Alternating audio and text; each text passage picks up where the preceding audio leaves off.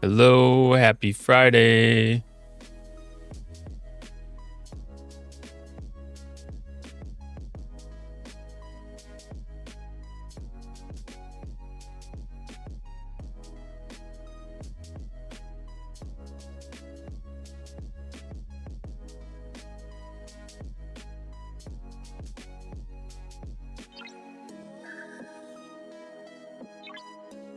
All right,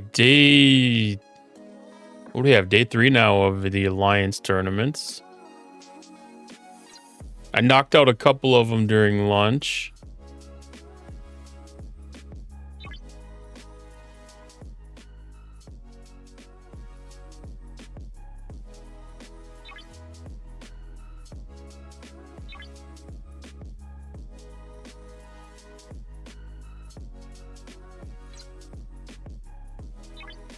Let's take a look at the list of events for today. So we're still on our typical officer recruit events. We've got a new run of the Fleet Commander Elevation. Hans Challengers. Today is SWD, Solo Wave Defense Challenge. Apex Raiders, that makes that the elite ones.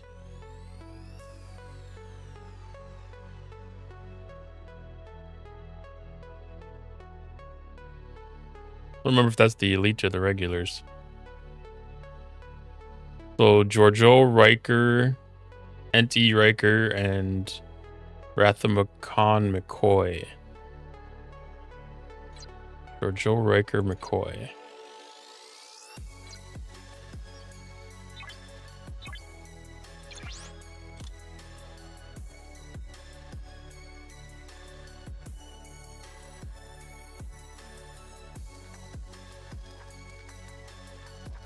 Wait, where did they even slide Giorgio in? There she is. Those Strange New Worlds crew.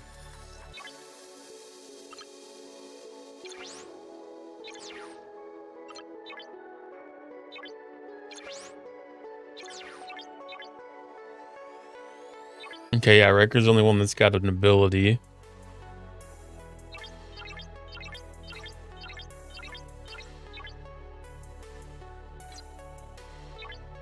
And then underdeck crew.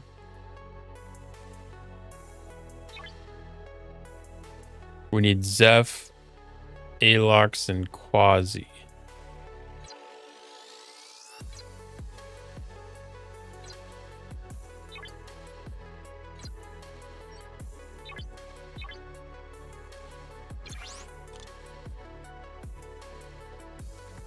I don't even know if I have any of those ones.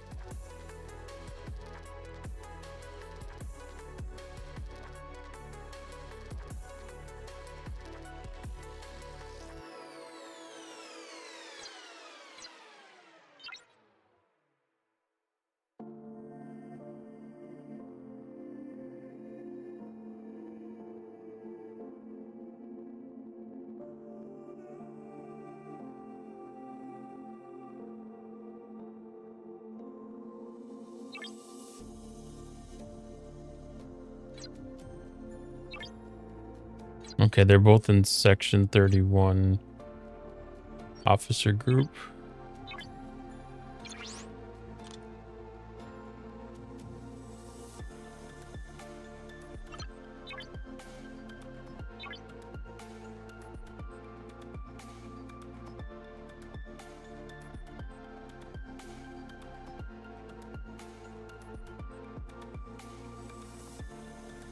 Where's that group even?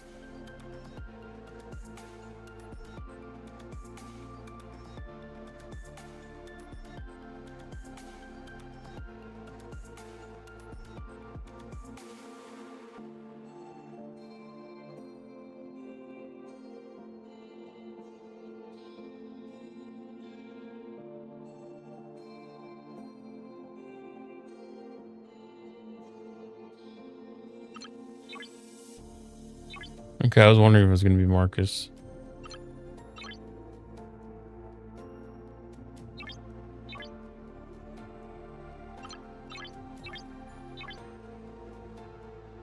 Okay, so those are the 5 officers that we need for the biggest point bonus.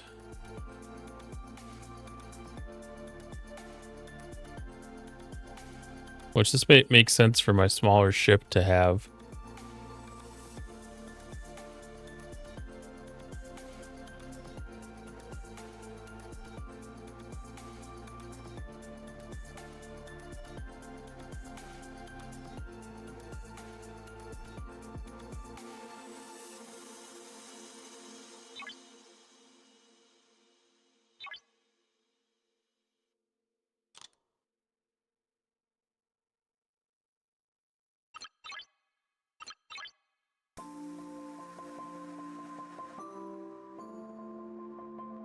It's an interesting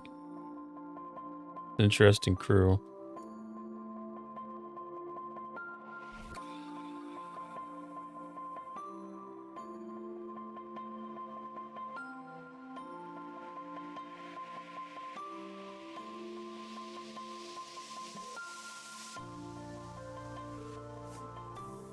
I think on this one we'll probably still want to have burning since it's a battleship.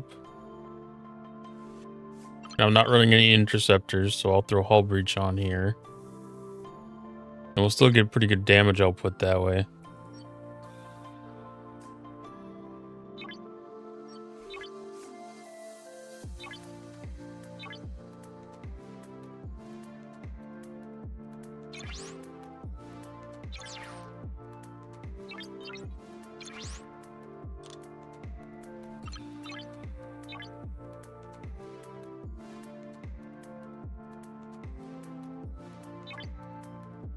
Oh, I can't do that like that. That's got my order all messed up then.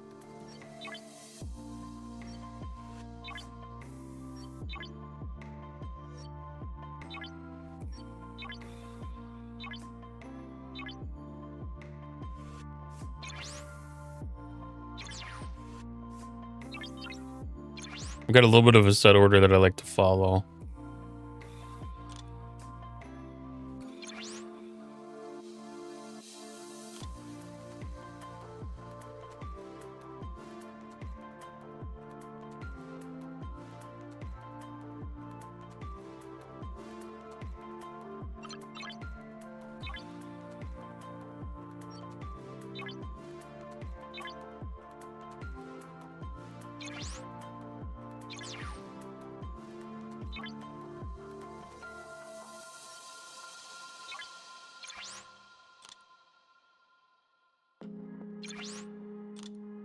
Get my Explorer one. It's battleships.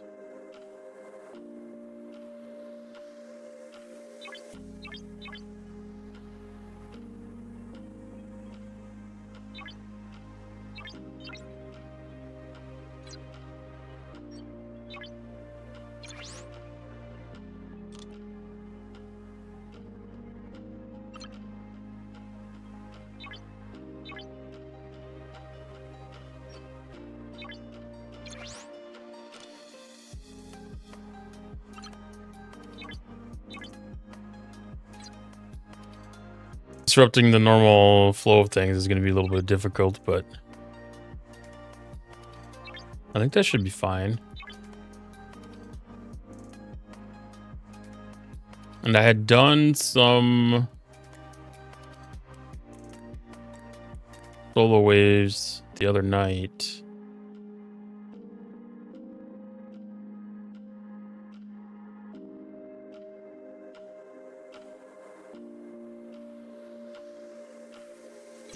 Okay, so I don't have anything left in my history there.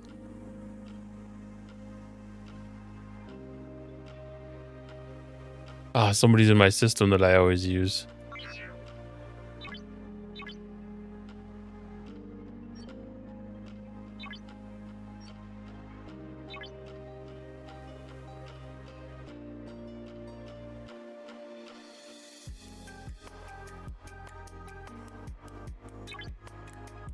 All right, hopefully this is the one that we need for the points.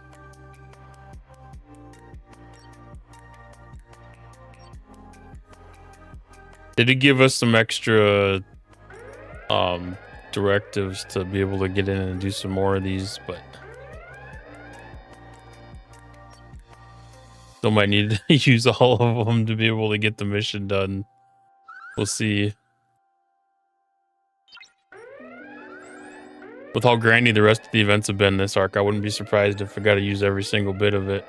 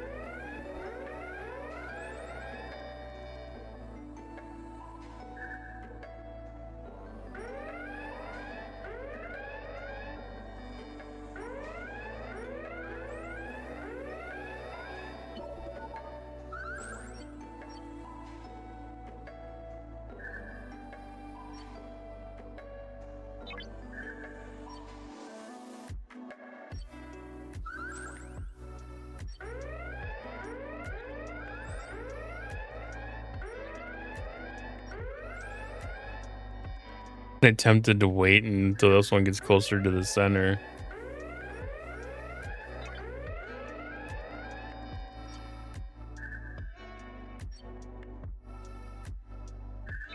Because getting too efficient, you end up leaving your ship way on the edge of the system.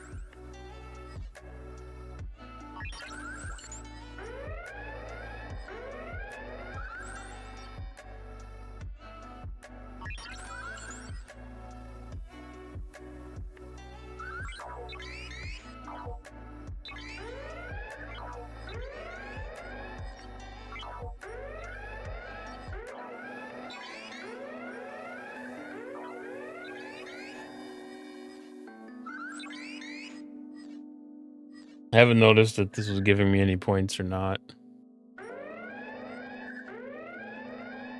It is. Okay, cool.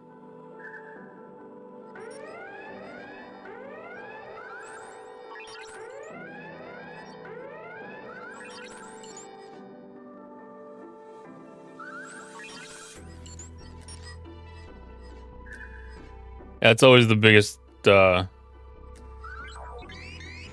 that I have is going through and doing events for like a half an hour and then realizing that I was trying to do the wrong thing and wasted a bunch of time.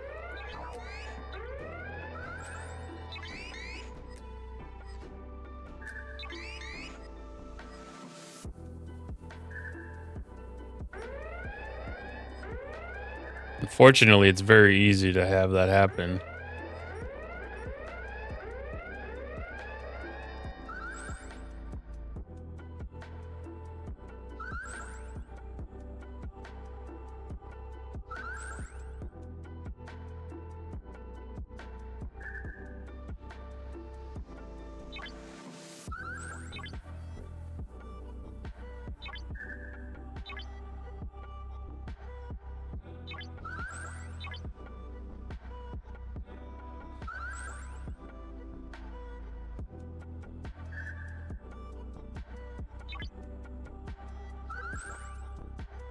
So you'd be able to do 5 of those.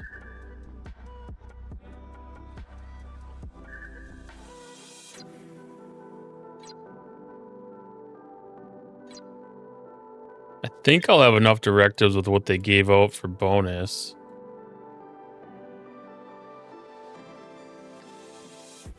No, not the elites. Yeah, that's plenty.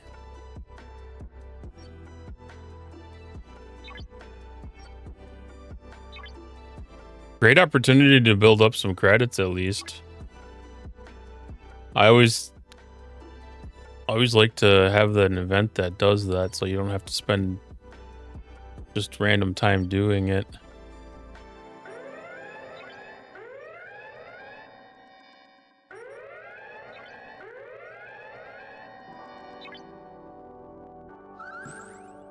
So I not only get to have things, but I get to fill them up too.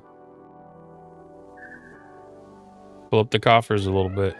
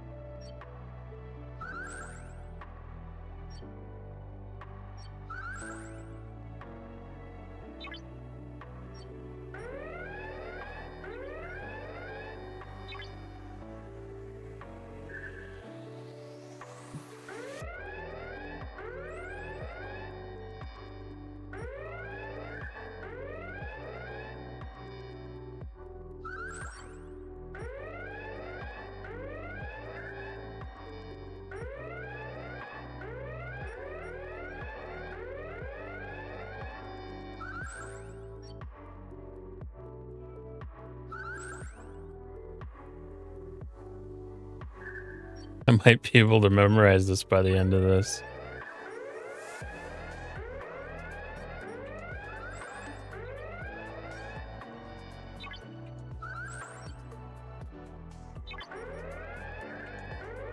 Possibly. I don't have an awful lot of hope.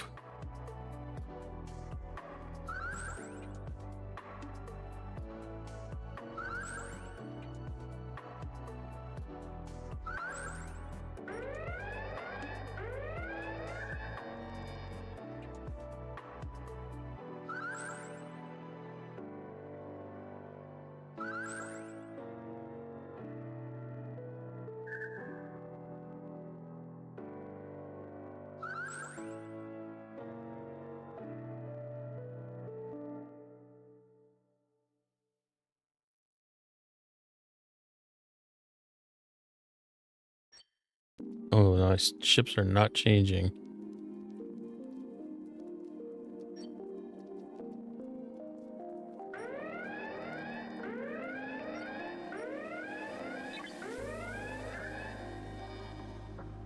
Note to self, don't let yourself get distracted during wave defense.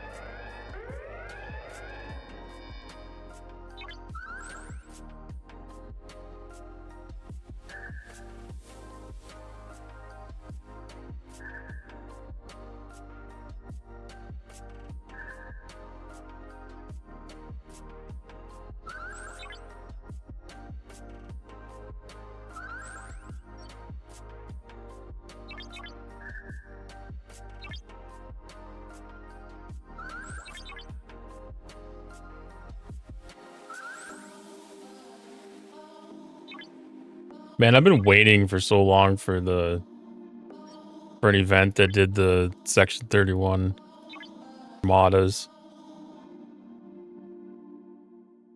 Oh, there it is. I can only see the two ships.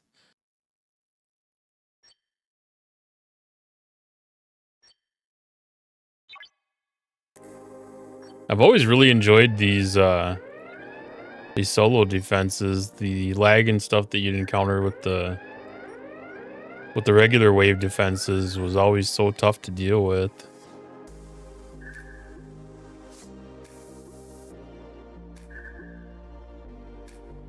And then you have to expect, you know, 4 other people to keep their head out of their ass.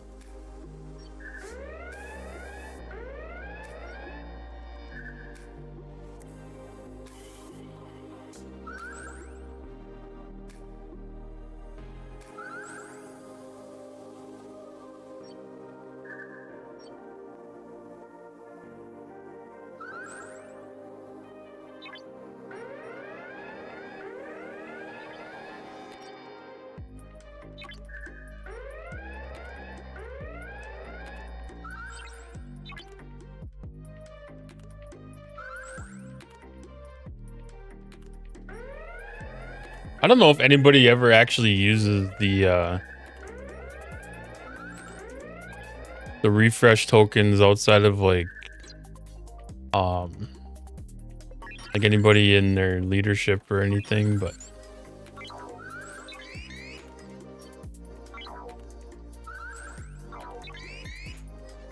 it's always kind of intimidating to just randomly reset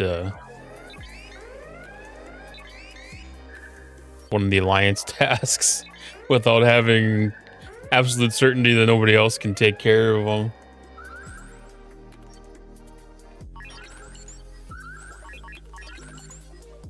I've been that person before where I was trying to claim one right as somebody was refreshing it, and I was like, why are you refreshing that one? It's good points and I can do it.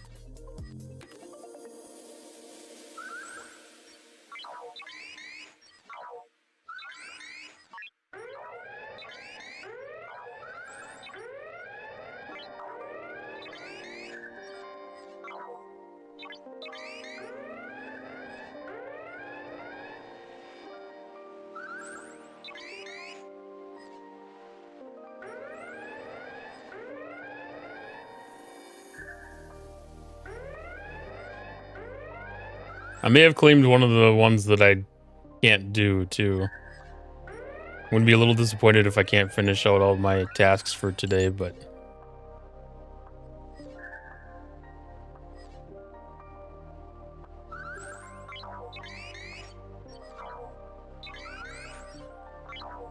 I may have bit off a little bit more than I can chew with this one.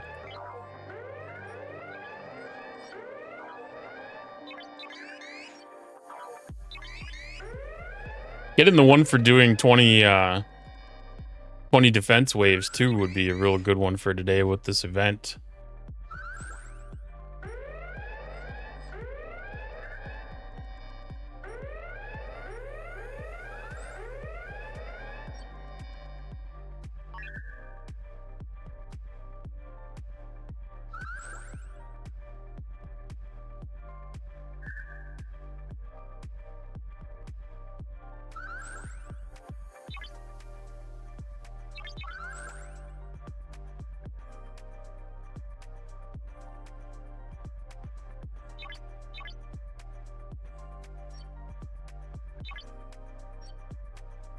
And I think this is the last one that I need to do.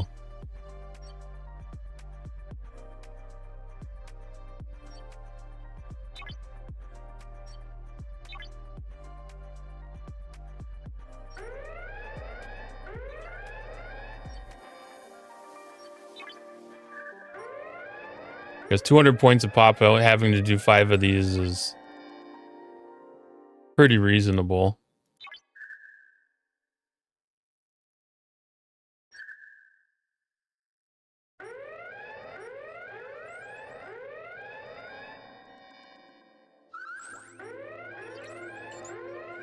As long as you have the entry tokens.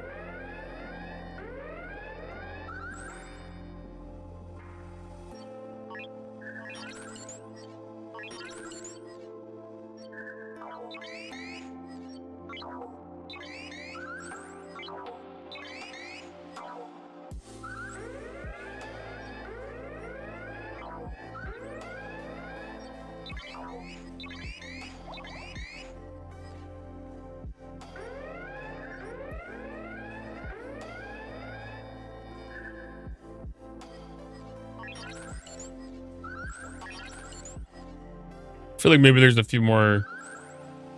Not as far along as I thought I was.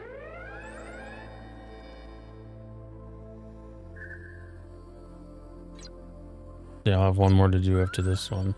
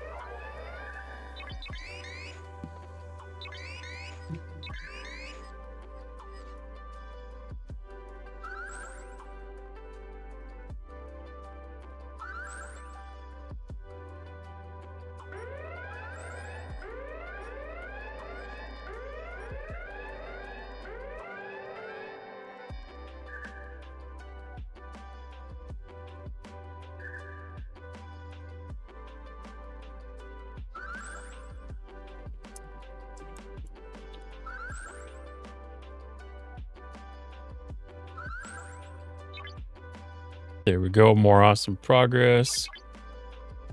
One more of these, then move on and see what the next event is.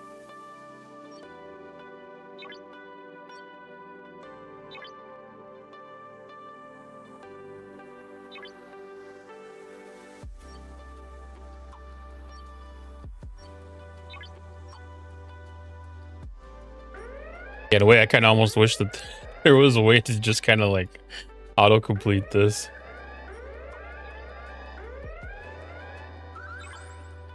One or two of them are pretty fun to participate in, but two of them can be a little rough.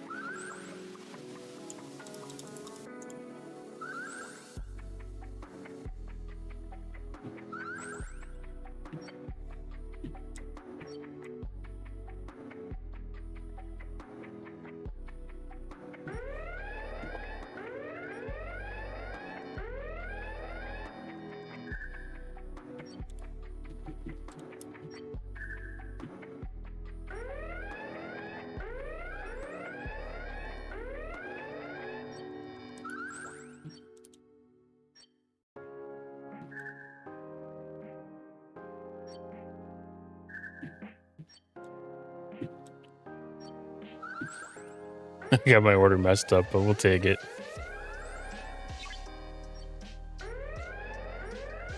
Just as long as everything's accounted for, that's all that really matters.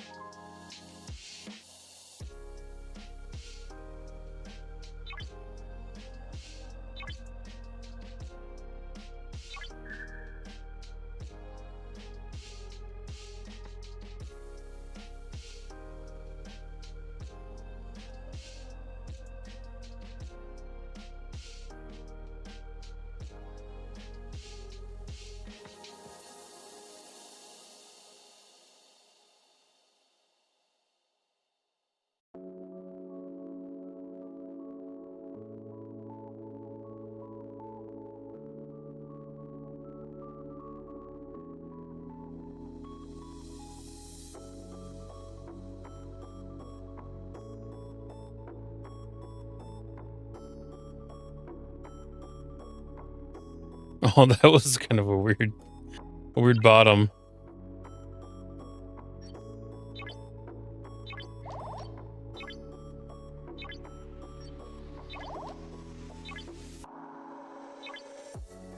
Okay, is that the last one of this whole event series, or is there one more?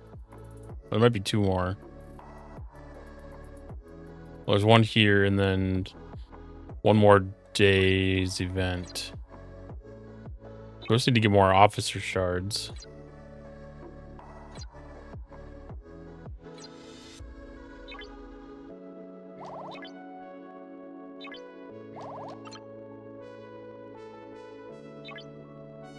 I think between all of our individual things,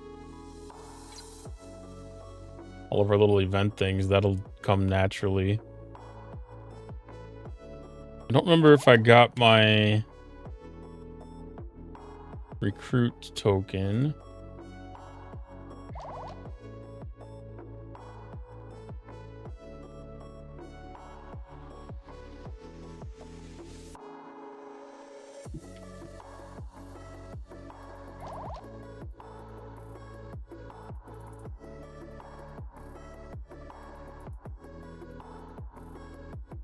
The mission key from the store.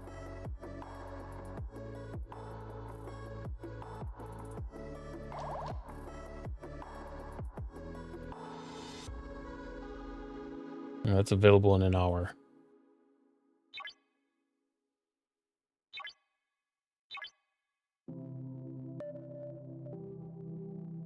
All right, away team assignments. I need some more start currency to be able to do that, so I need to wait on that. Away team's research. I'm not doing very good on that right now. We have augment exile engagement again, which that's a pretty good event. I enjoy being able to do that one.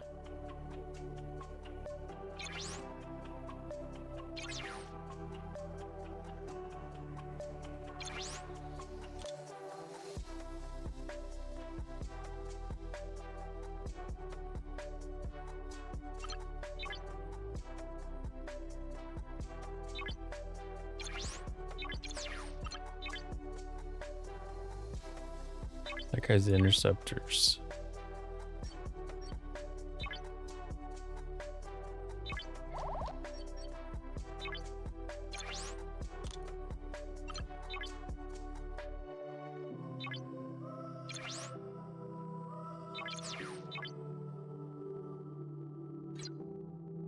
Okay, so that should be I got to play with the cruise a little bit, but that's a pretty decent one. I haven't done much experimenting since I got a couple other people unlocked. Might be something to do this weekend. Also check out a couple of the officer sheets and stuff, see if there's any good cruise suggestions.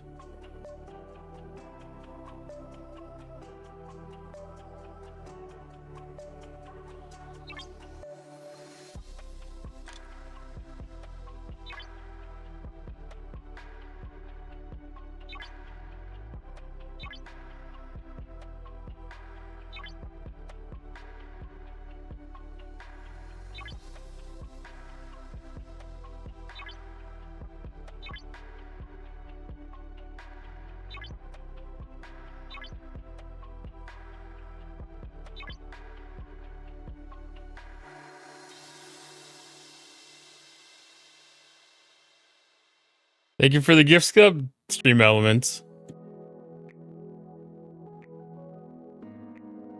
Barry is here.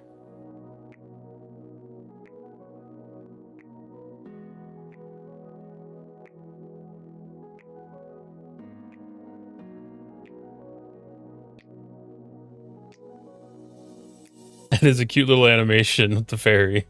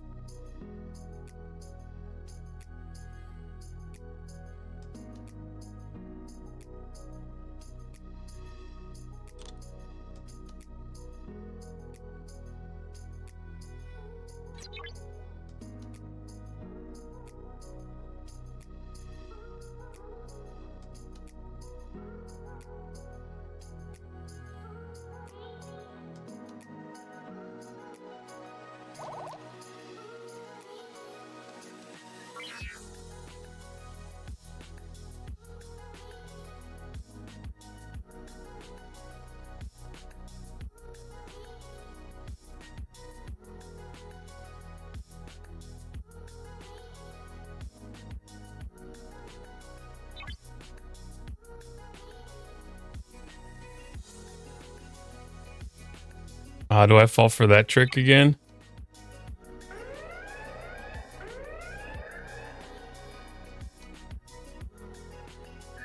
I mean, the last time I tried one of these, I ended up dying.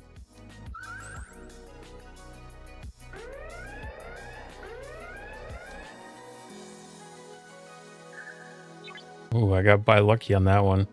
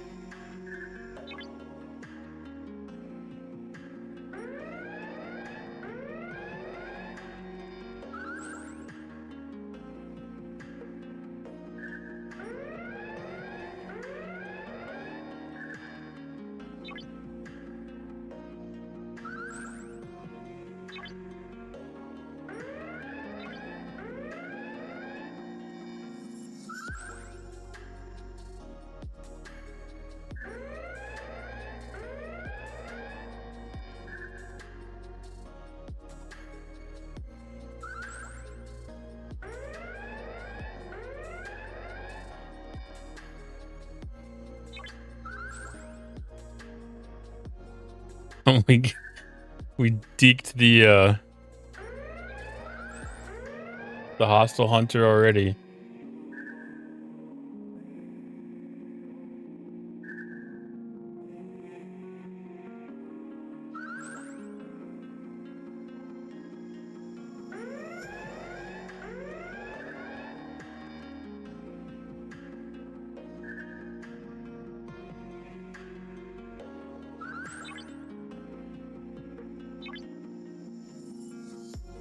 I think after this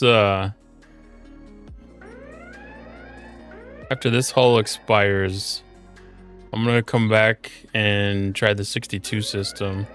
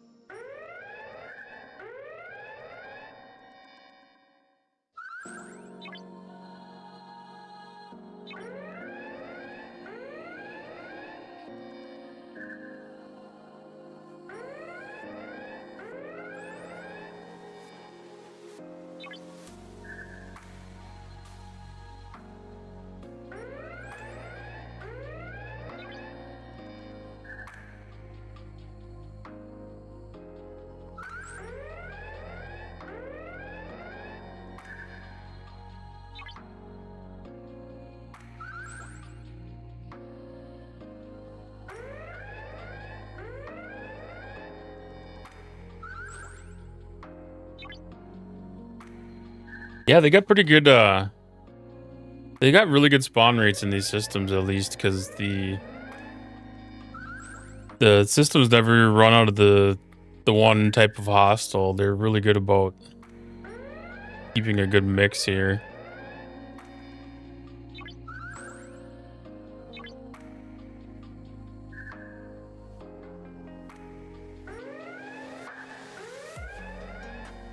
Thank you for the follow, Timmy.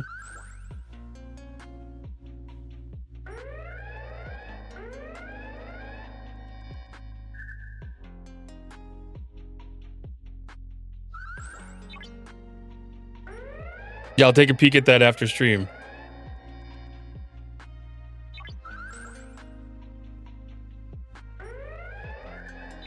And I appreciate the compliment. Thank you.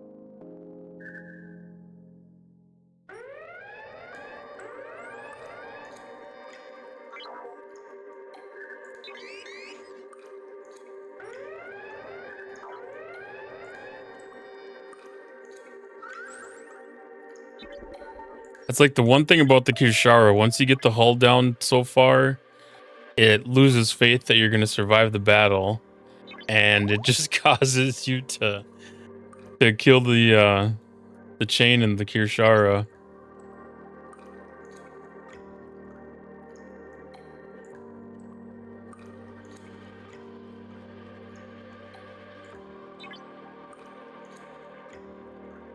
All right, let's give the 62s a chance here and see if they do any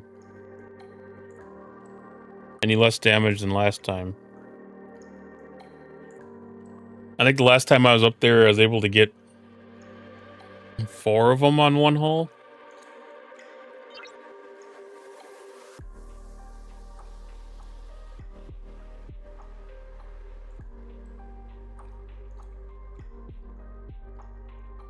I mean, four isn't significant, but if I can get that increase to like 8, the points might matter.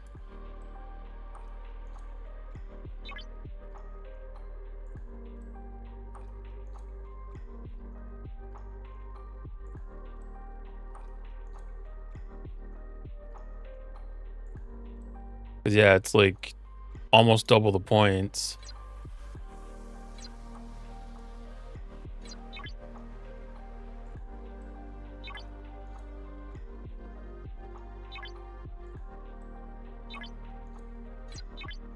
Which isn't super huge, but I mean that's a chunk.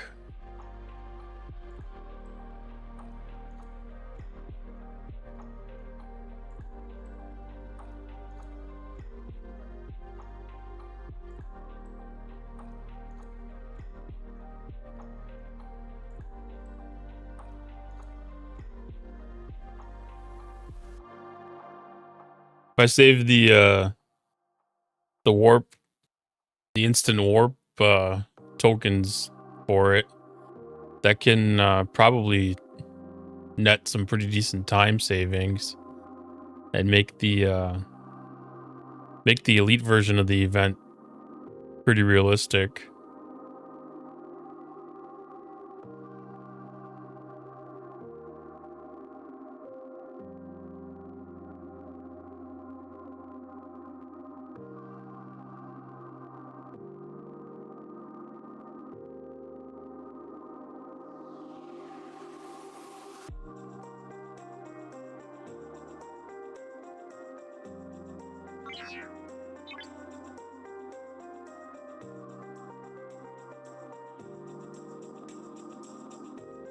Looks like a few more people are starting to spend some time up here.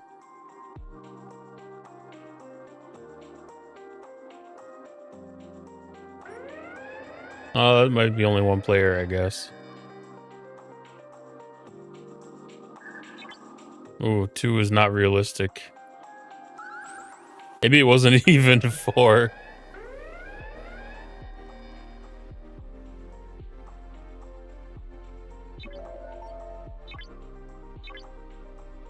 Well, that could be probably tightened up with some additional crewing too. That's probably what I did last time. I put a different crew on that was able to do a little longer or a little more mitigation or something.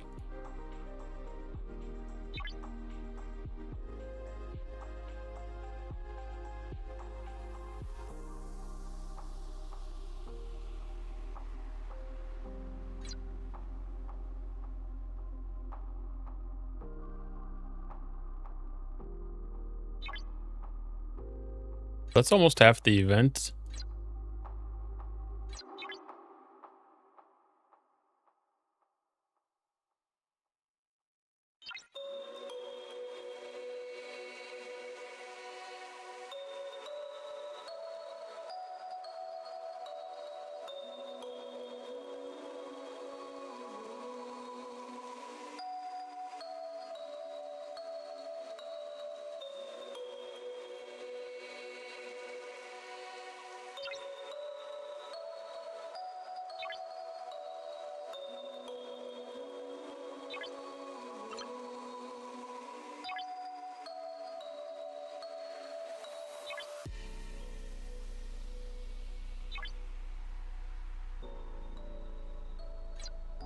I might have to adjust the bulk refine button on the parts, because that tends to fall a little short the way it looks.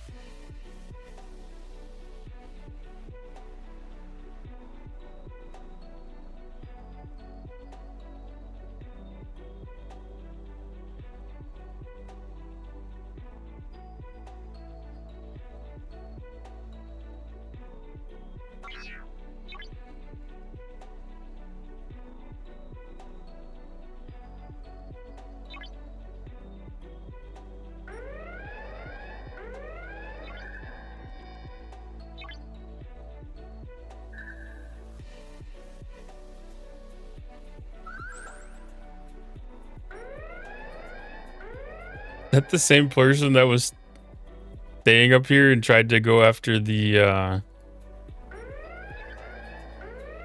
what is it, Die 9000 ship or whatever, and then like died on their next hostel.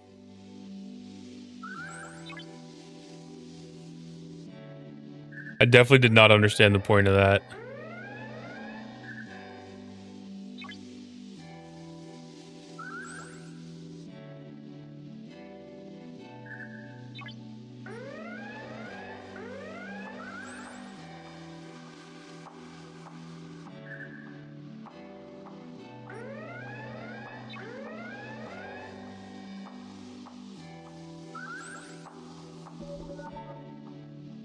Oh, despawned.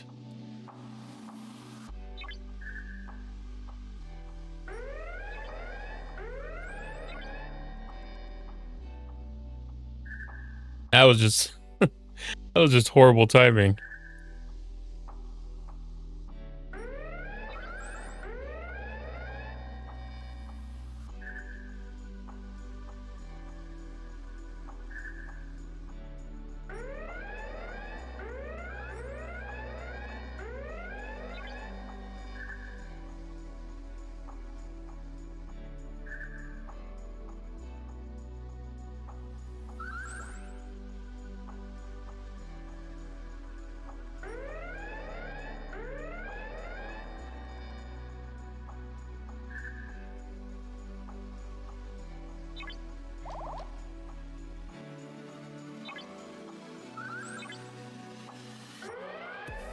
I don't think I got... I don't think I got an alert from Timmy's follow.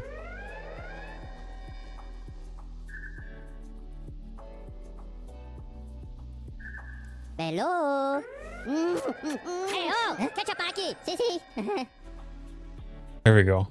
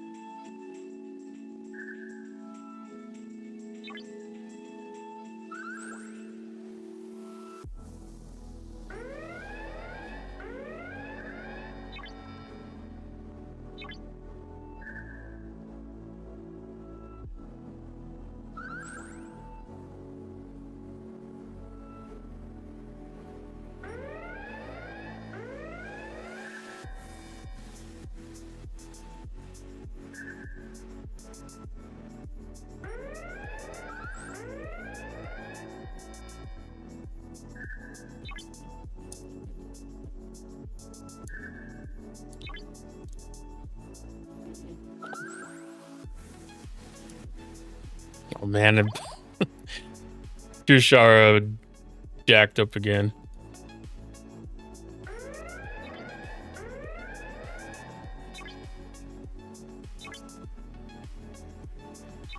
It's been doing fairly decently, but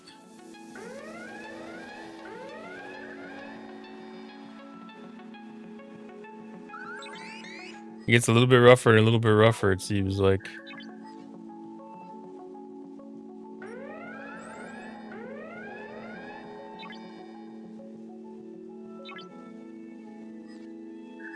Oh, I got excited. I almost thought that was the completion of this one.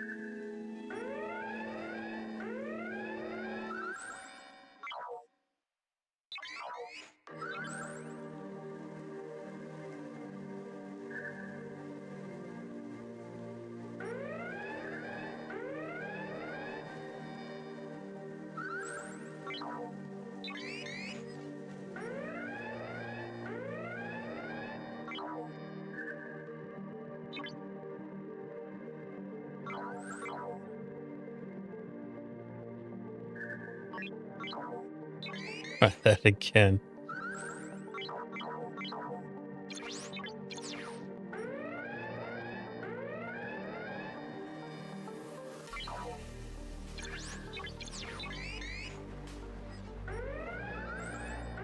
I should probably be trying to use the beam on every single one of these.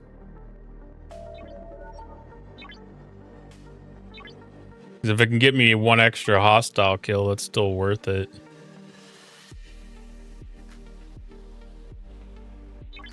Yeah, 49.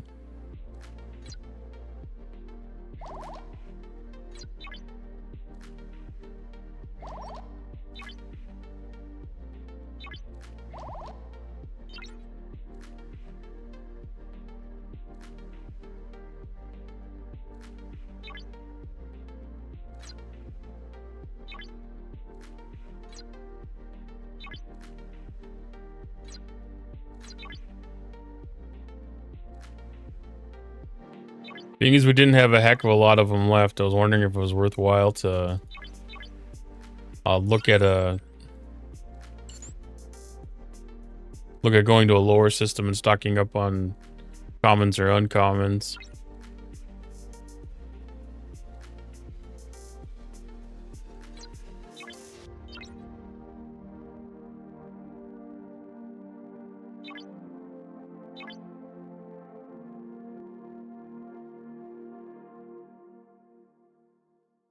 Getting pretty dang close to that level up there.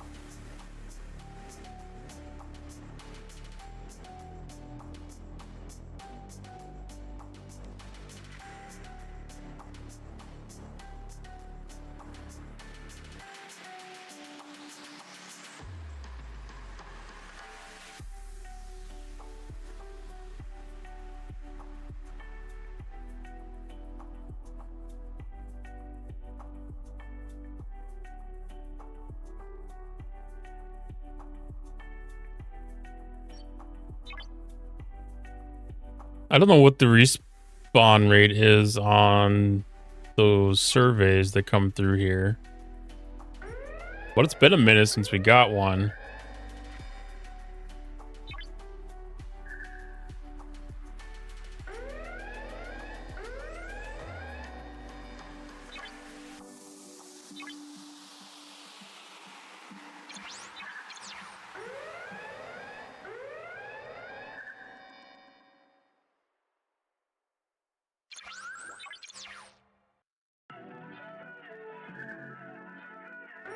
Oh no, I've had that happen before.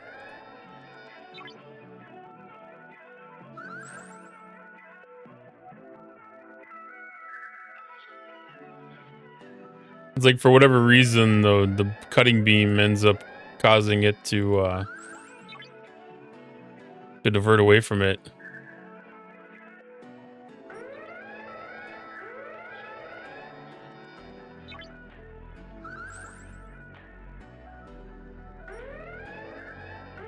A weird glitch.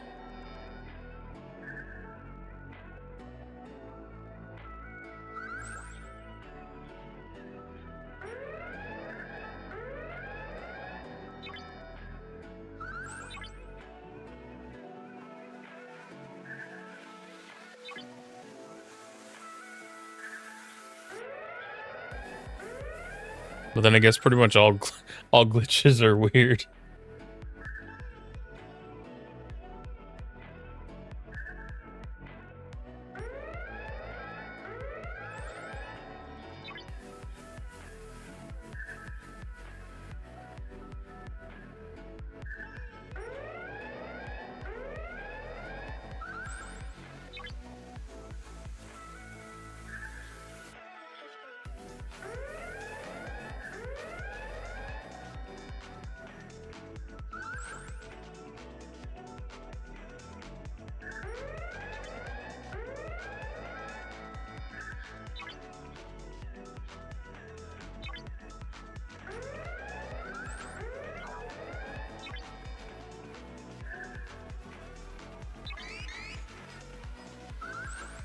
All right, so augment hostile hunting is done.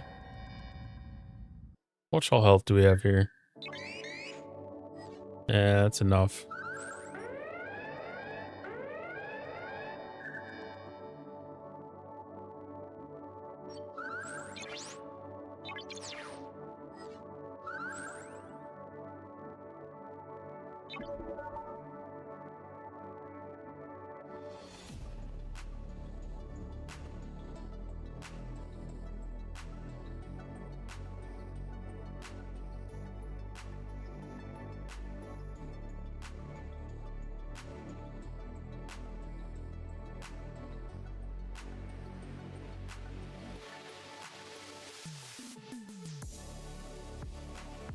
All right, I'm going to grab a short break while this is coming.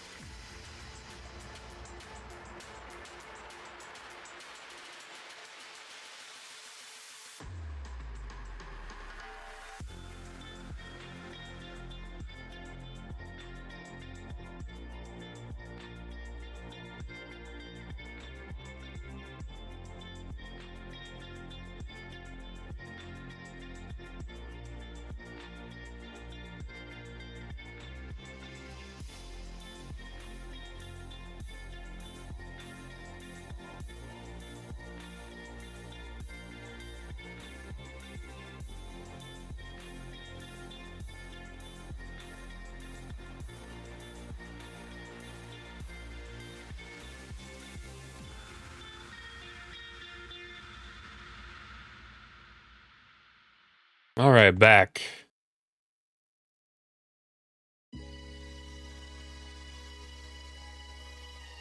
Almost sounded like a different song for a second there.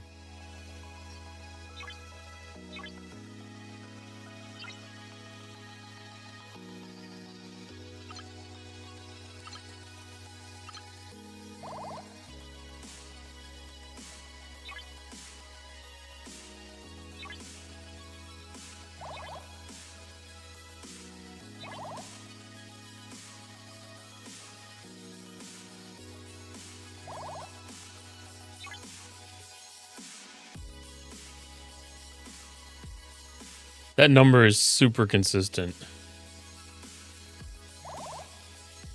Like, I'm surprised how consistent that number is.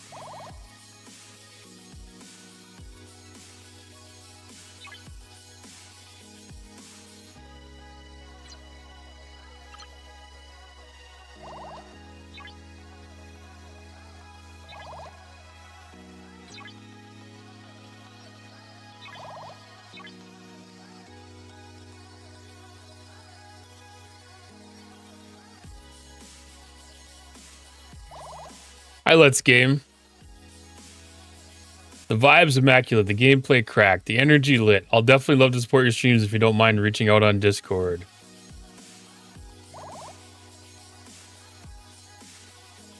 I will check it out after stream.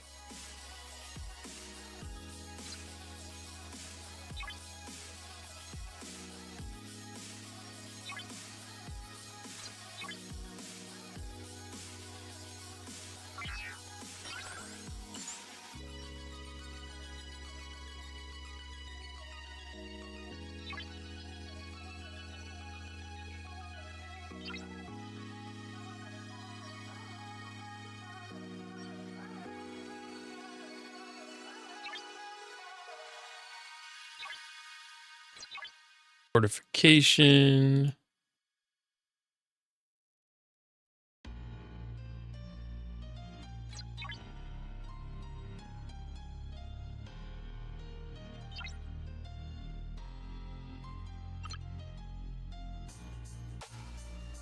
All right, and that was for support. Perfect.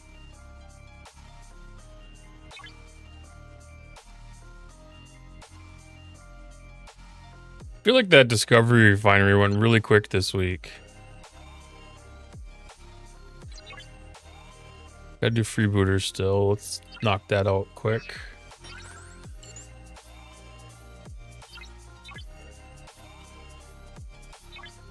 My mission key might be available now.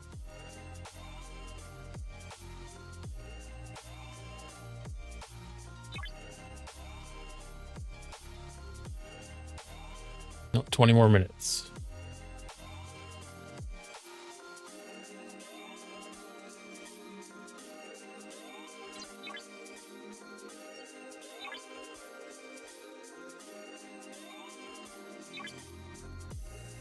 I have not seen this system this empty in such a long time.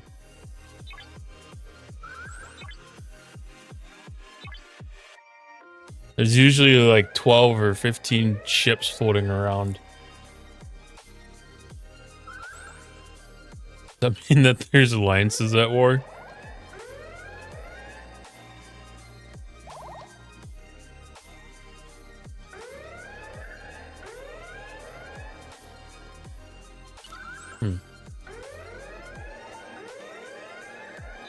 Like the only time these systems are this system is empty at all is during incursions.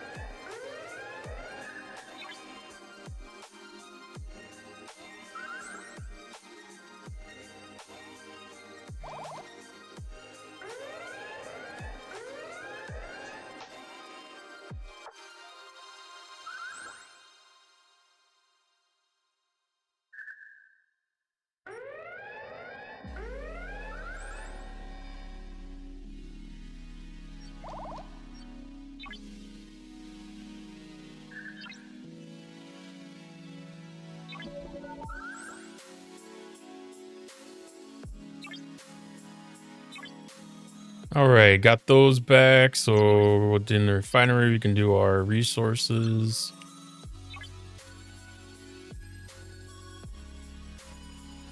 Keep on plugging away down the line. It's still tedious, but it's not as tedious as it used to be.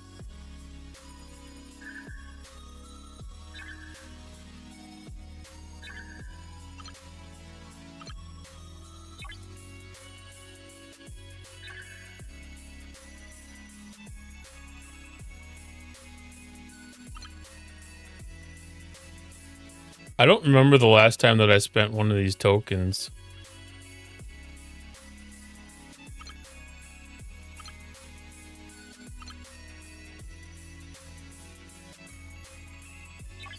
Like, it was pretty easy to build up the venom.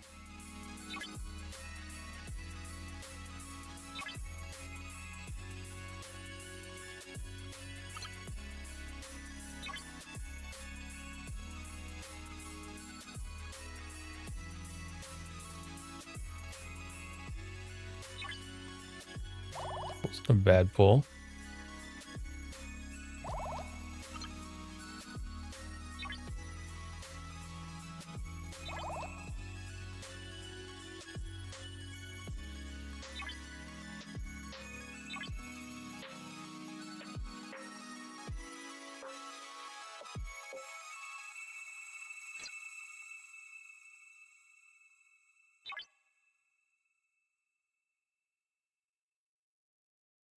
$2,000 pull on the epic. That's pretty good.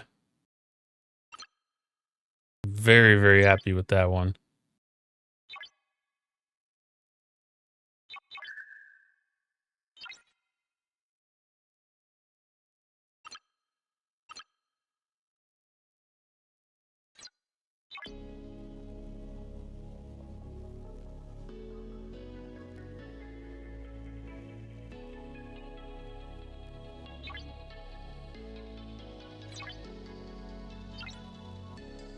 I always forget where all the Armada speed ups come from, but it's always that Vindicator store.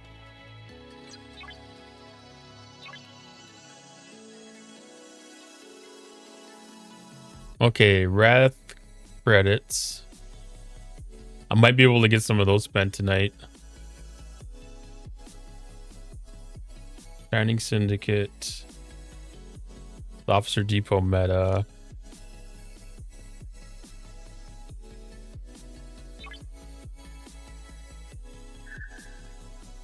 Yeah, small pull.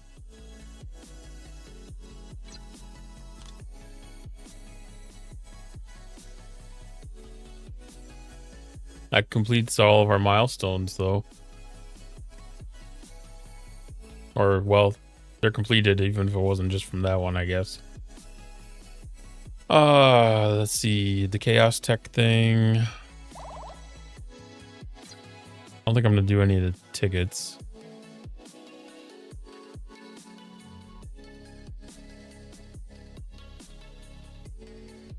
Independent Archives is still just the Devore and the Fisha. The Arc events. All that we really got in here is mission keys at this point.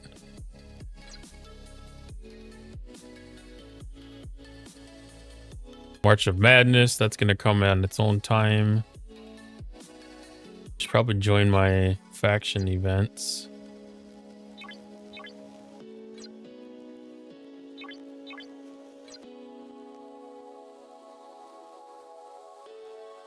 Ship upgrade, building and research upgrade, pinnacle power, hostile hunt. Well, we got to go get some Lost and Herogen.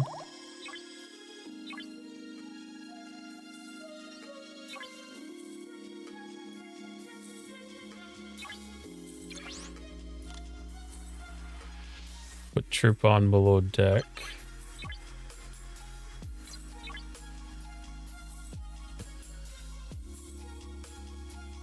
A little loot boost that you get off of them is useful.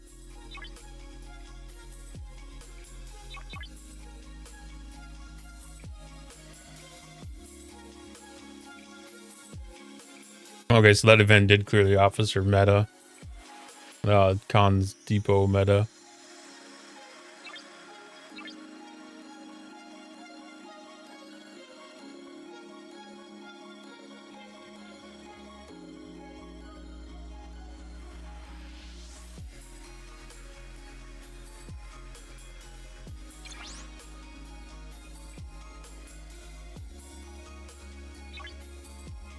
So just a little bit over what we would need to go to 64 with that.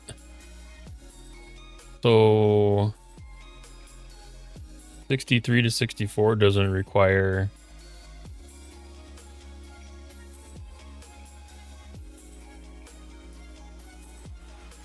any uncommon. which means that I can probably get all these buildings up to 65 this weekend. I might be able to hit the ops upgrade for 66.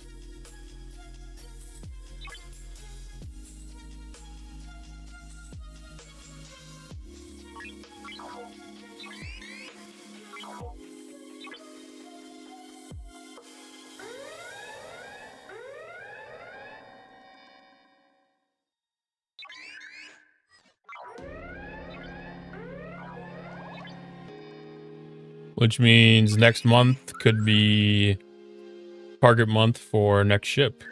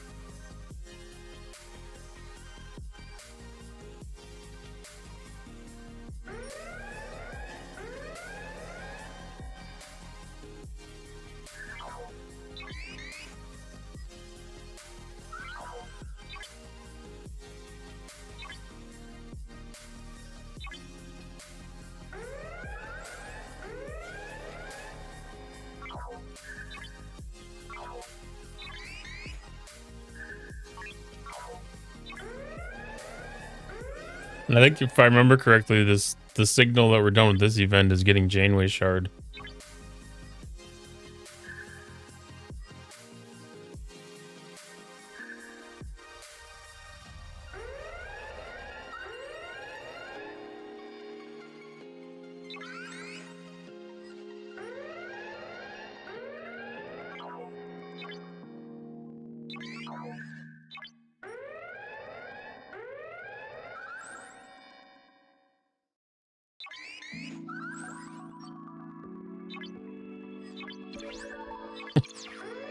Every time I click on those instant repairs when it's a $0 repair, it's like, oh, that's error, or it's already completed.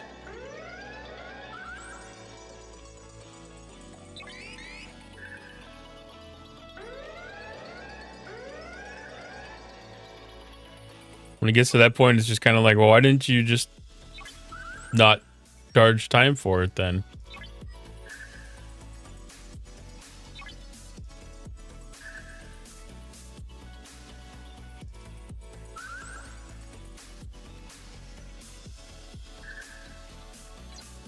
All right, so that is, I think that's all of the necessary events for today.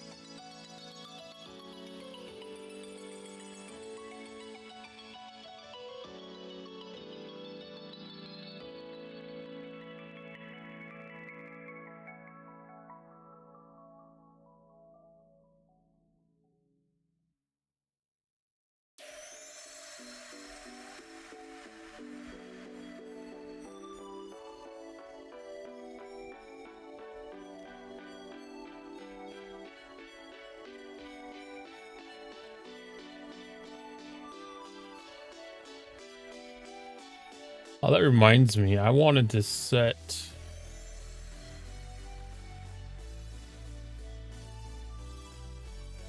a couple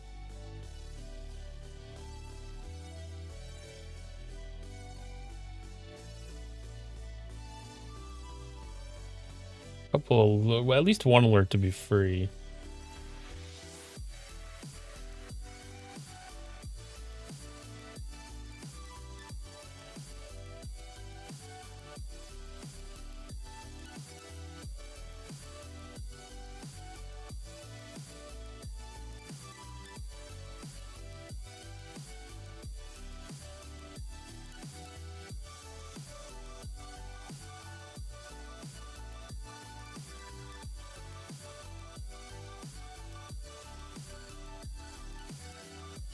I also want to do some channel point alert redemptions.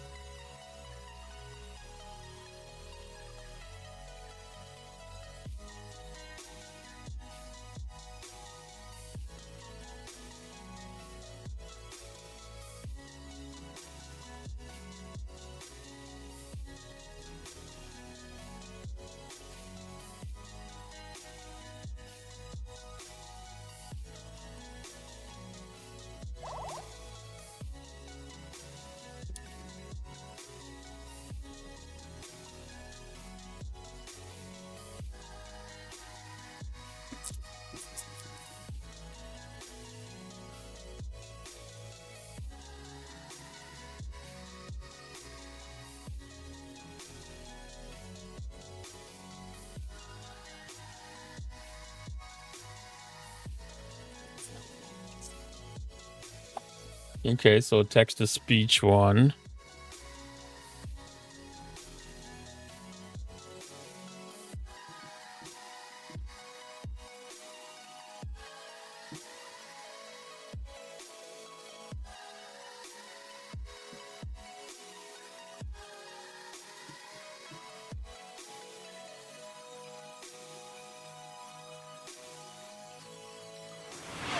Hi, this is a test message for TTS and channel point redemptions.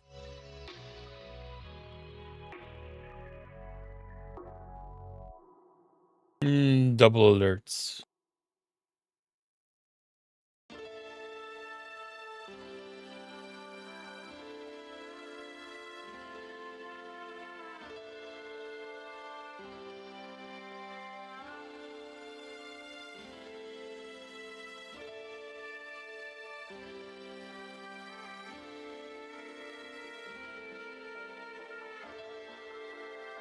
Oh, have to determine where the second alert came from.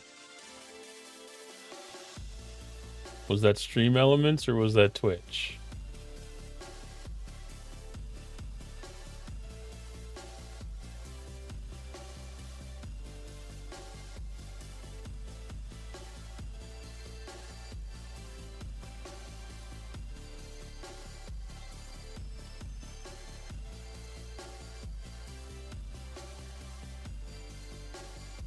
That must have been Twitch.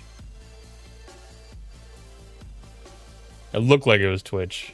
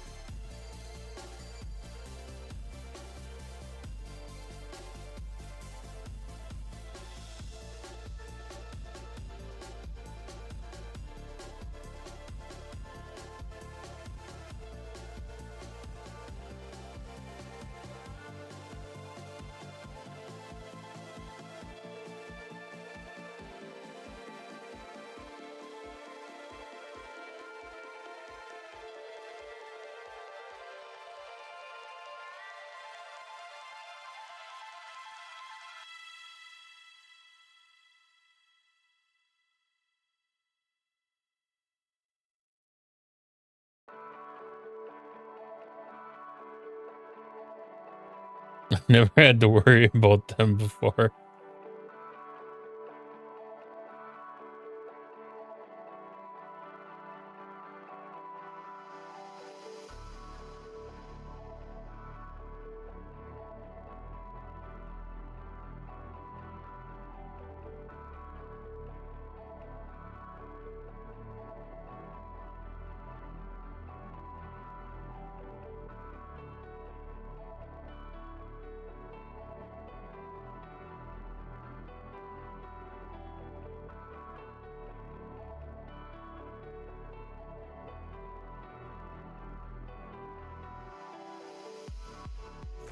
All right, try that one again.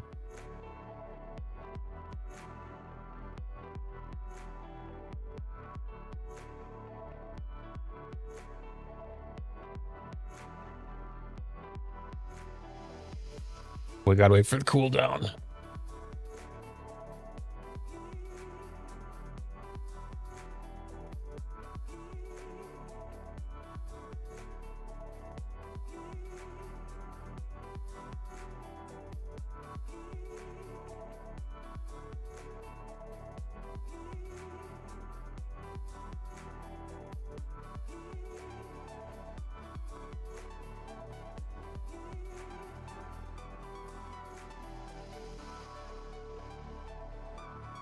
Okay.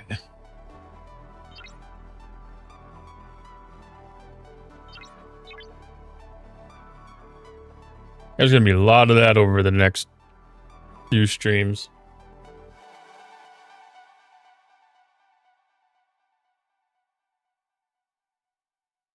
Some of that stuff I don't know if I can really test offline. Like the community member alerts and stuff like that, that's pretty easy to test offline. But I don't know if you can do channel point redemptions and all that.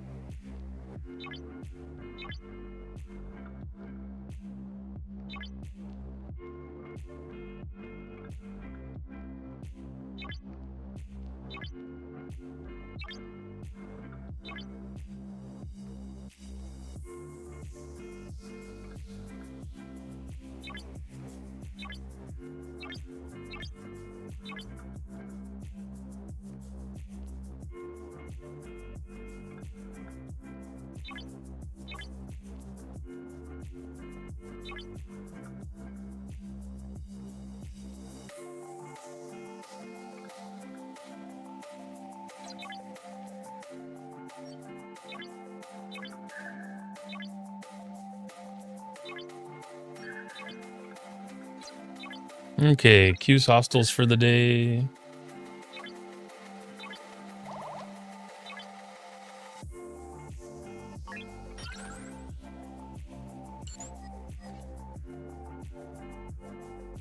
That's definitely something I need to do is spend some more time looking at what I want to do for channel point redemptions and if I want to do any bit redemptions.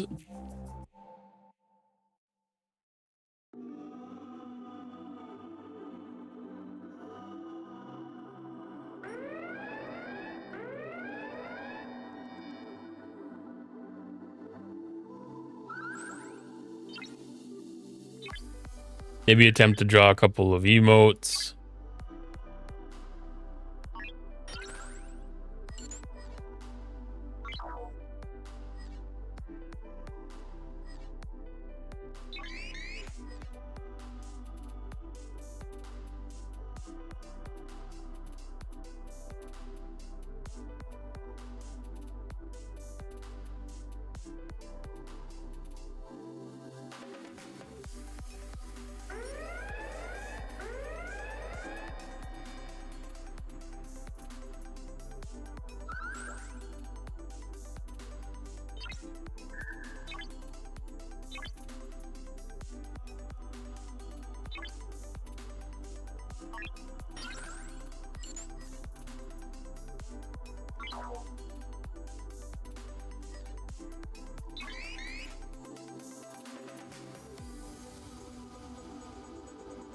Might check out Etsy for like a generic starter pack.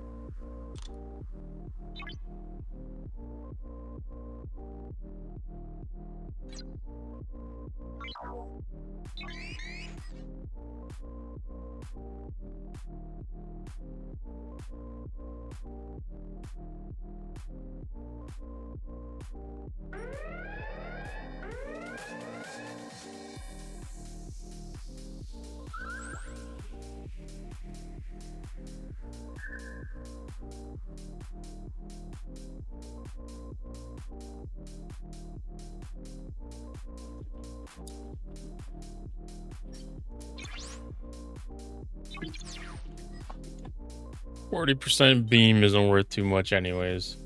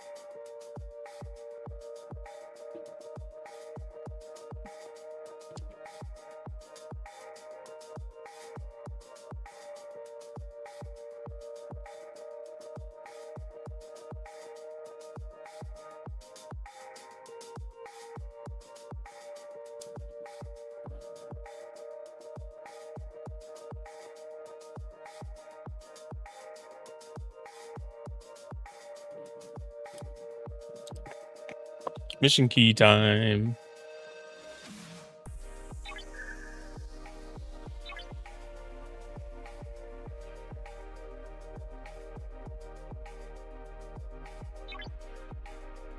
Almost got Soran unlocked.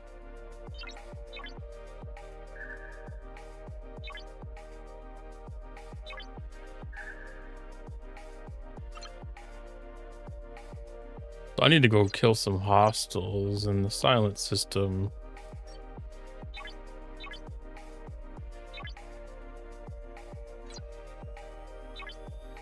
Which I have a new loot crew capability now.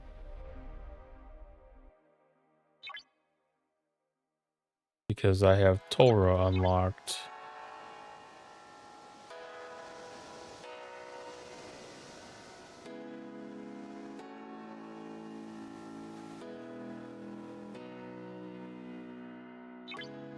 She doesn't look like she does anything extra that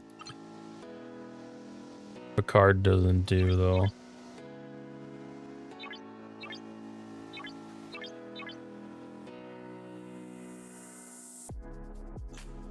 Only thing is she kicks off against armadas and invading entities.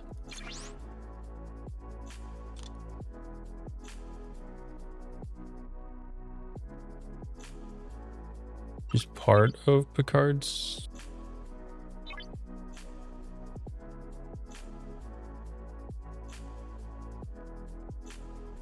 No, the filter. Okay. I was like, there ain't no way she's part of Picard's group.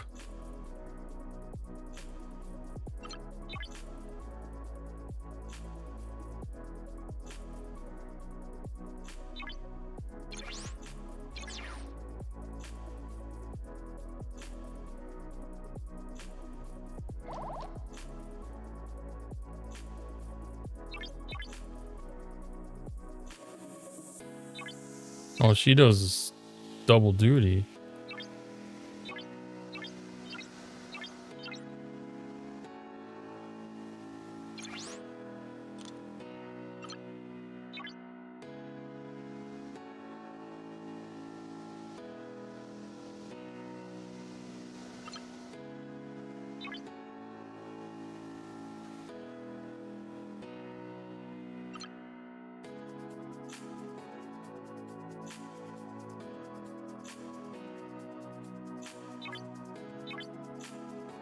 I think that's where the best of my efficiencies are going to come from.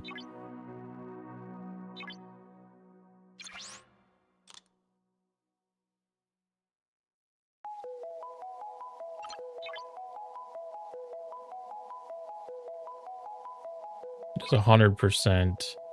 And she's adding...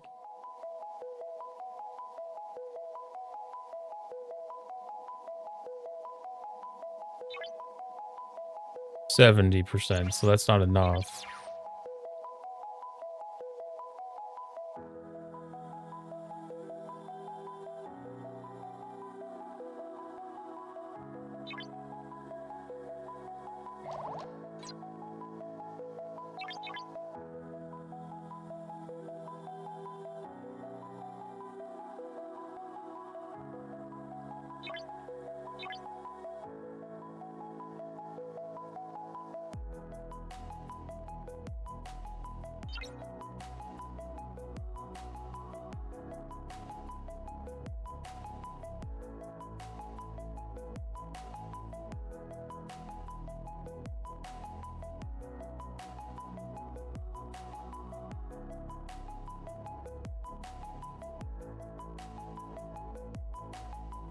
Hi, this is a test message for TTS in Channel Point Redemptions.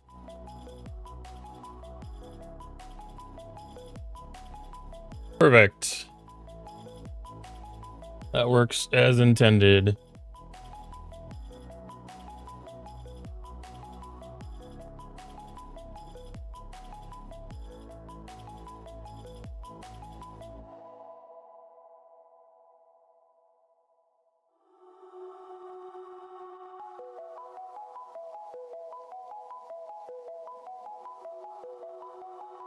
So I need to spend like as many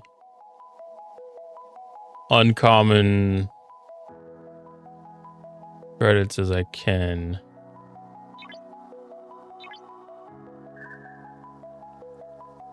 I think I need to spend 6,000 for the task that I have.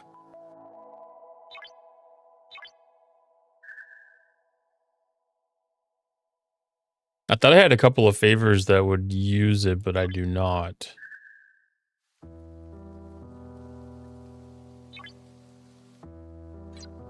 Now we're getting into the rares and epics.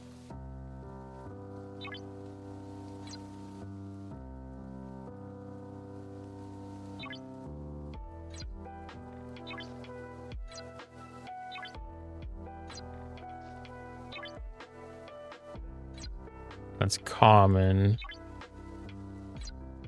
This happened to me last time too, I think. I thought I had a way that I could spend as much uncommon as I needed to. And then when I got down to it, I did not have that ability. Because none of my favors that I have here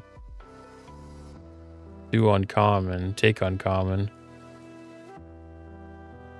And I don't think there's enough trade down.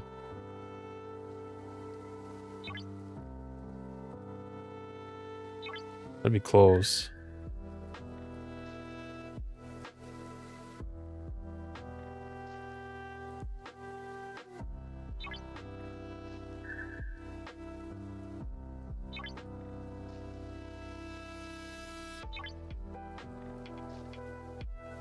I gotta see if I can find like one small thing to spend uncommon export credits on. If I get lucky, maybe the NX01 has an upgrade.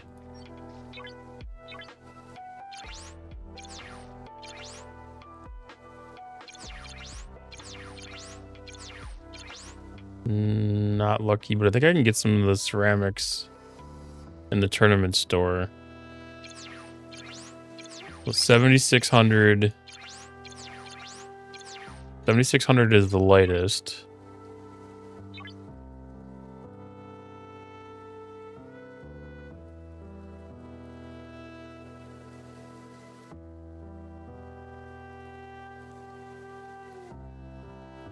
So if I get one of those, then I can spend. Hey, that worked out. I was a little nervous there for a second.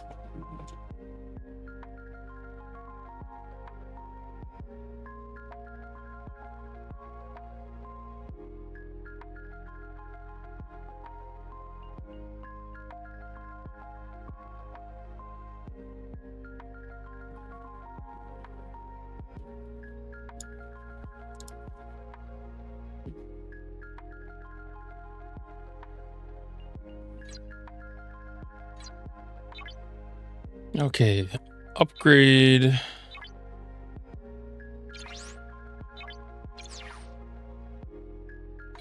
That should get us the points that we need to complete the task.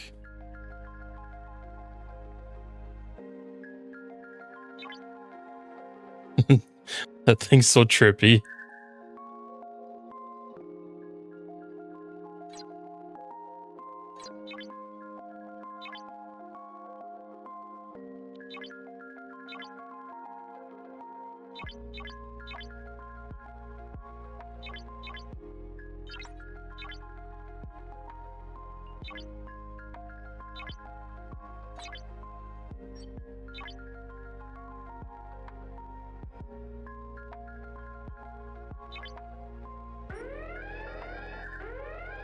A little bit of extra power on the cutting beam. I'm gonna have to look and see if there's any researches or anything that can be used to beef that up a little bit.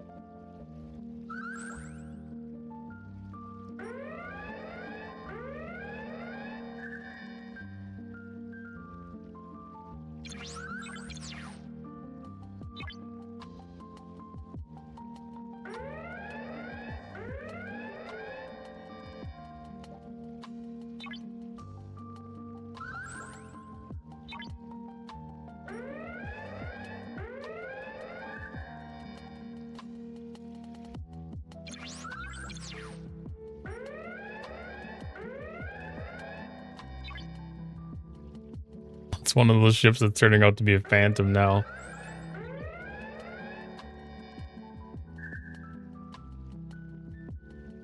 That's kind of like one of the weird things about using the cutting beam when you're running in between hostiles like that is it lags out sometimes and doesn't actually show it blow up.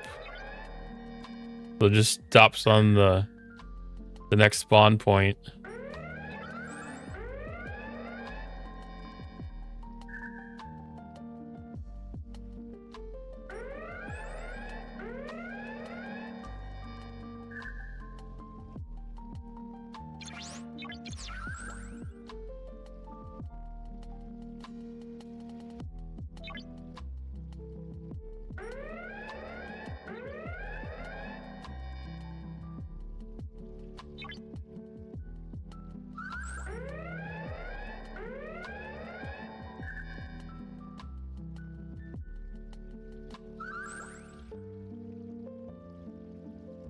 I don't even know which one's damaged anymore.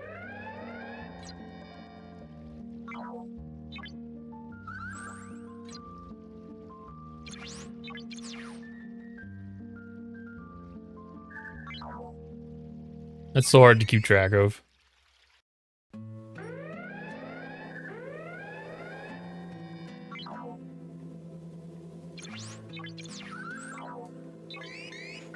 Like at some point I feel like there's like 2 or 3 of them floating around in the system that I've already got partially damaged.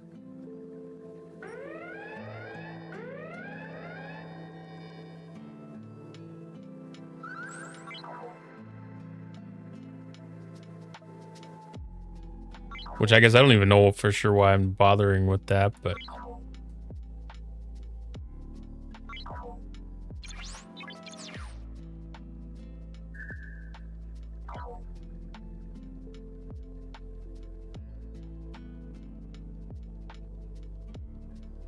yeah, that's full.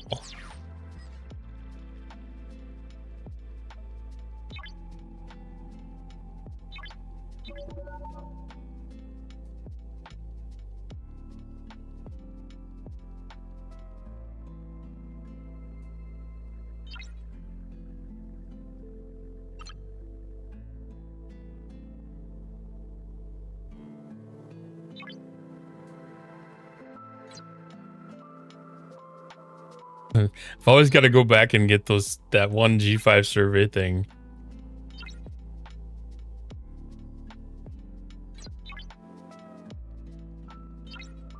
I don't know why, but for whatever reason, it just never gets collected.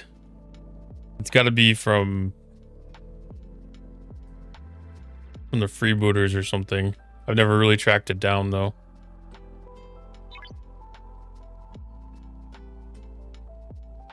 A little annoying, but it's not that big of a deal in the long run.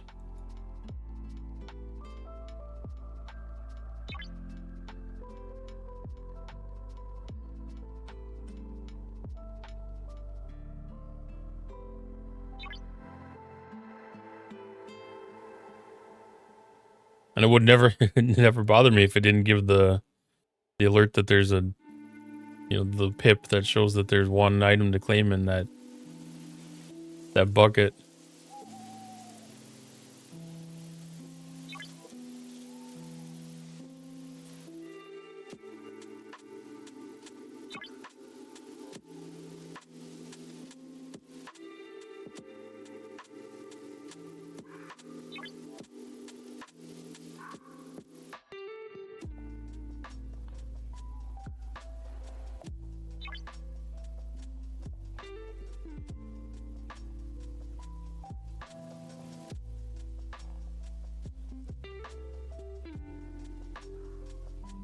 Right, so tomorrow we're gonna have a full run of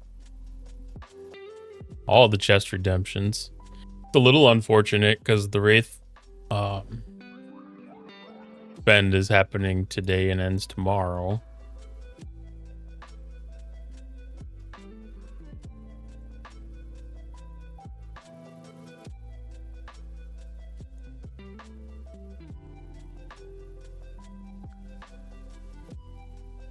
It jumps from 30 to 50%. That's a good boost.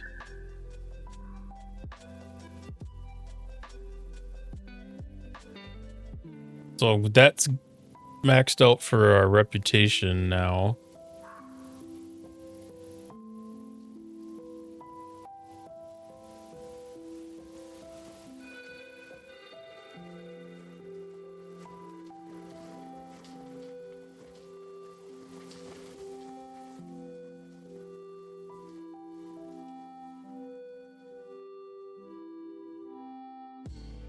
I don't feel like there's a lot of value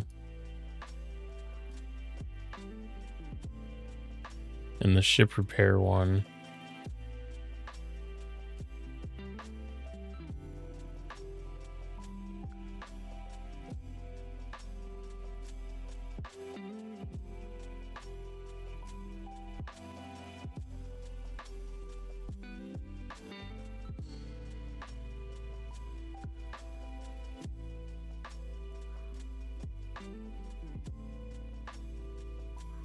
Station one's probably not that great either, but that's decent points in the event.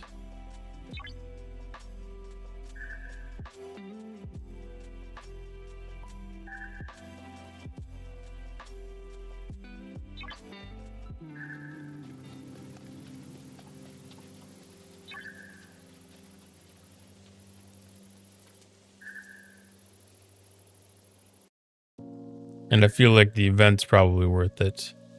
It's not going to go unused or anything. The the G3 efficiency one, that one I think I'm going to skip.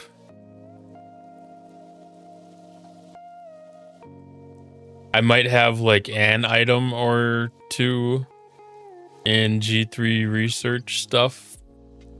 But I mean, I don't need the ships. I don't need the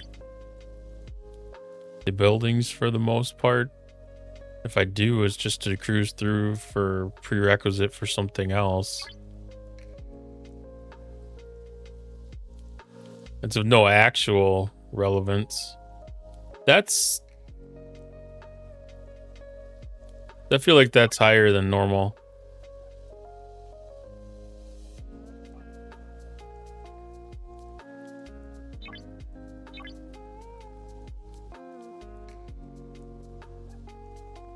Maybe it's not, I don't know, but that struck me as odd for some reason.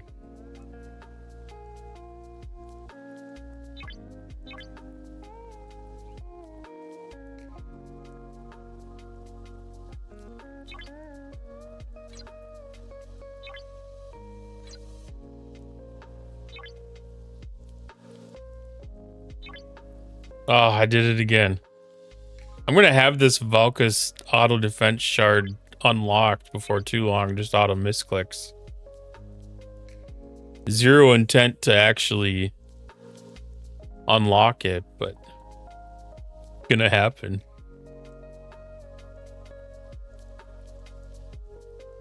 So I think I did everything here when I was getting my credits spent that I needed to.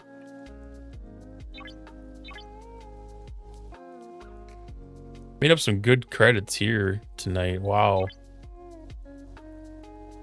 Getting the opportunity to go out and run those extra solo armadas were really beneficial.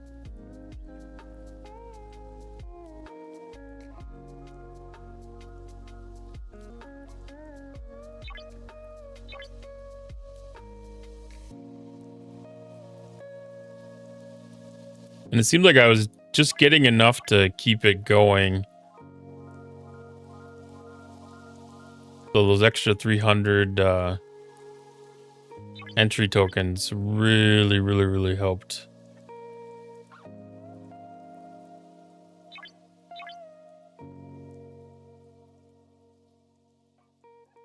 I think it's like one entry every 2 or 3 days or something. I see that it's got 2-day time up, but I think that was yesterday that I redeemed it.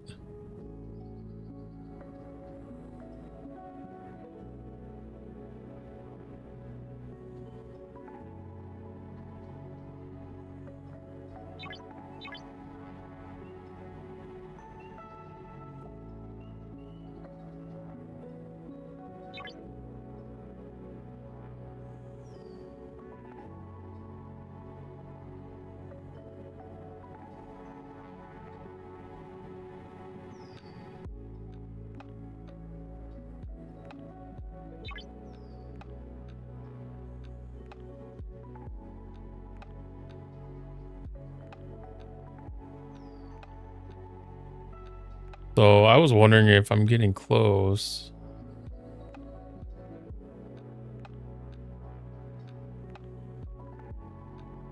So the hull health one goes up to 600%.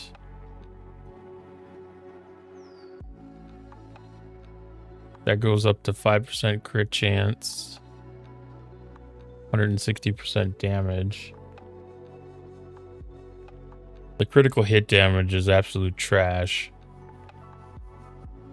Impulse speed is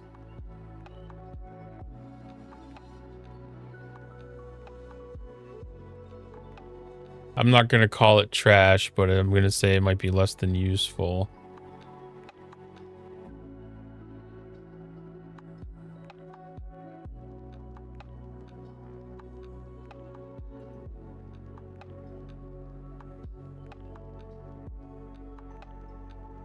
So I already maxed my battleship shred.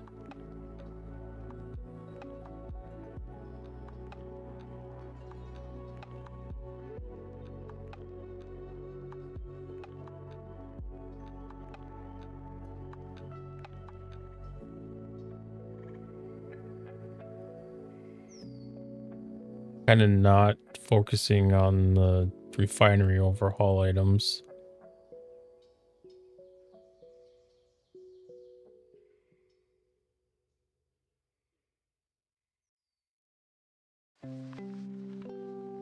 So I think it's just a matter of upgrading these 3 further, continuing with these.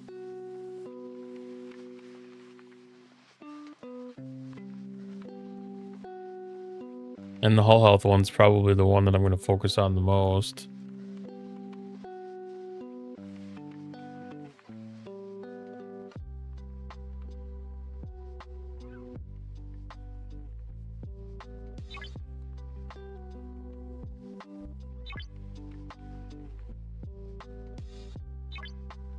It's been quite a while since we had any of these DTI Armada, well, the invading entities for the Brenhams. Like, it's kind of getting to the point where I'm tempted to go spend everything that I have. and stock up. I'm gonna go have to run to get some static tomorrow. But I'm also almost out of charged. I got a couple more days there.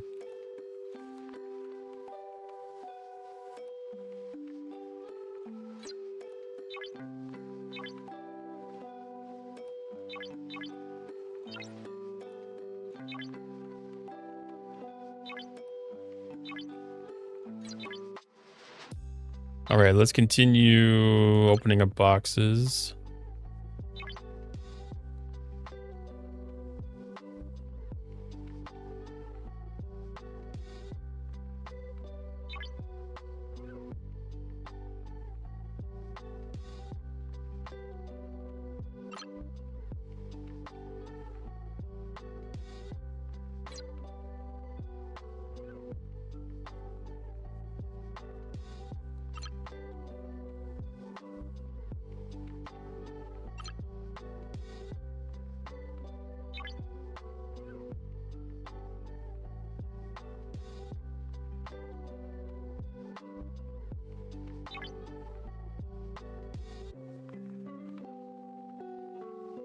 Man, some night I should just go out and run a whole bunch of these G6 solo uncommons.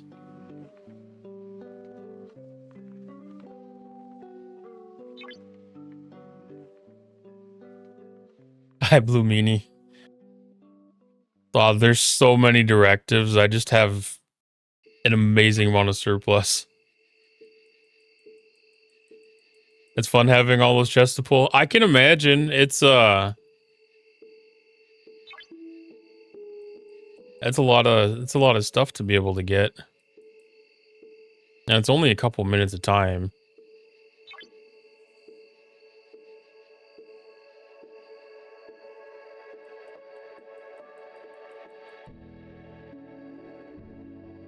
I don't know if there was much efficiency gained in some of the deeper level systems or not too, but I know in like the lower level systems, it's like you can make pretty good money off of them, make good amount.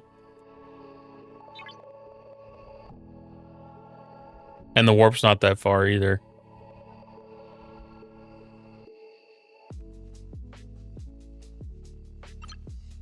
It seemed like once you get into all the deeper level systems, they ended up being hazards, and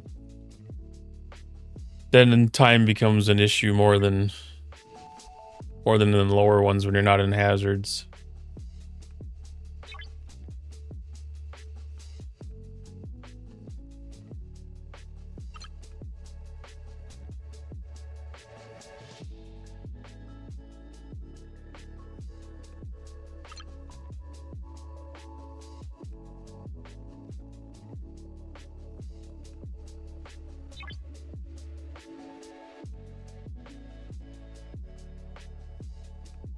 I should see about spending some of them Pioneer medals tonight too. I think that event ends tomorrow.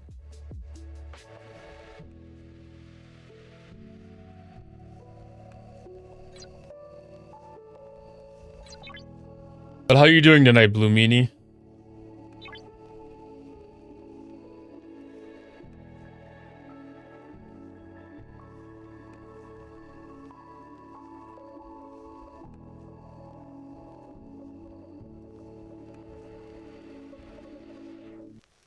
Yeah, that one.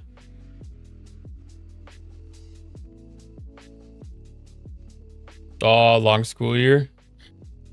Well, congrats on getting through a long school year. And hopefully it doesn't seem like too short of a summer for you.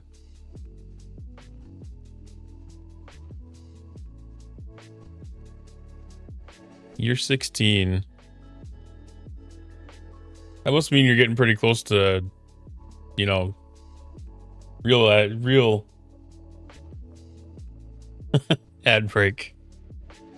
That's new for me.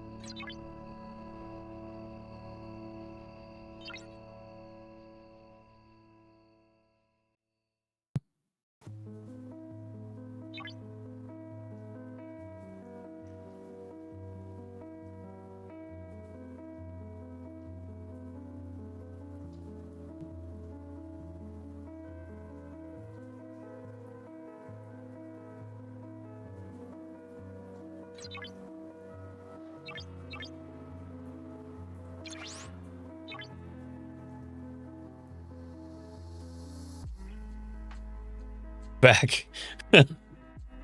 Oh, that's something I'm gonna have to get used to. You're 16. How many years do you got in or get in or have to do total? You must be in a pretty decent program if you're in for 16 so far.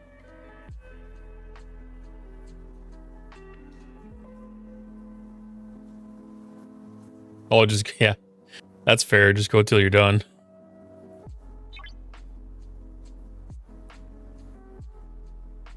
Yeah, that's kind of how my education was too. You know, it's like a 2-year program, but if you go a little heavier, you can go a little shorter time.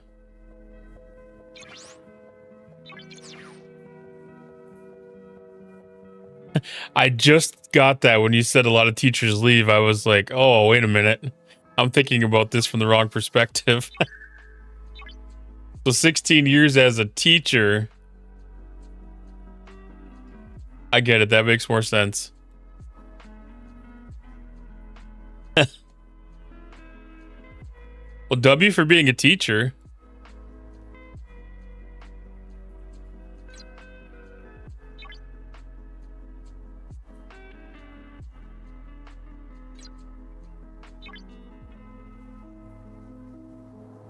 Yeah, that's that's yeah, that takes some patience that I don't have the ability to have.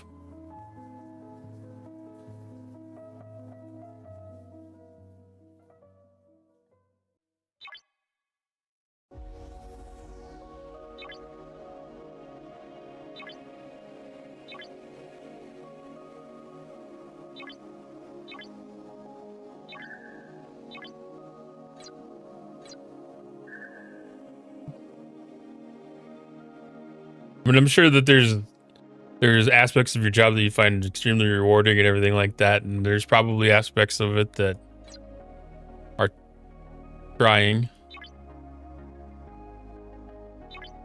I'm sure you have some interesting stories. I mean, every career has, has those kind of moments anyways, but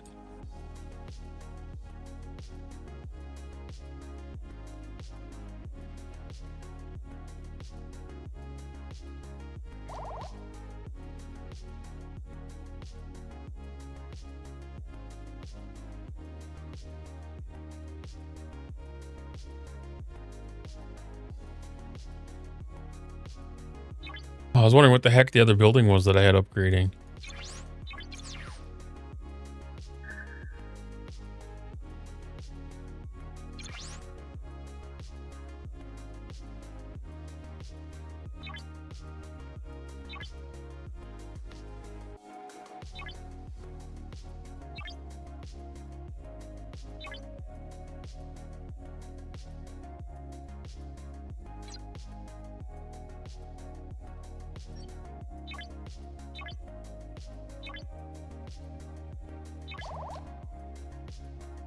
I think I'm going to take one more run on doing some silent hostels, because that should give me about a week's build up.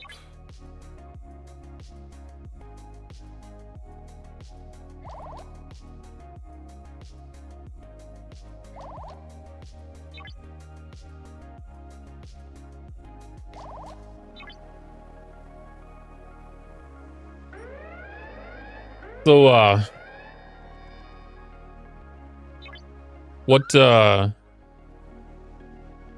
what level are you?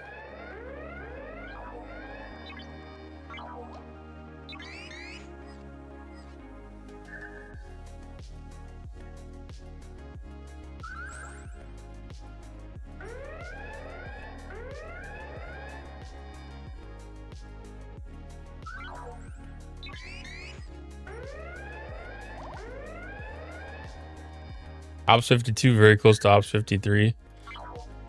That's a big spot right there. Getting your Nova, getting that ship. Well, I guess I've heard people are kind of skipping Novas. Or thinking about it at least. But yeah, getting into your G5 uncommons.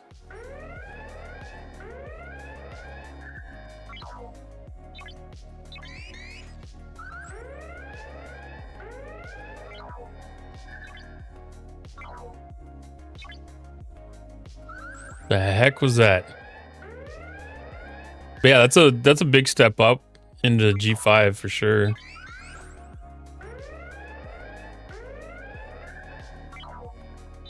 And I imagine today you can probably go straight into getting into like the 56 hostels.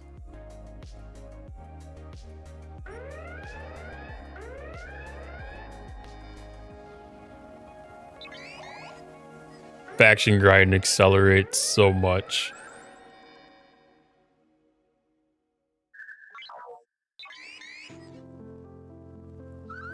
All the blueprints for Nova, Vorcha, and Corvus. That's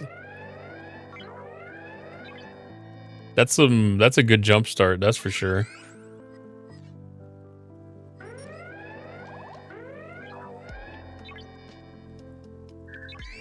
Server 36. I'm on server 34. I haven't looked at the pairings yet for incursions.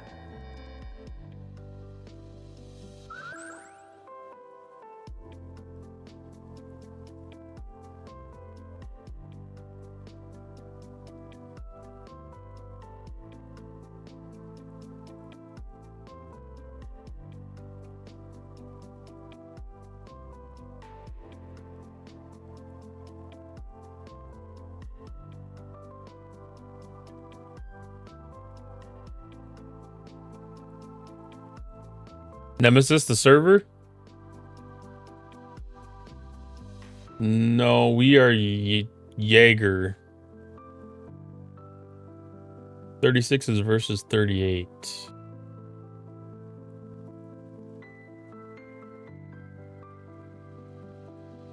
$34 have a buy this time? No, 17. Oh no, I was just curious. You're going up against 38 and I'm going up against server 17.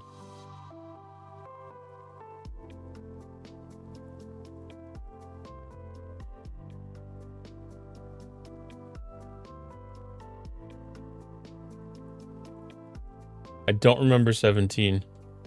I don't think we've had a buy either. I think that's mainly been for like the like the EU servers and some of the newer ones that couldn't get matched up against somebody else. They never really had a problem matching up some of the older active servers.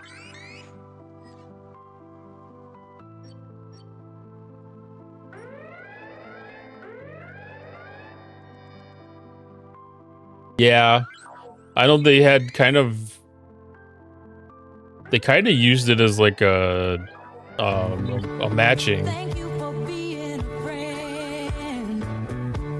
Well, thank you for the raid, Moshcraft.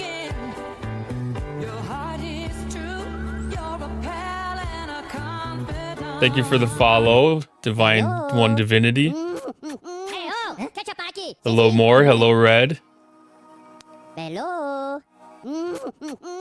Thank you for the follow, Red. Hello, Raiders. Welcome in. I'm Cottontail. I am playing Star Trek Fleet Command. Hello. The Golden Girls theme. It's I learned that with my last raid that it was Golden Girls theme. I actually did not know that. That was a show that my mother always liked to watch. So I'm very familiar with the show. I just don't remember ever catching the title scene, I guess.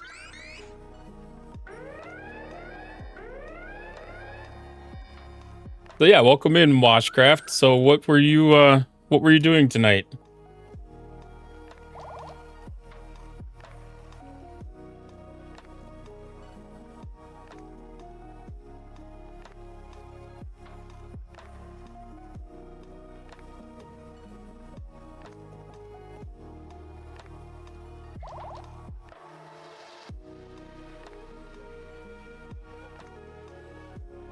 Ah, Star Trek Fleet Command as well. How was the Star Trek Fleet Command stream?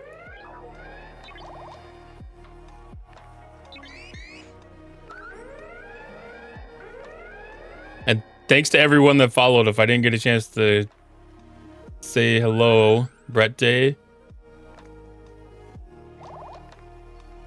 It's been a little bit buggy. Yeah. I had a couple of moments. Hey, oh, ketchup aquí. Sí, sí. Hello. Thank you for the follow, Doug. Thank you for the follow, Turkey. Yeah, this arc has definitely been a little bit on the grind heavy side, especially with the Apex hostiles. It's been, I have skipped the pretty much every other one of those. The bugginess, I haven't gotten bit too hard with the bugginess. It's been the worst month that I've had in quite a while. It's still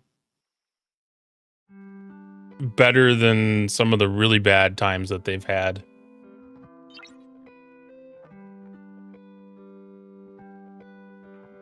Just having gone through some of the bad ones, anytime that anything's just, as long as the game's like playable, it feels so much okay.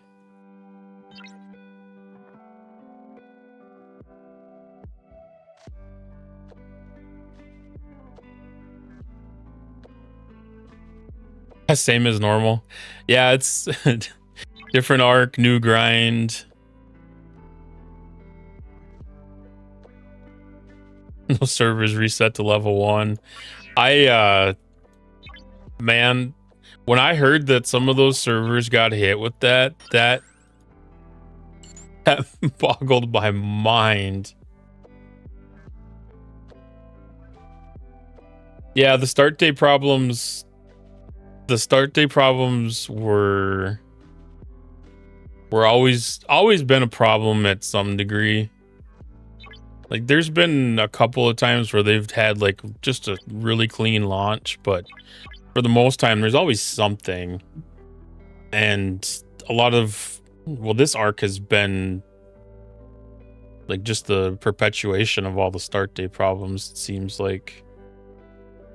I get fairly fortunate. I stay busy during the day at work, and by the time I get off of work and get into the game, most of the issues have been either resolved or they've at least had an announcement that says that you kind of get whatever preparation you need to work around it or something. But the people that are in the in the trenches at the beginning of event reset always have a little bit of problems. Yeah, part 3. Yeah, part 3 will definitely be the tippy top of the Wrath of Khan arc. Everything will be smooth. The new ship will be all bug free. The Apex hostiles will be so easy to kill by that time. And we'll look back on this month and wonder why it was so difficult.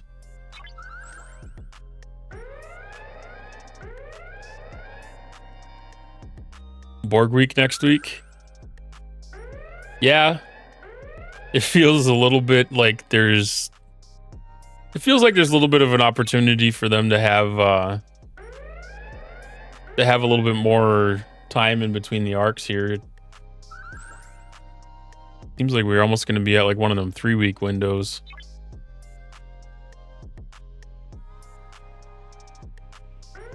The wine will flow like water. The blood wine. Yeah, smooth rollout. It definitely had some hiccups. The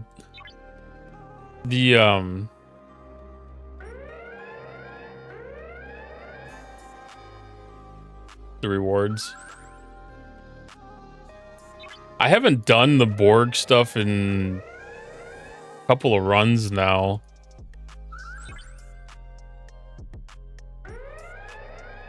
Just, I think once the majority of like my team got the Talios maxed out, then, you know, like needing to have like strong, consistent players to be able to take down Mega Cube became irrelevant.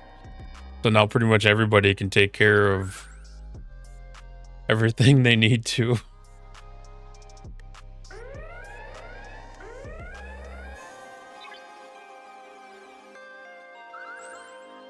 The lack of a wave defense pass in between the arcs. Yeah. That's always a lot of good time spent when you can double down on some of them events, because I was actually really happy to see that event in the con challenge box for doing the wave defenses. Yeah, the Mega Cube design for the Vidar for sure. Like, I was trying to get my team on board for just going Vidar on it and like not allowing Talios's in it, so that it would even the playing ground a little bit for everybody. So everybody kind of had like an equal chance to contribute, but that never gained any traction. And yeah, you can pretty much solo them now. I never tried to solo them by any means, but I just can't help but imagine that it could. It seems like you run almost an unlimited amount of them.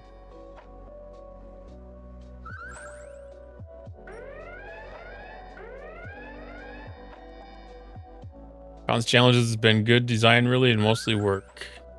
Could see them as new battle pass events. Yeah, I like the structure behind it. I like a lot of those meta events too. Especially when they give you a decent wiggle room. So you can skip an event here or skip an event there.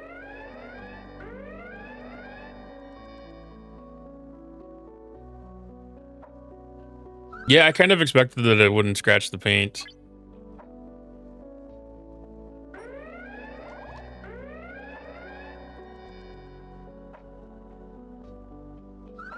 They wouldn't typically put the GS31 in the event store, but they also don't typically make it available in month 1.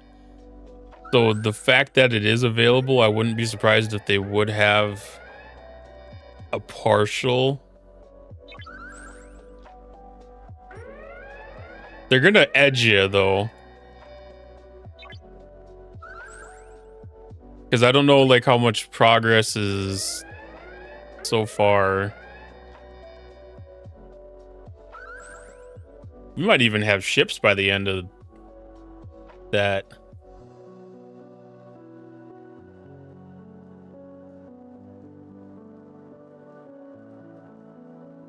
I mean, they might put like 30 blueprints in there or something to be able to round out whatever's there, but that ship's not that far out, I guess. I'm almost halfway.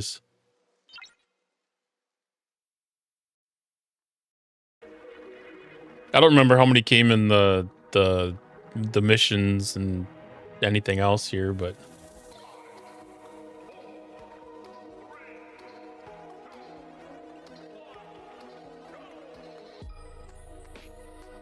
still at 0. Is that by choice or is that by level?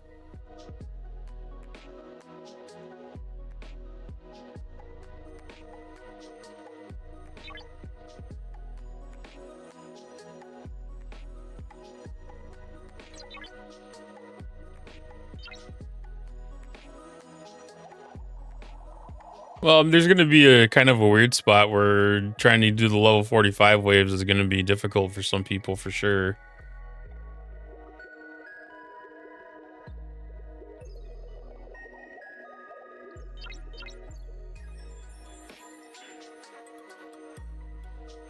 Choice in time. Yeah, that'll definitely do it. I mean, that's kind of the reason that I'm sitting at where I'm at with the DTI too. You know, like a lot of people have their relativity already, but I didn't have time when that was the main focus.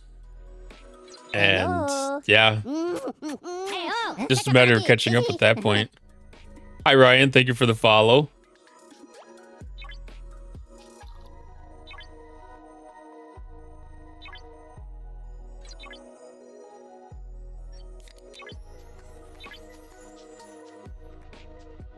Well, that's what a lot of this game is. You know, if you can't put a lot of focus in during the arc, and then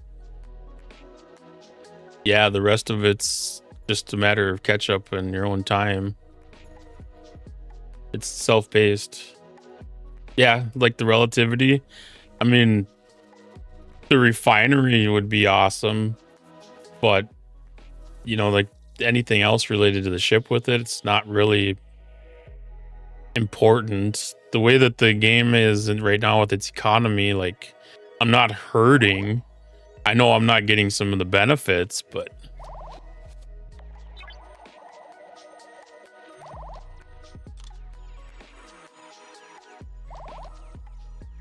that eviscerated it makes me so irritated.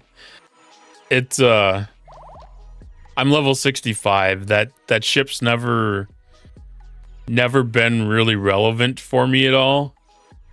It's not high enough that I can do any of the that I could open up any of the rifts to anywhere that's really useful for anybody. I don't know how many times people, you know, like I'll open up a Armada in one of the 60 systems and somebody will ask if I can open up a rift and I just can't. And I'm like, oh no.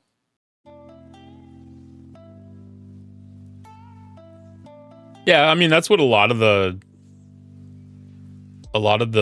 specialty ships are, is just keys to the store.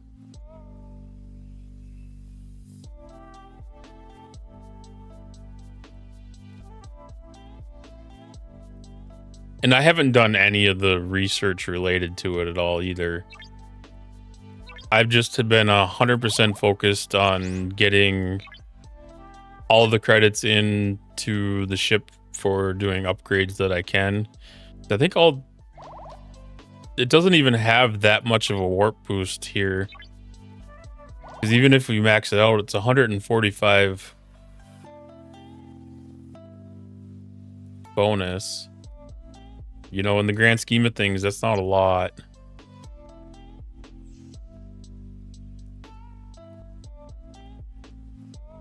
Yeah. I don't forget about Grush. I just try to not use him. It's not like a wasted slot, but man, it's it goes against my desire to be efficient. Revenant, that one.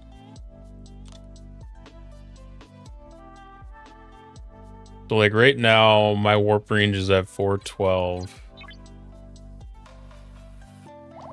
So that's, I don't think that's enough to touch that.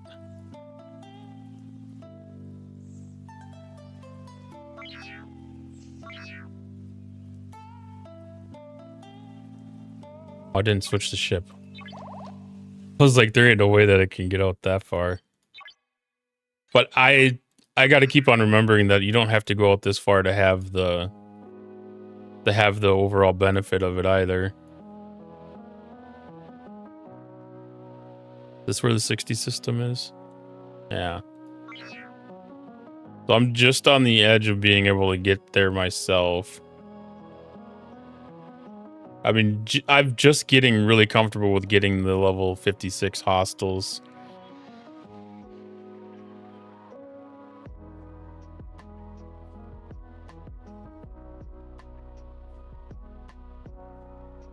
Yeah, the multiphasic chamber, I don't think I've really got much.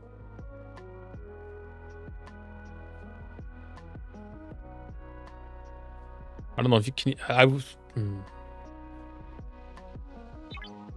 At some point, I swear that at some point they had it so you could see like how many pieces you have of these things inside of the information panels.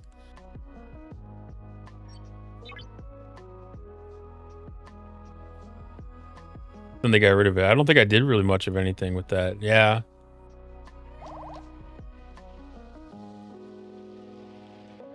I feel like that would be a useful one, but I don't know.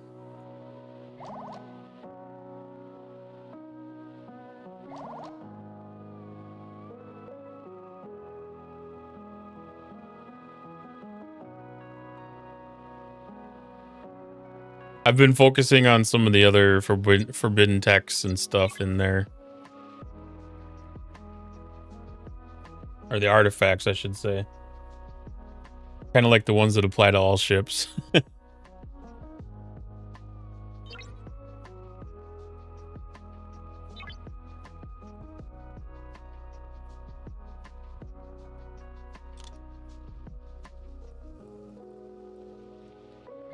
But yeah, I'm definitely going to end up getting that unlocked at some point.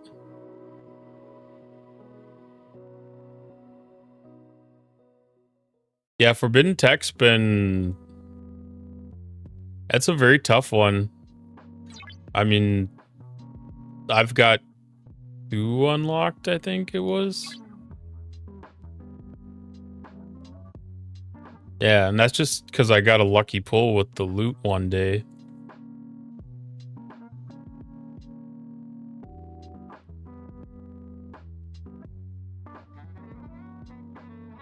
The buy-in for these things is a little on the excessive side. Sourcing, I guess I should say.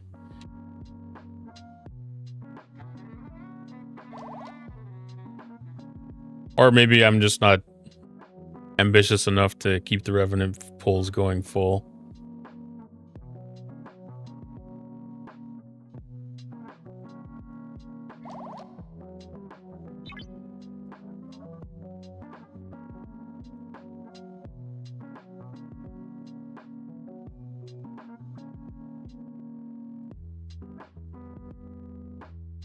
Yeah, the away teams is the one I was going to look at.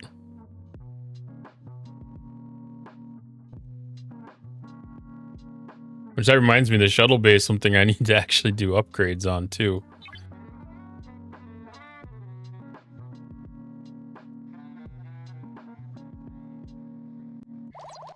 Augment rep, yeah. That's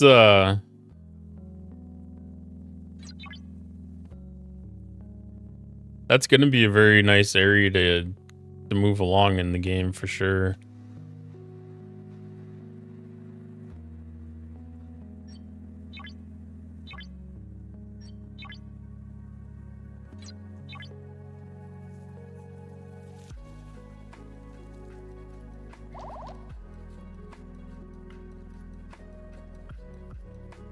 Yeah, everybody's got their own preference in, you know, areas that they want to focus on in the game, and you know,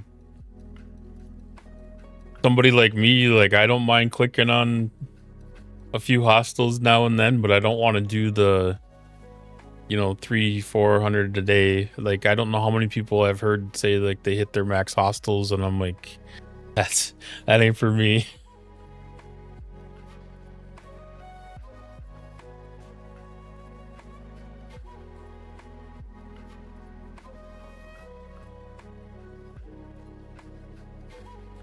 I don't know if they really have an actual meta.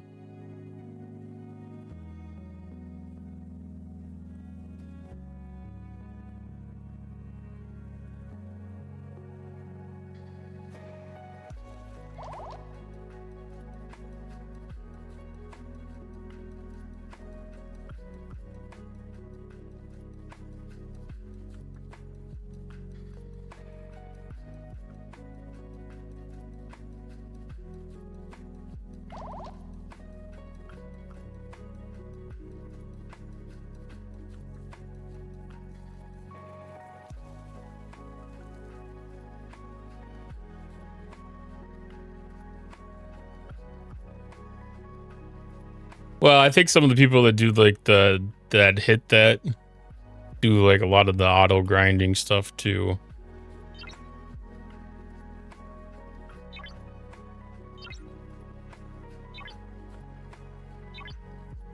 They have to. I mean, otherwise that's just so many. I think my screen would probably give up.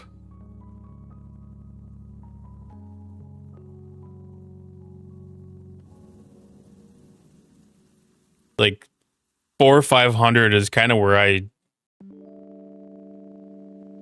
need to start doing something else, is for sure. Unless I'm doing, you know, like a rep grind or something like that, where I'm really focused and I'm really locked in.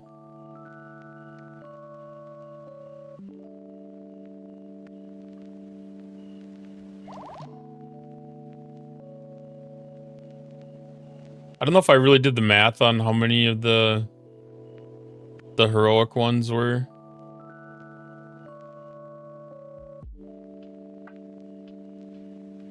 Are you saying like today's event was 670?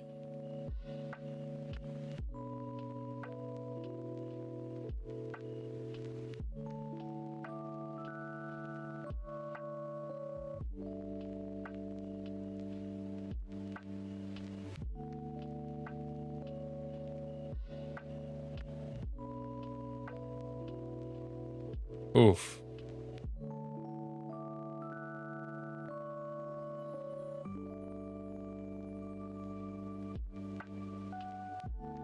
Well, it definitely took me more than 2 hits.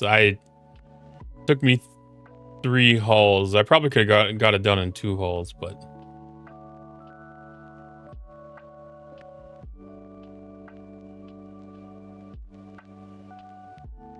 yeah, I was gonna say it was probably like 70s.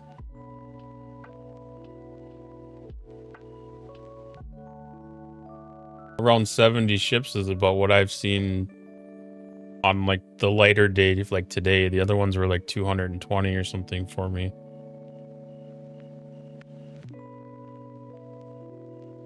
Right, yeah, there's definitely a trade-off in getting your loot stocked up.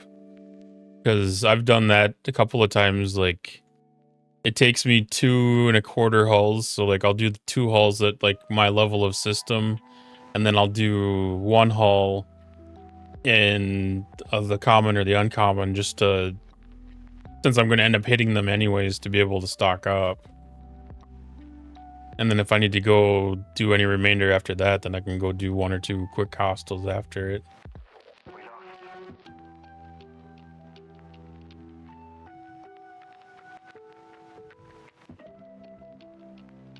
Those surveys, I have not had that much luck with them. I've killed 2 out of about 7 attempts so far, which is about half the RNG that it technically should have, I guess, but that's assuming that I can even find one. I noticed that there's people that are starting to camp for them.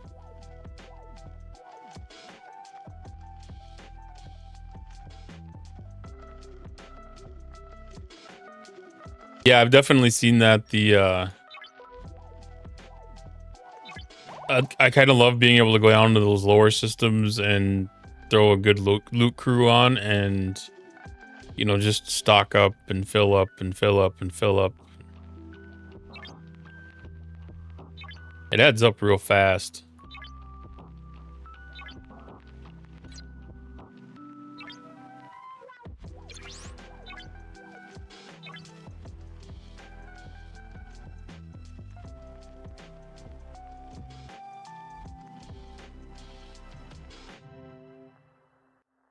Actually, almost gotten to the point where I'm starting to try to assess which ship might be like the best cargo capacity to power range. Because as we keep on getting some of these newer ships, it's kind of like, okay, you know, that one has a little bit of ability to hit past what some of these other ones do.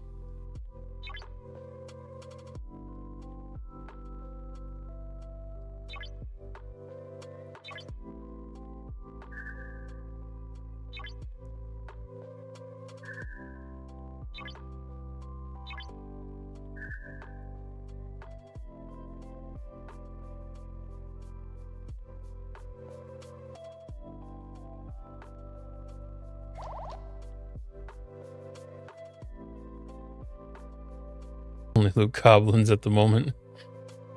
Bello. Hey, oh, catch a party. Thank you for the follow, QPMC.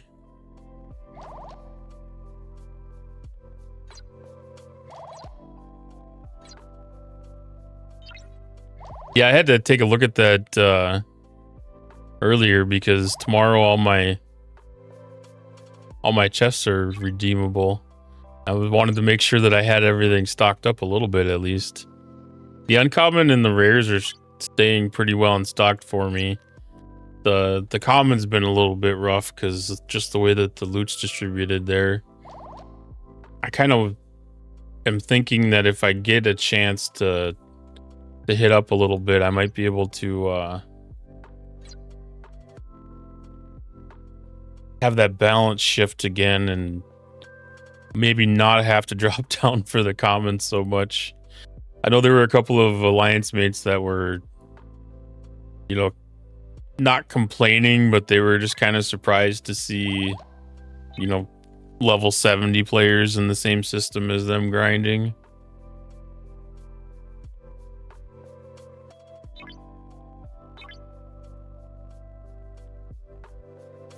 So I try to go in like the off days.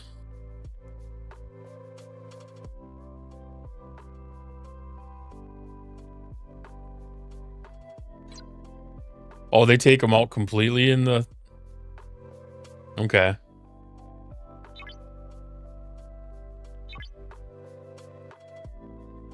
I suppose they're only carrying 3.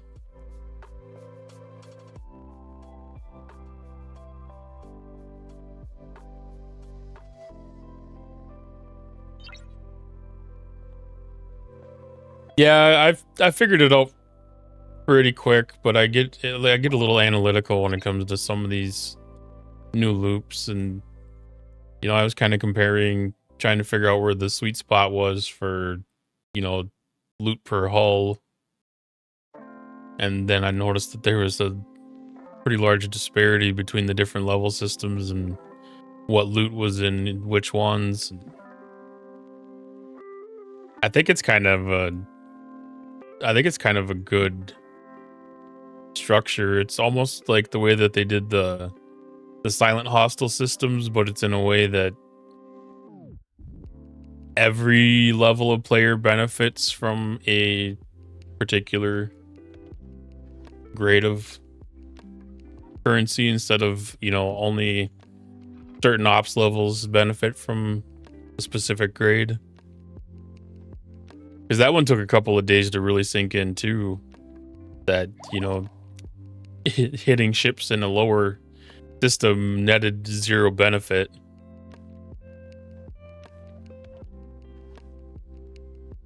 In the long run of the game, at least.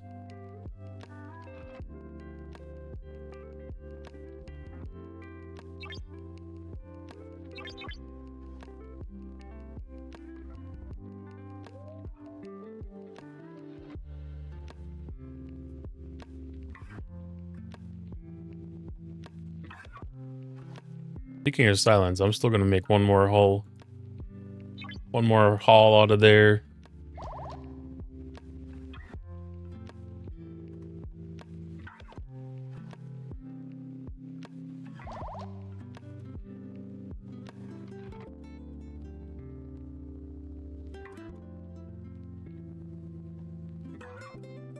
I do like that there's a lot of relevancy that's gonna stay out of this store for a little while.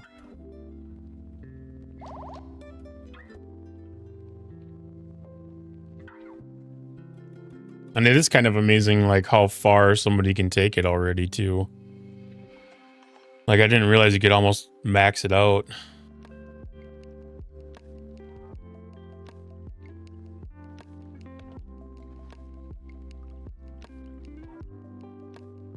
They've done a pretty decent job here of, you know, making sure that stuff are enticing to players.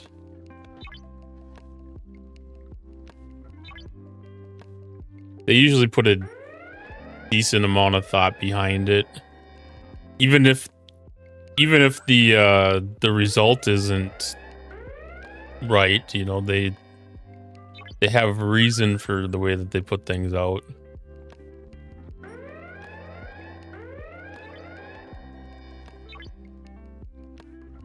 And there's been a couple of things where it's kind of easy to tell that the the people that approved it weren't really playing the game in, you know, like some of the right levels and understanding some of the intricacies of, you know, what is actually needed on like a day-to-day basis.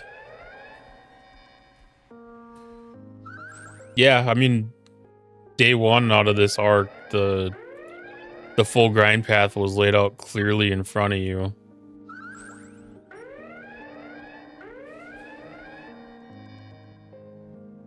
And I mean, just even having an understanding of it, you know, like knowing that in month 2 or month 3 when you can start doing something is amazing, but you know, actually seeing it and actually being able to do it in, you know, day 1 is really, really good.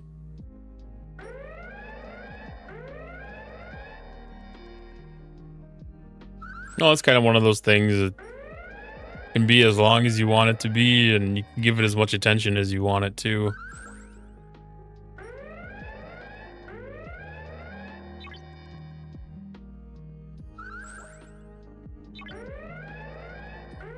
Because if you do the grind to get the max pulls out of everything, it shorten time down really quick.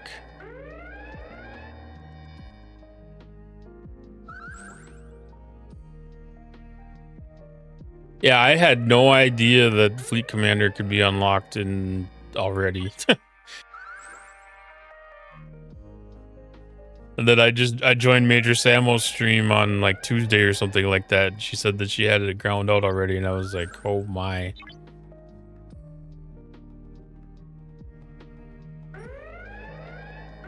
At first I was like, okay, that's amazing. And then I was like, holy cow, that probably just takes so much devotion.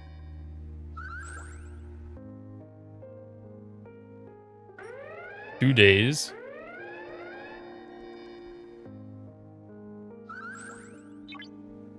I'm really surprised they wouldn't have hit the wall on hostels.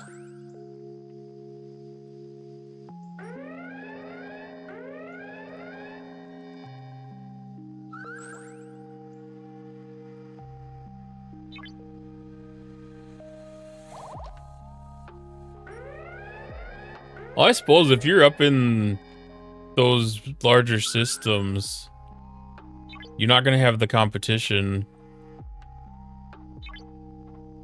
to be able to do it the way that you need to.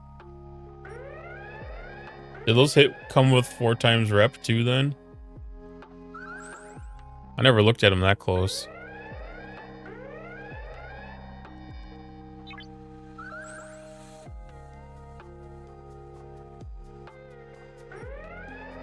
But that does make efficient use of your numbers that way though.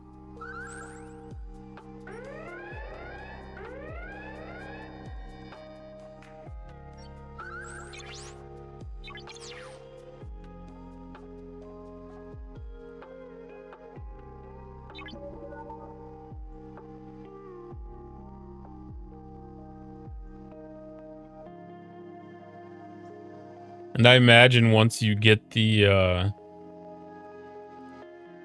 rep up a level, it probably resets a lot of stuff in the refinery too.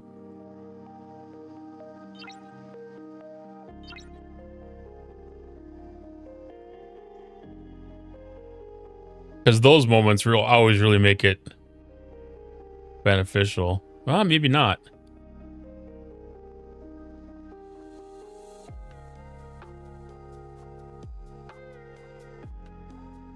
That would have been a good way to cheese the system, though, I guess.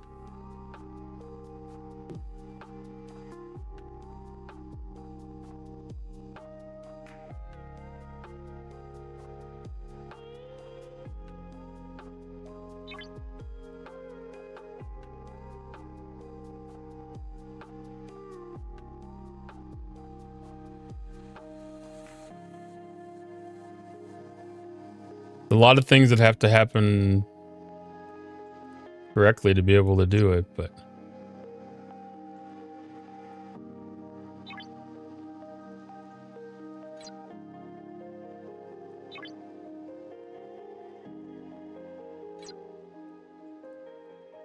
I don't. Yeah, I kind of feel like it's gonna be difficult to run out of the tokens to be able to do these things by the time you get into actually doing them. They carry forward a lot.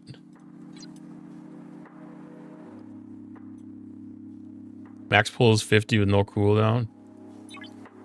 Yeah, because you can do the...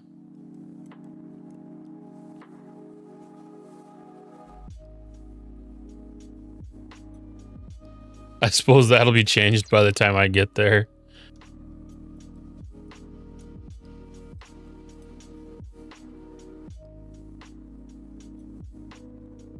I could do the Dominion War as an arc.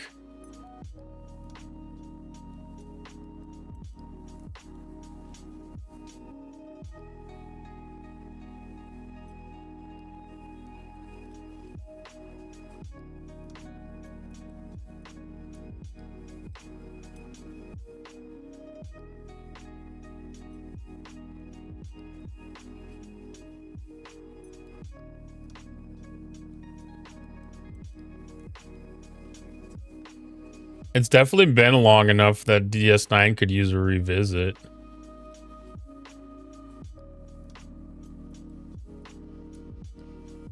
Anorax doesn't work on the trophies.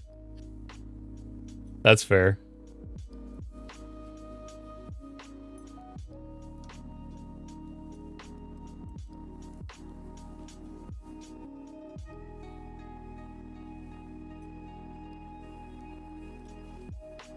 Yeah, the player stations, they've hinted at some customizations to be able to be done there.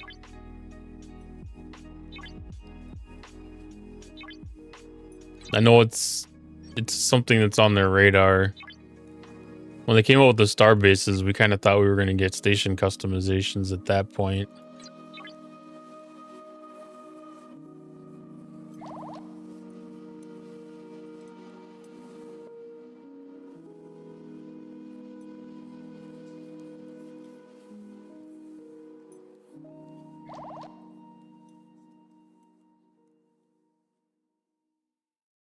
The star bases. Yeah. I mean, about the only good that came out of the star bases was like a couple of research items for the most part.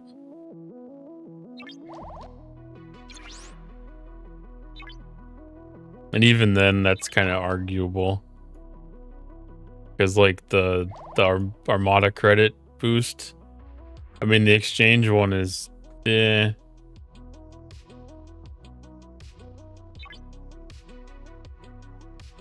Some of the PvP stuff might be okay too, I guess, but...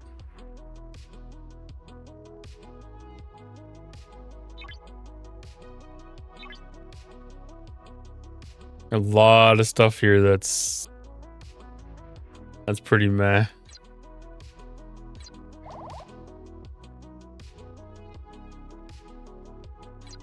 Yeah, the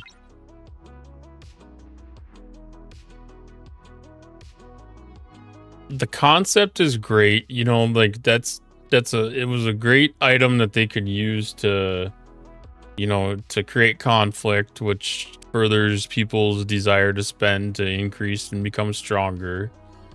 But they didn't incentivize, you know, the actually needing to harvest and level to the point that it was something that people felt like they needed to have maxed, other than, you know, like the people that are like trophy collectors.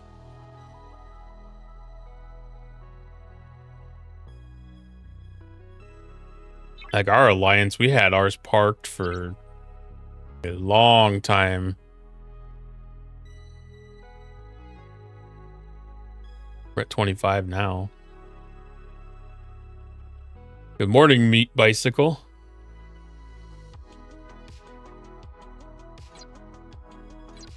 Yeah, if ours gets parked out and there's any hint of any kind of amount of resources in there, probably not even need to be any resources in there if it's out at all. There's a couple alliances that'll hit it just for a chance at being able to do some PvP. I'm doing well tonight, Meat Bicycle. How are you doing?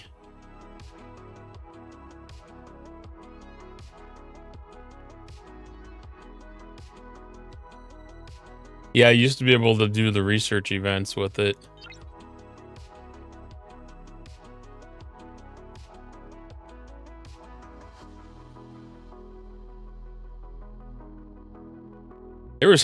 There was actually a point where I couldn't actually really do any researches at all, and I actually had to do it from the base.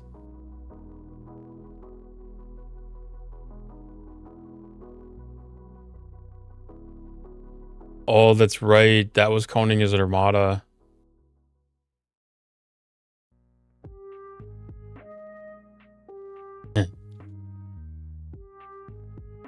Well, it's kind of like the Klingon burial ships or whatever too you could use.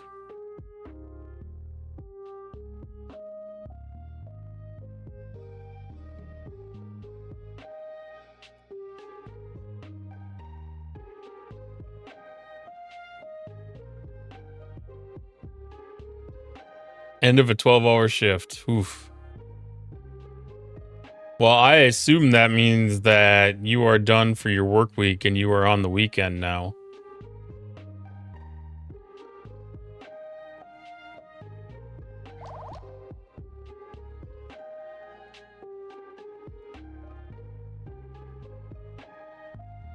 Yeah, they fixed the beneficial bugs. Yeah, those bugs usually get fixed very quick too.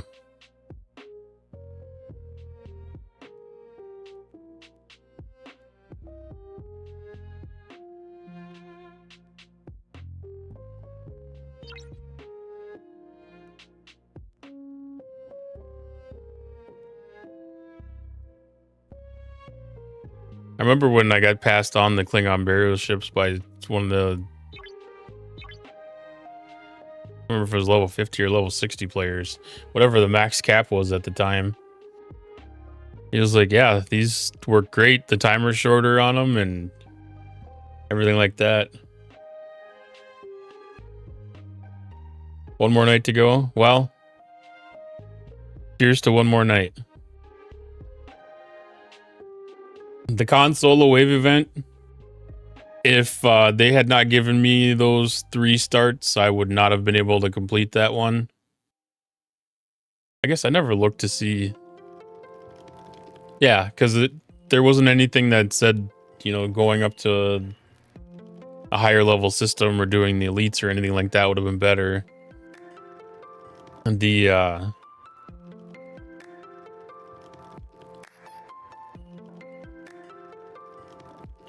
I ended up with one start left over at the end.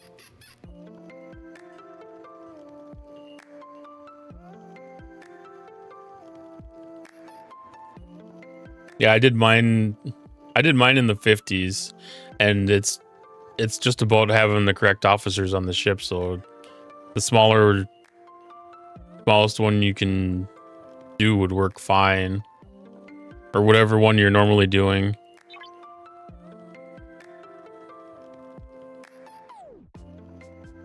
And you don't have to have all those officers on one ship either. You can spread them out.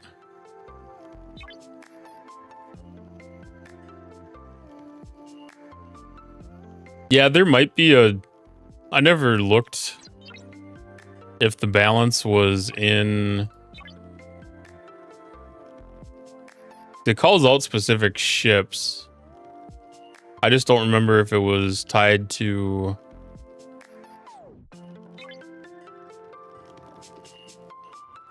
Prowlers, Plunderers, and Reavers.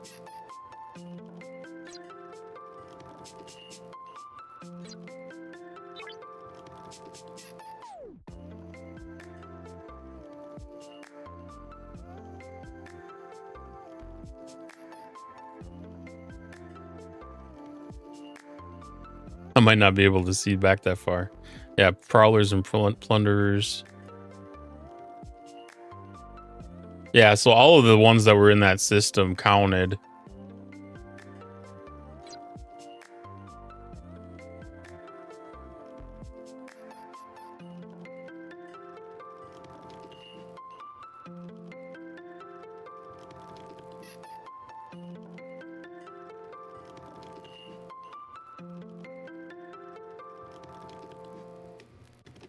Oh, I didn't think about doing it that way. That's smart. Bello. Thank you for the follow, Oh, Walkman. ketchup aquí. Sí, sí. I distributed. I only did two hostiles with each ship per round. I could have definitely done that a little bit better.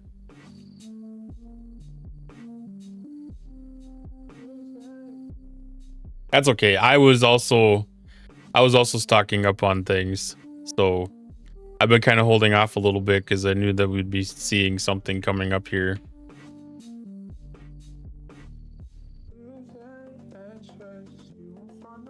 I'll have to remember that for next time, though, that if you got everybody on one ship, that one ship only counts for actually getting the points. I'm really surprised I didn't catch that. Yeah, that it would be plenty of starts if you haven't done any of the waves before. I get kind of happy when they throw some of them into the battle pass payouts here.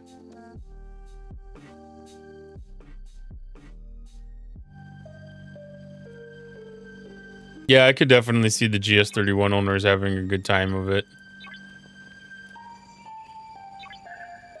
Because it's almost guaranteed to be able to knock out all the ships in the system.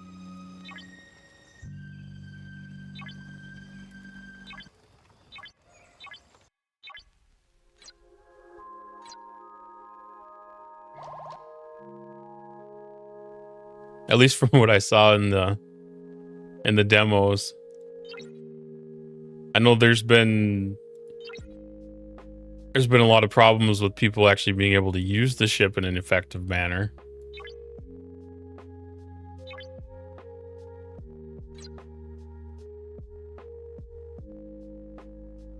Yeah, mobile lag on waves is just something stupid.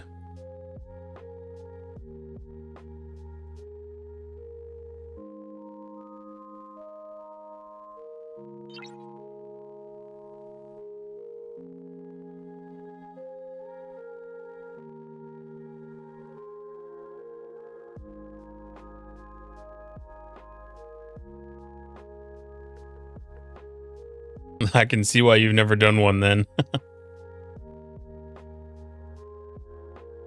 An experience on PC has been significantly better for me in wave systems for sure.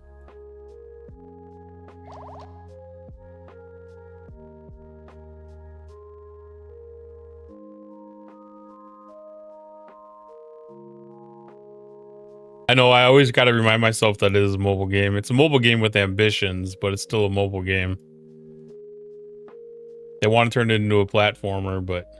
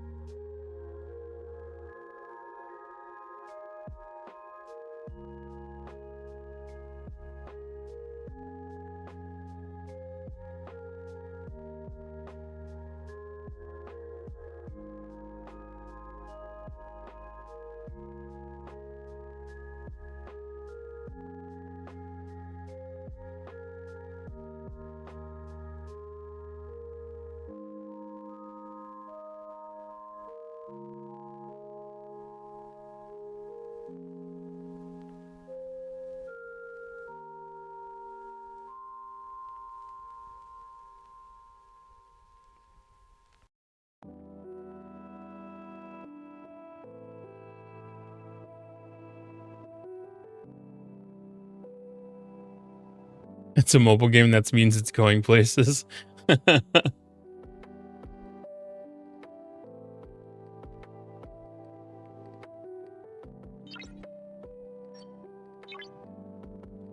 Yeah, arenas have been really tough for me to get into too.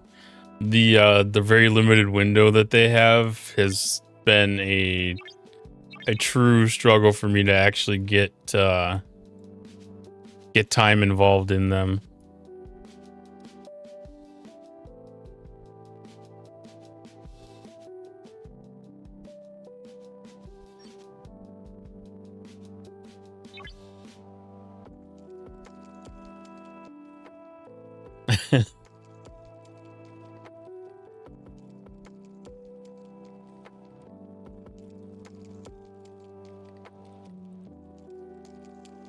I would definitely take a peek at Ryan's joke book if that's what he's going to start with.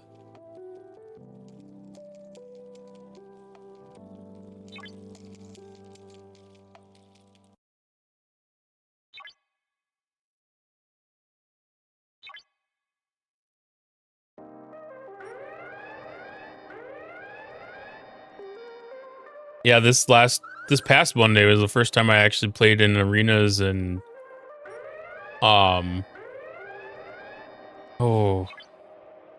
probably like a month and a half.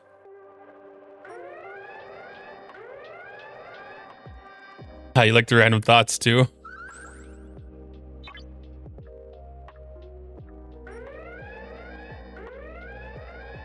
I appreciate that. That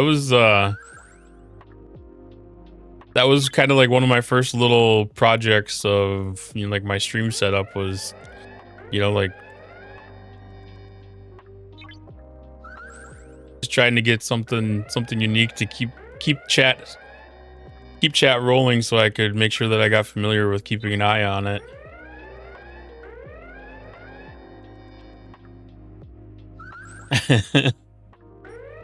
Yeah, I need to get into the arenas a little bit more often. Well, I think you said you saw me in them the last time here. Somebody did, at least. And yeah, it was a rough go. I didn't get in any squads that had really strong showings, and I don't have strong PvP game in this game anymore.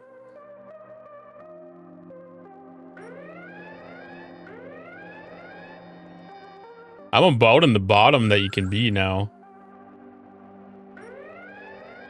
Yeah, 0 Gs. I feel bad for anybody that got paired with me. It got to the point where I was almost gonna have to just start my own public league so I wouldn't feel bad.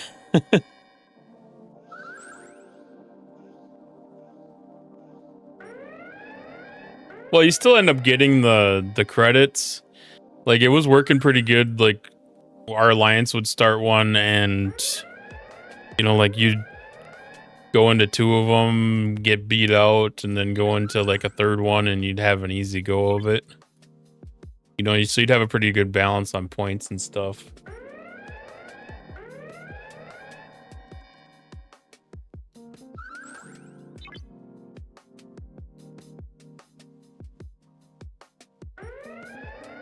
Yeah, there's some stuff that's enticing there.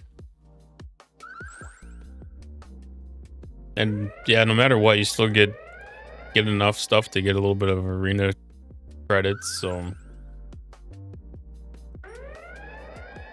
even if you just throw out a cheap ship and just run around and attack hostiles and make yourself feel good about it.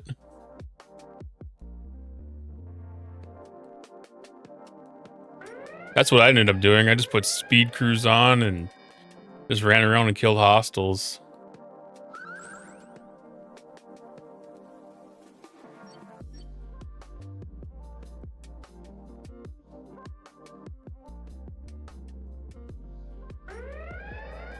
At least I felt I felt good about doing that versus, you know, trying to get a little competitive and make myself feel like I had a thing.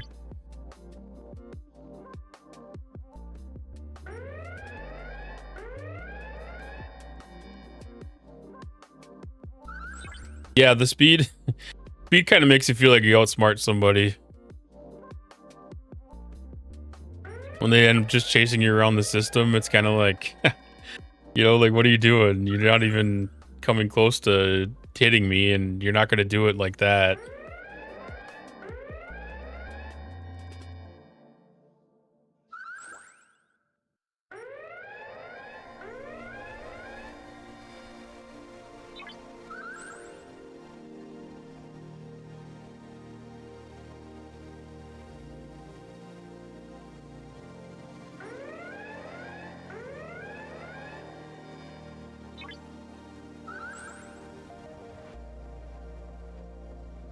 they cheese the system with a VPN. That's crazy. That's smart, but that's crazy.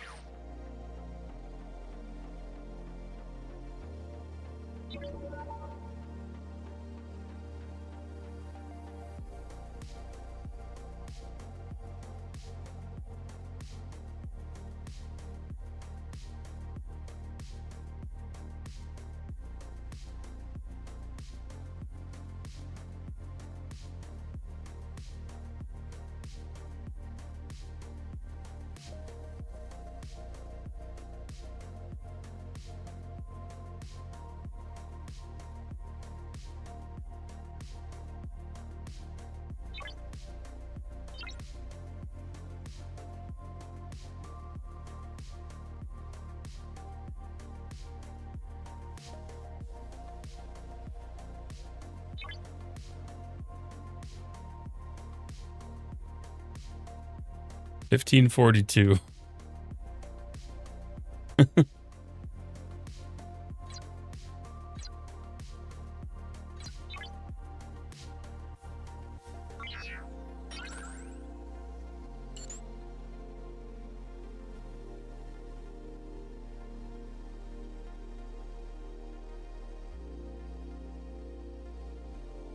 I don't think they typically do a lot on the client side, though, Brett.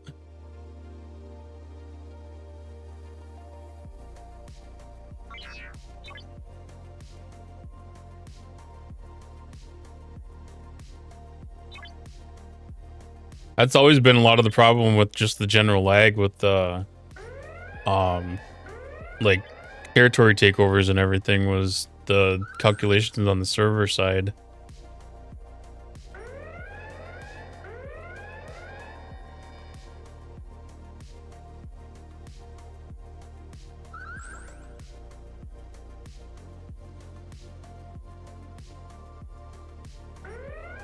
Yeah.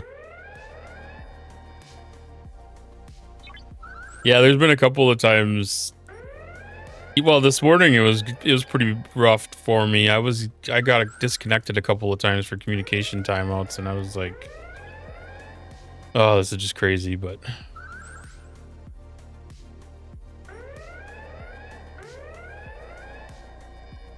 yeah, 5 is about the limit of people that are actually actively attacking before things start to become problematic. I think that's kind of why they keyed in with that number for waves.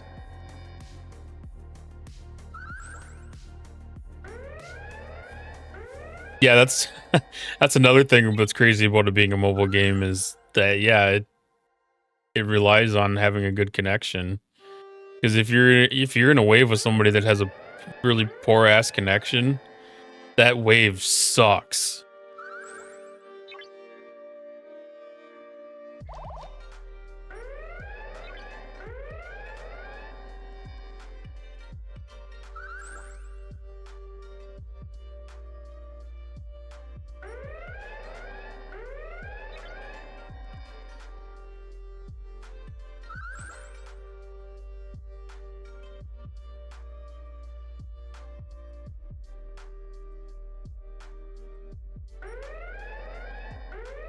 Yeah, that's always something that's hard to remember is that this is built on Unity, and Unity is kind of a solid platform, it seems like.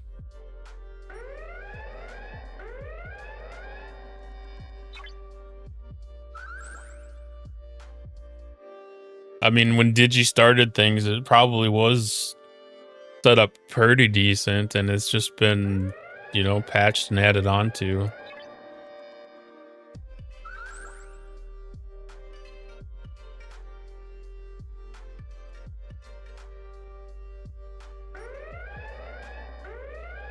Bulk refine, that's been an awesome improvement. I think the bulk upgrading has been, or the bulk like building stuff has been too.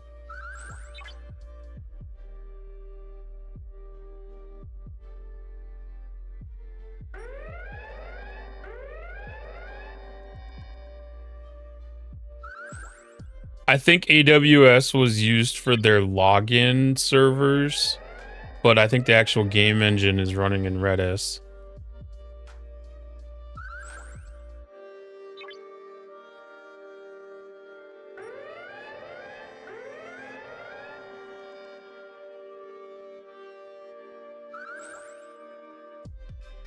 Yeah, I never really put much thought into that. That's kind of a good way to have a quick overlook on what you need to mine. I never really put that into consideration. That's a really good point.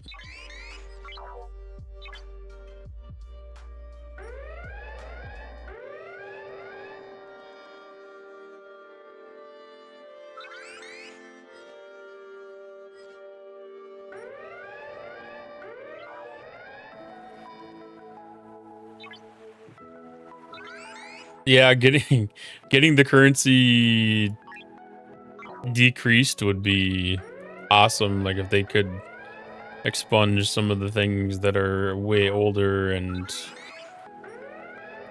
were one-time throwaways.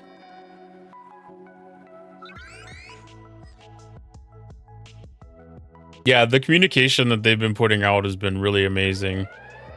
I need to put more effort into engaging with some of that. I did not get a chance to listen to that dev blog they just did yet.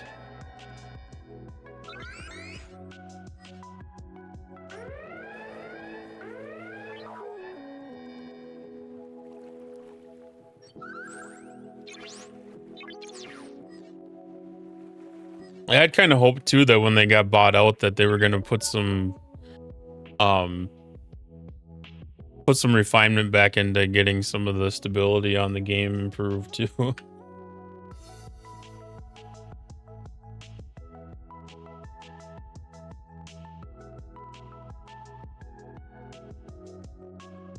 Hamster likes looking at them too much.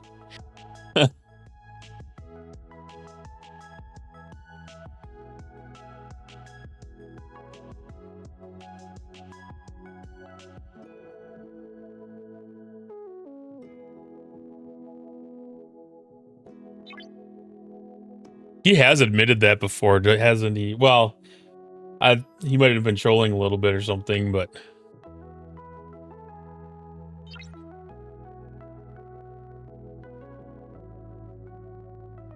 I know Spock's Club kind of makes some of that a little bit easier to look at what you have.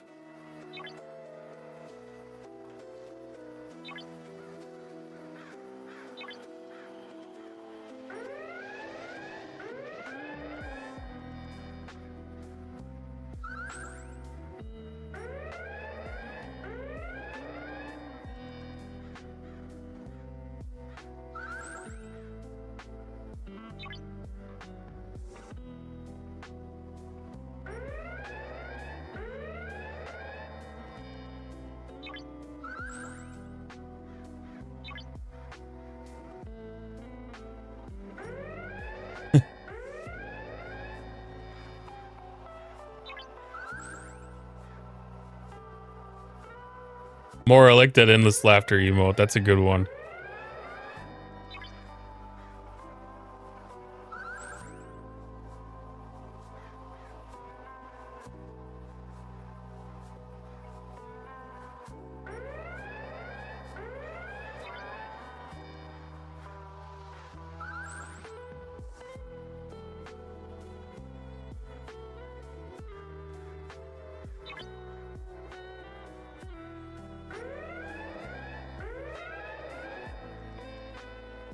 I'm sure at this point, yeah, it's almost too overwhelming to go back and try to do like really significant fixing of any sort.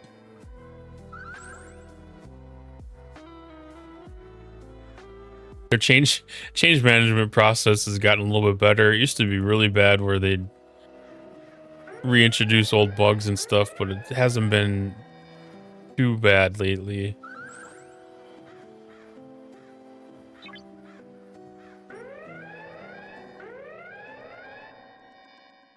But I don't even know if I would want to find out that they were planning on rebuilding the game from scratch. That would actually make me a little nervous.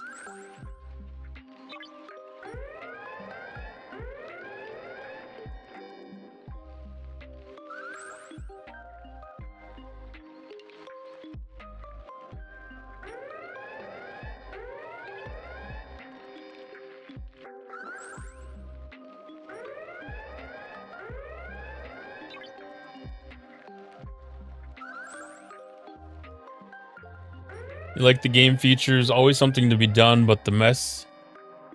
In fact, they don't want to do the panels anymore. Doesn't seem to care about the players.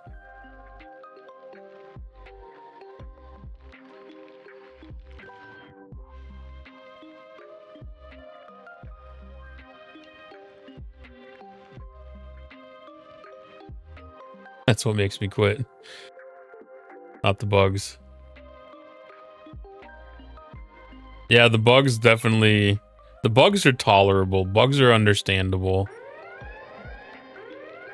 You know, to a certain extent.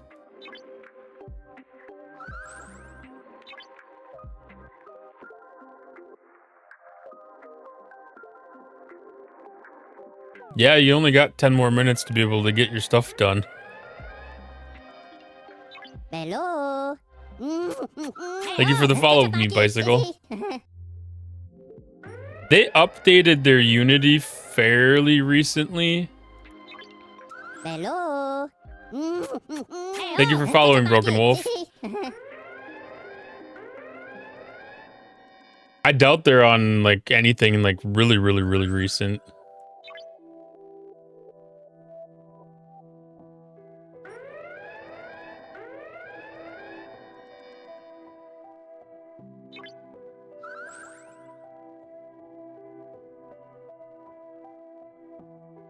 That's probably what it was, 2018 to 2022, because yeah, it probably was like 2 years ago when they updated. Might have been from 2016 to 2018 at that point, who knows?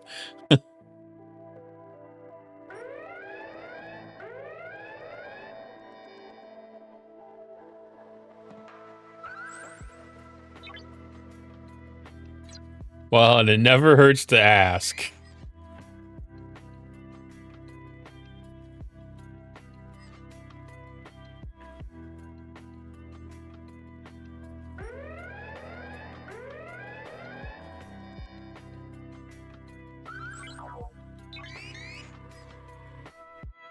Oh, where did that guy come from?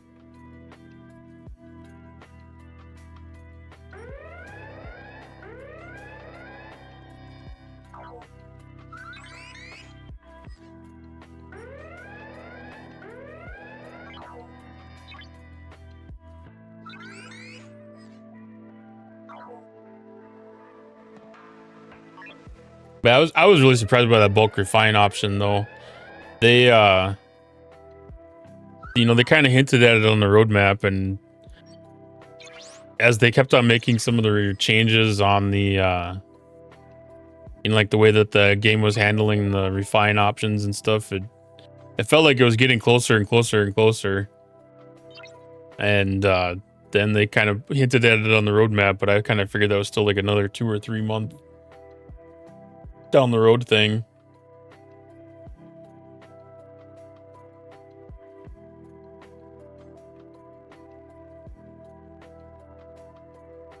Yeah, as long as you play the game, you can get shielded completely.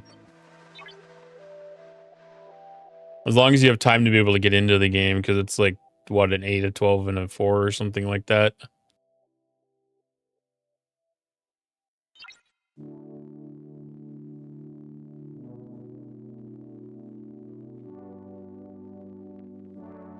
The 2025 roadmap is done. Well, I mean, they do have a pretty significant break in the summertime.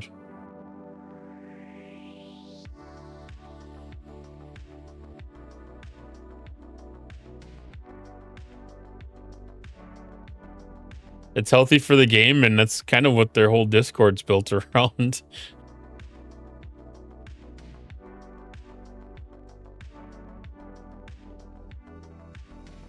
I've never really been around Sea of Thieves very much. I've heard good things about it though.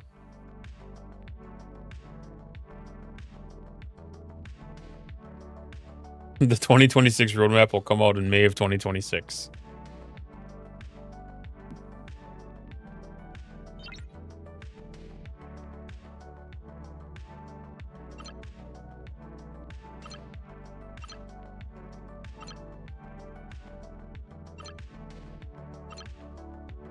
Yeah, I really can't believe that I missed that they had that there that was really able to tell you things to pay attention to. I don't know if they touted that as a feature, but that's definitely a good improvement I didn't even think of. I didn't appreciate.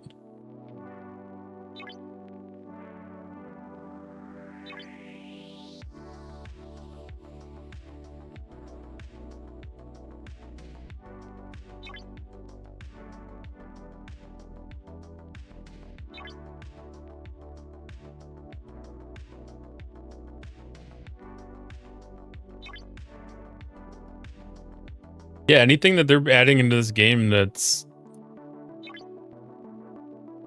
it seems like the last this whole year so far, they've kind of been adding things that are really well thought out.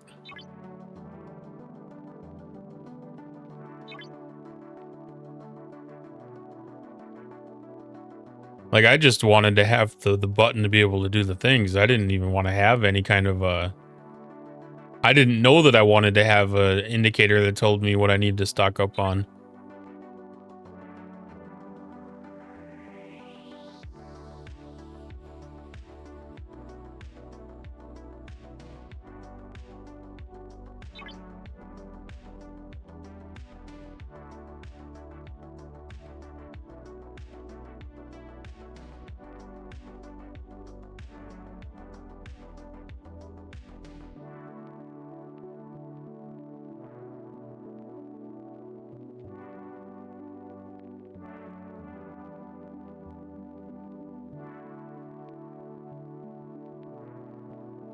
Yeah, I do like the job that Beck's done with their messaging and stuff.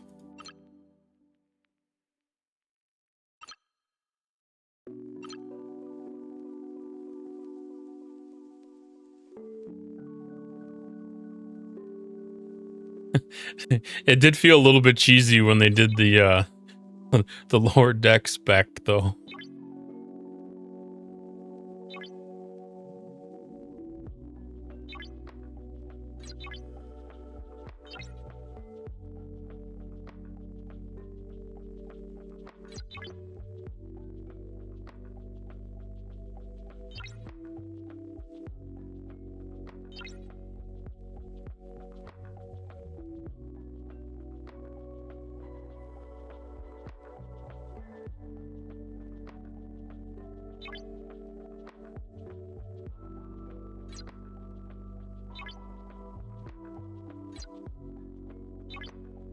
Kind of miss her doing streams too.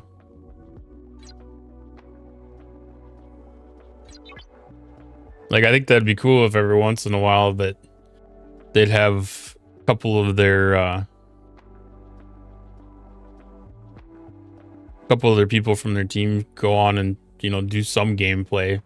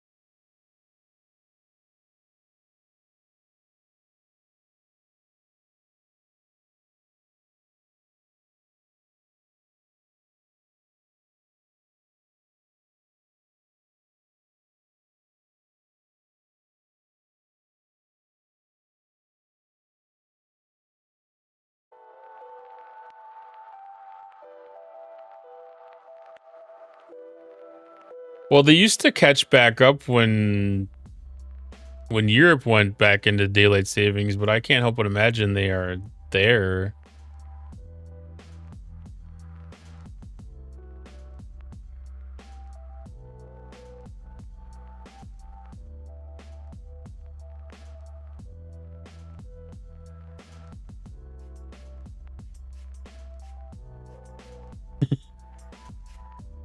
Yeah, the Greenwich Mean Time.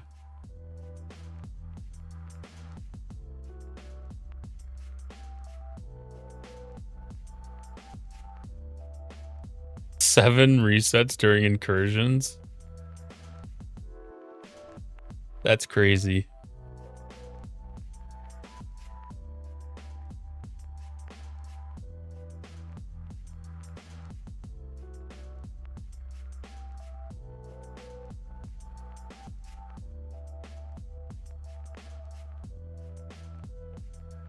So that's Scopely's answer. Is every time they have something new occur, they have the reset happen at a different time, so the lag just spreads out throughout the day.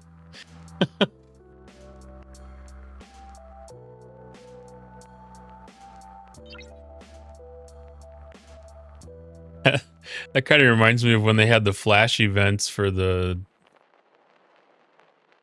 Was that for the Discovery? I don't know if it was specifically for the Discovery, but it was for the when the Discovery got the warp or the summoning ability or whatever. That was some crazy times.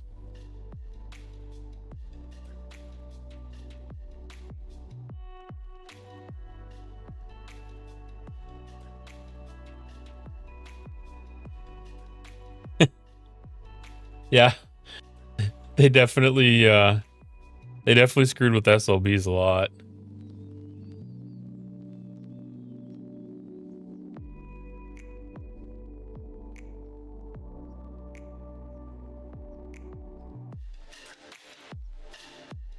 I mean, they keep on talking about making some of that investment, and that might be something that happens.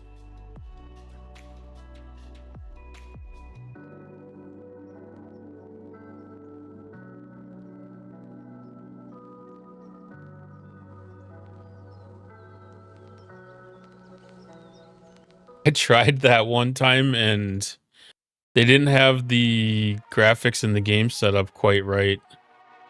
So some of the stuff got really screwed up. And I think it was in the station.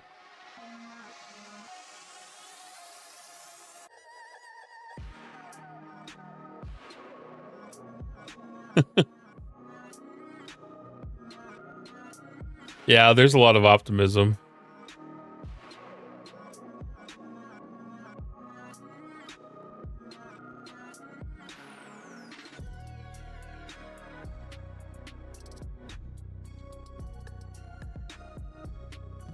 They have the cutting beam bulked up together like that, where you have to go against 70. That's just asinine.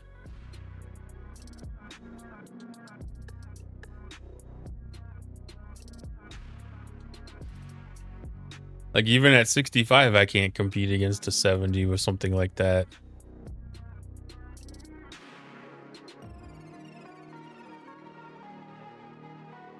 Other than time.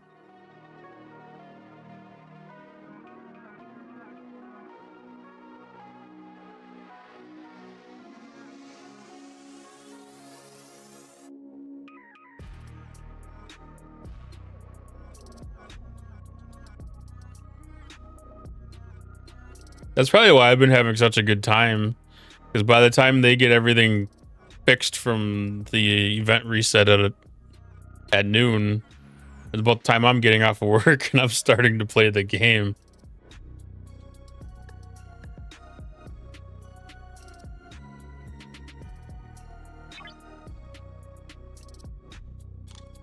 I can crack the top 50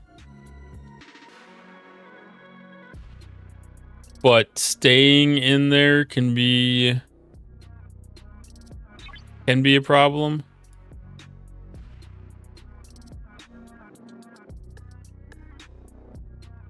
How far off was I? Yeah, I was within striking distance of being able to hit the top 50. I mean, this guy's 56 too. Yeah.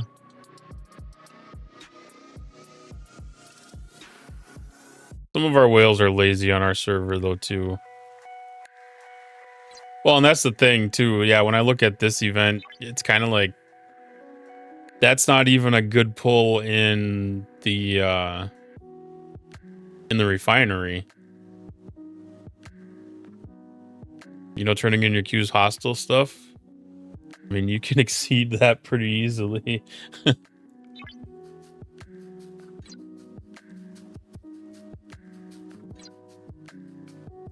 I find a lot of the leaderboards aren't that great. You know, some of it's for mainly for people with the bragging rights, and you know, like if you're competing top 1 or 2 where you're going to be going into some of the meta events and something like that, then yeah, it's worth it. But if you're just trying to get a top 50 spot, sometimes it's not worth it. Sometimes it is though.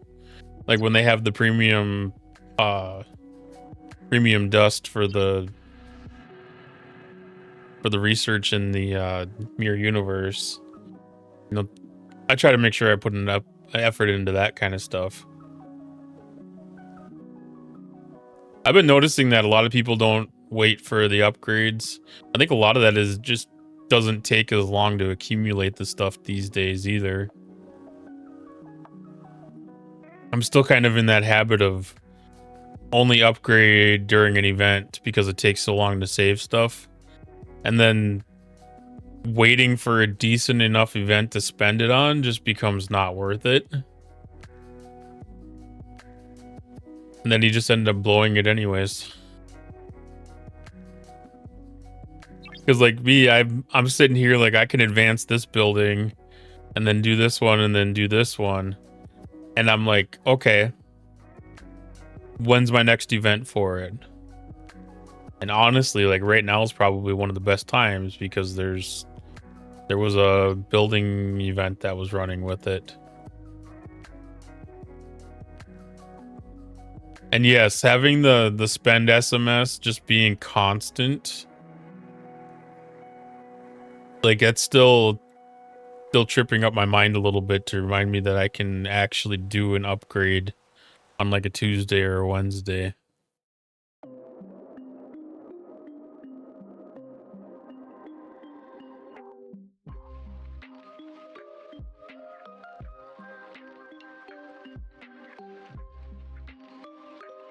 Yeah. Yeah, they've done a lot of good things with synergy on events.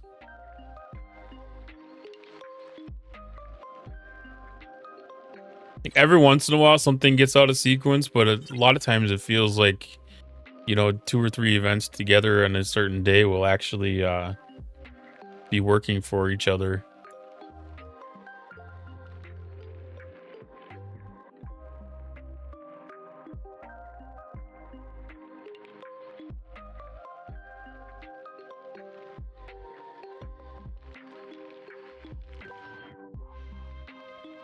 Yeah, depending on where you are in your upgrade cycle, it can really affect it.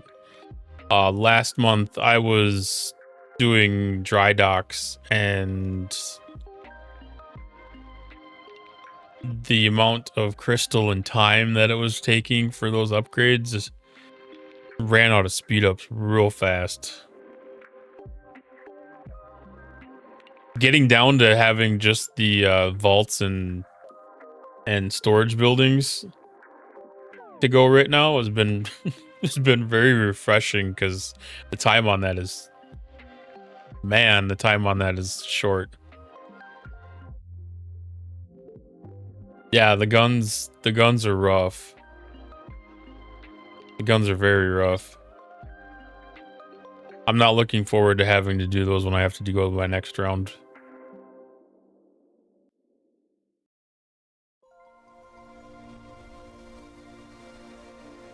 That definitely took like the most amount of time. I bet I spent 6 months getting dry docks and guns updated in this.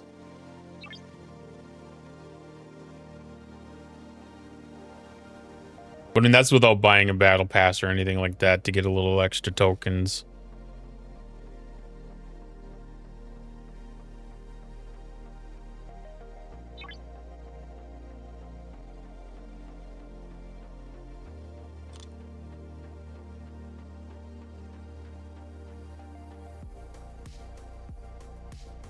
I do have to decide what I want to spend my currency on in here.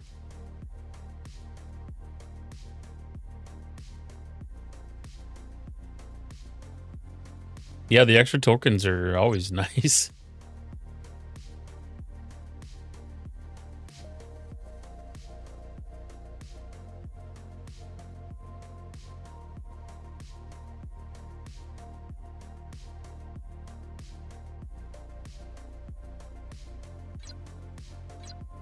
Yeah, the getting that cube up to the 63 level is huge. Because that ship was backburnered, you know, when it was still stuck in G5 territory. It's worth pushing. It's really worth pushing.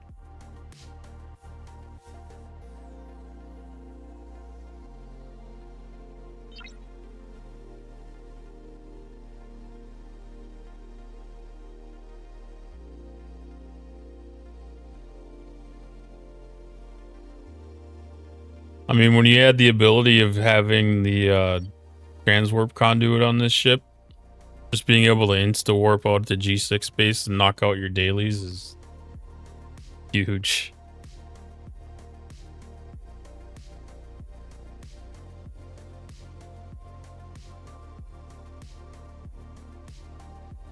Yeah, I've been I was keeping an eye out on those ones a little bit earlier, trying to plan my path, and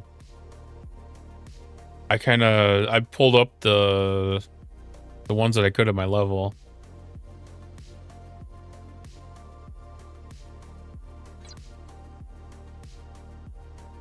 Yeah, having that and just being able to get that instant warp out is amazing. Save a 6-minute flight.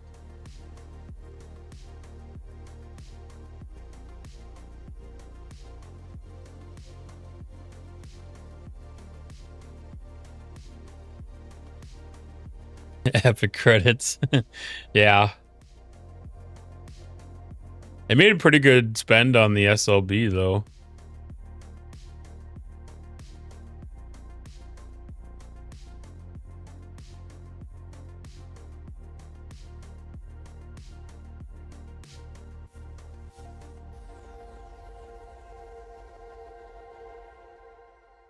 All right, I'm going to take a really short break.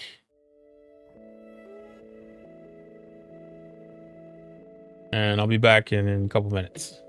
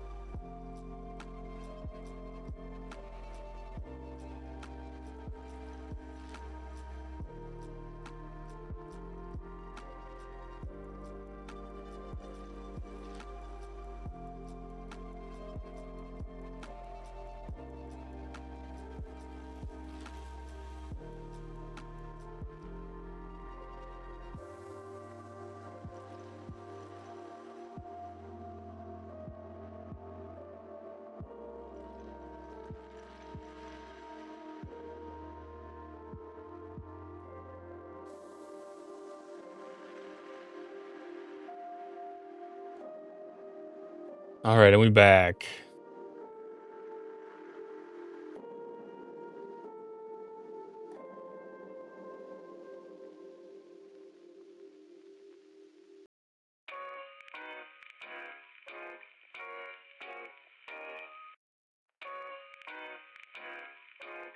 Yeah, Mort, I'm there with you. There's been a lot of hints that G7 is coming this fall.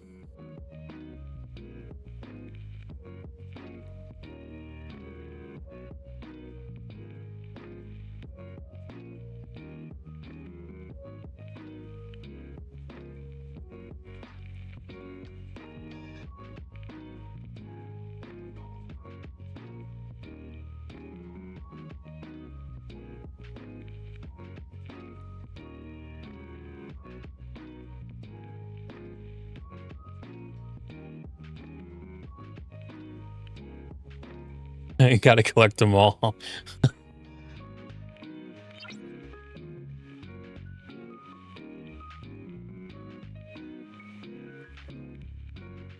What's my next ship? My next ship is, I don't even have the name memorized. Kaskari, the Klingon 66 ship. No, I'm close. Yeah, Kaskari.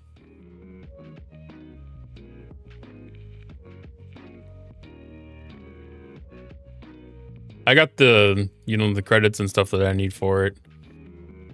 Hoping to be able to get a little bit of that efficiency research done before I get any of them.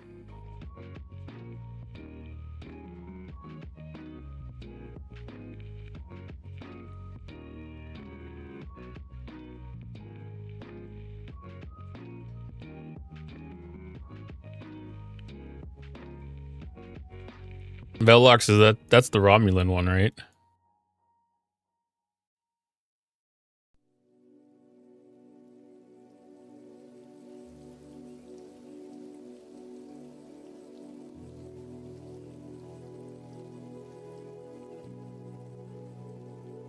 I can't even see that yet.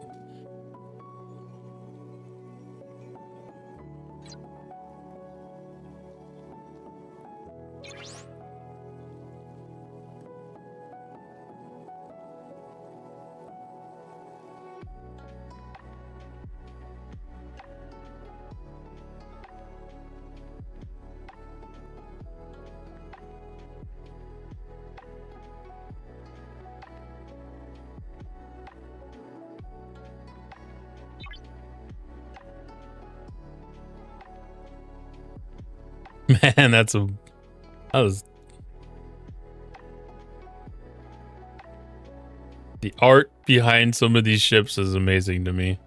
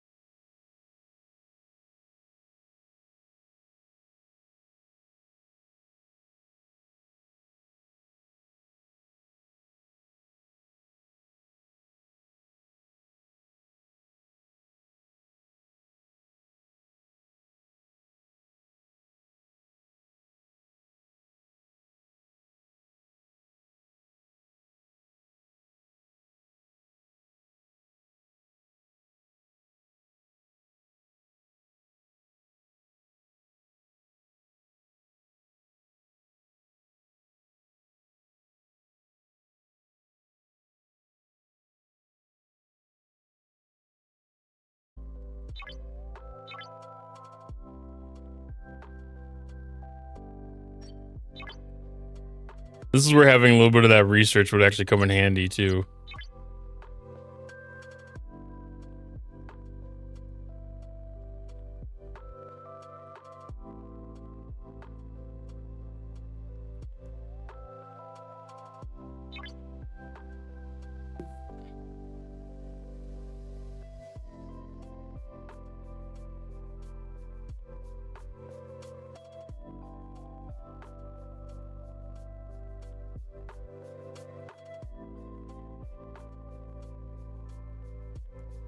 Yeah, the Defiant's always really been a special ship. I was kind of really disappointed in what they did with it in the game here, but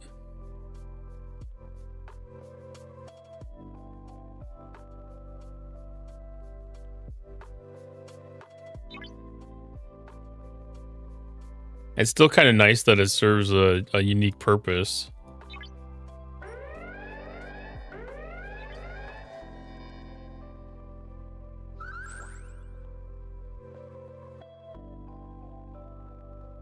Yeah, I definitely get into moments where I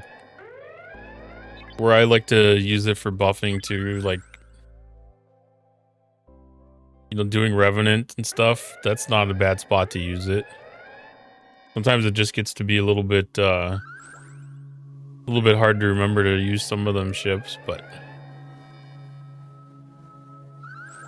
they come in handy sometimes. Mantis is mothballed for sure.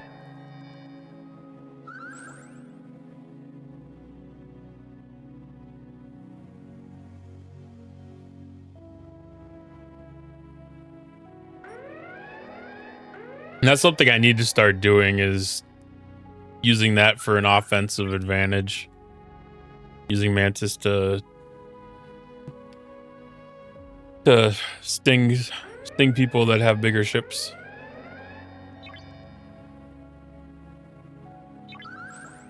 It's one of those ships I always forget about outside of like very, very specific circumstances. Like if I'm doing a base defense or something like that, it's in my instincts to use, but outside of that, I haven't got it naturally into my rotation of knowledge.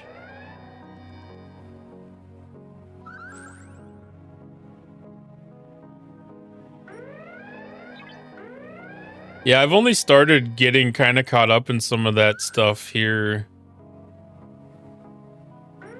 with the Mantis in the last couple of months, really. And became a little bit more efficient in with the payouts that I was getting out of the Xborg store, that I could handle getting the extra spend there without having to worry about it too much. Otherwise, I was just going for the Syndicate XP and the Officer Recruit tokens, and leaving the research and parts alone.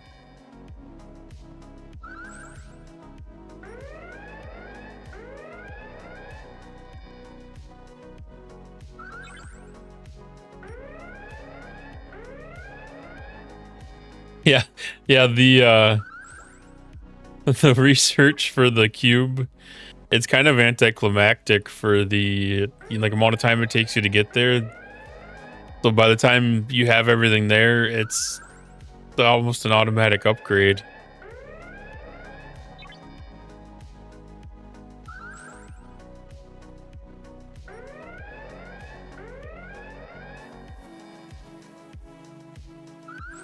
Yeah, getting some of the old ships, getting them relevant and getting the stores for them updated would be kind of a cool thing. They could kind of integrate into one operation.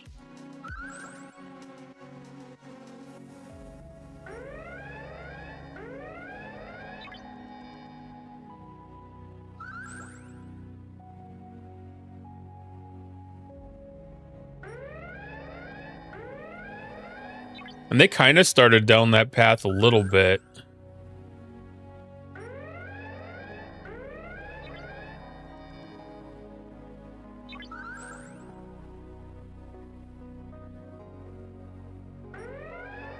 Because they kind of did that with the Monavine and maybe I'd say the Cerritos.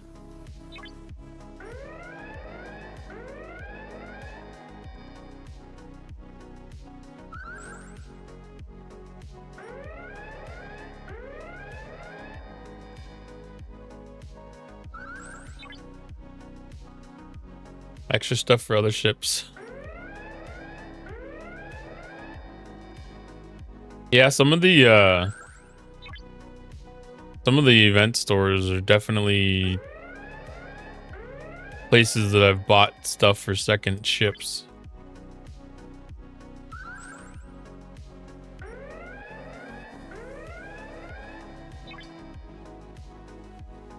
Some of that's been out of boredom.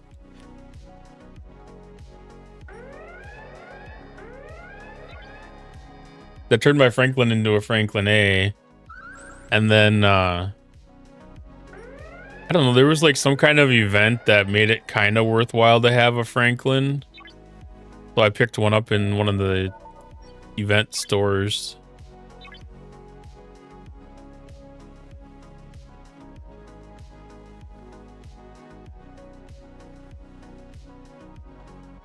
I've heard people say skip 63s as well. There's a long road between 63 and 66 though.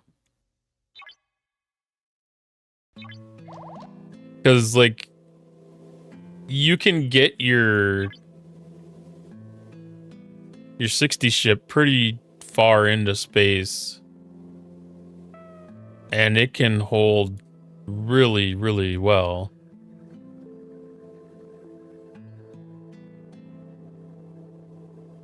I'm happy with my 63 too. I wouldn't tell somebody that it's 100% necessary though.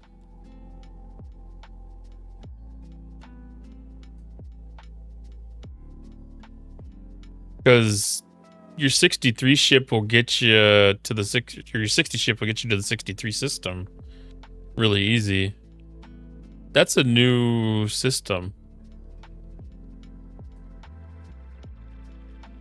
When did they put that there?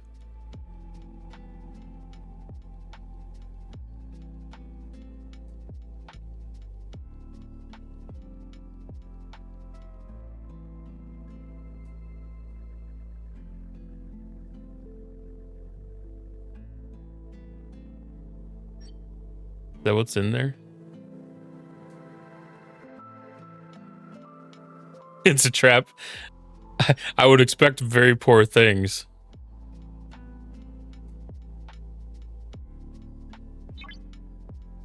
But now I'm curious. I can't believe that's the first time that I noticed that place.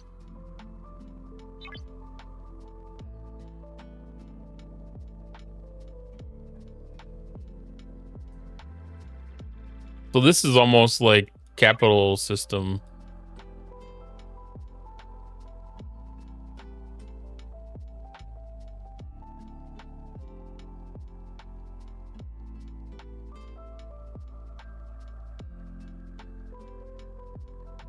I'm expecting it to be like a level 6 hazard too or something that kills my ship in 30 seconds.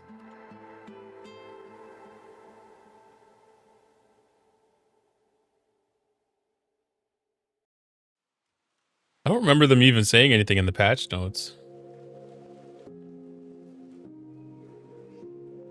Either that or it's just something I just glanced over.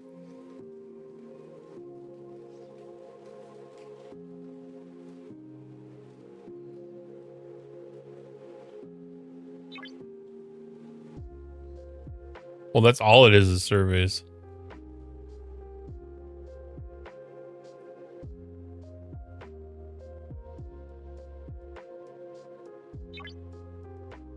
It's a lot of commas.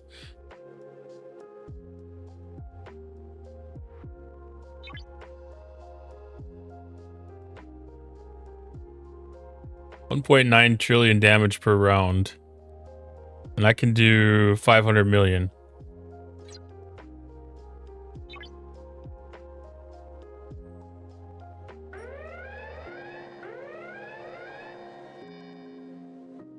Did I even get a shot off? They call it a vanquisher. That is ominous.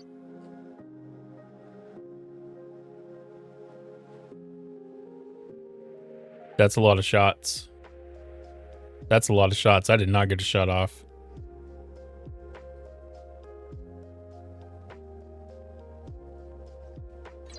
I wouldn't have expected a survey to have that many shots.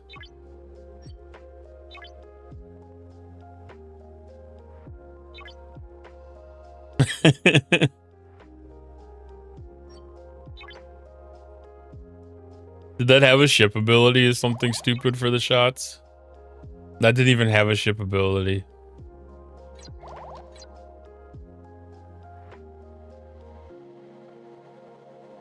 Well, we'll put that on the list of goals.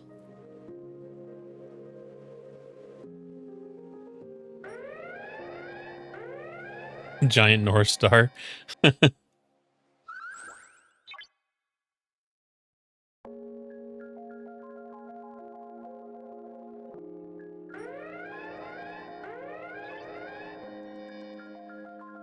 I have a feeling there's probably not a way to cheese that one yet either.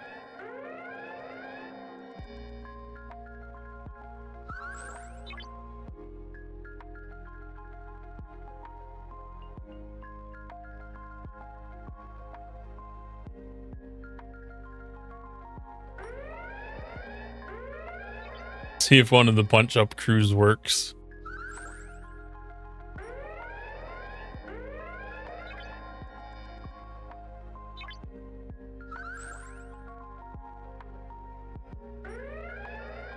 Yeah, that would definitely make a difference if it's one weapon with multiple shots or if it's 5 weapons that have that many shots.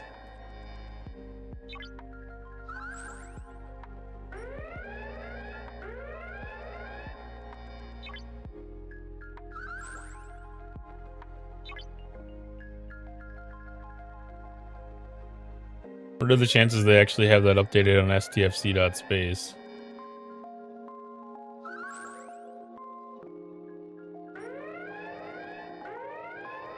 Leslie Moreau GG, that's what I was wondering.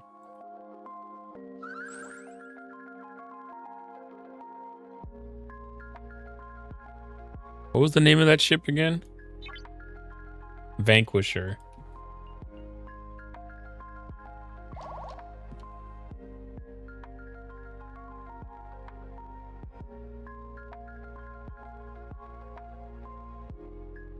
It doesn't look like they have a Vanquisher on there.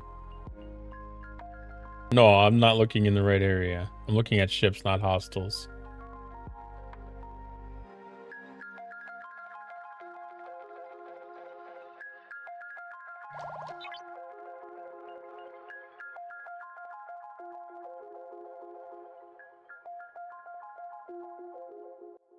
God, I miss Ripper.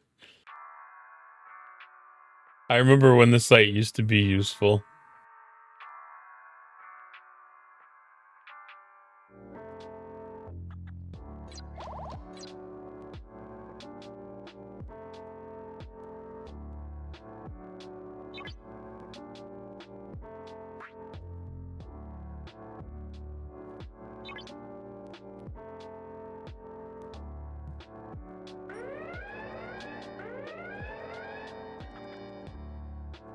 Yeah, he popped into Major Samuel's stream the other night.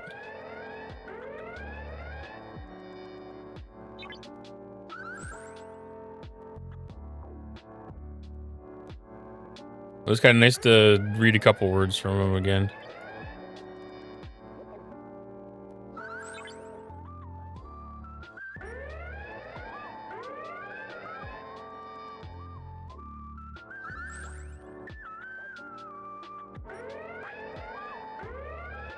Yeah, they did mention it in the roadmap, and like it was completely broken for a bit there, and shortly after they announced that, you know, the site was working again, and something had been updated a little bit.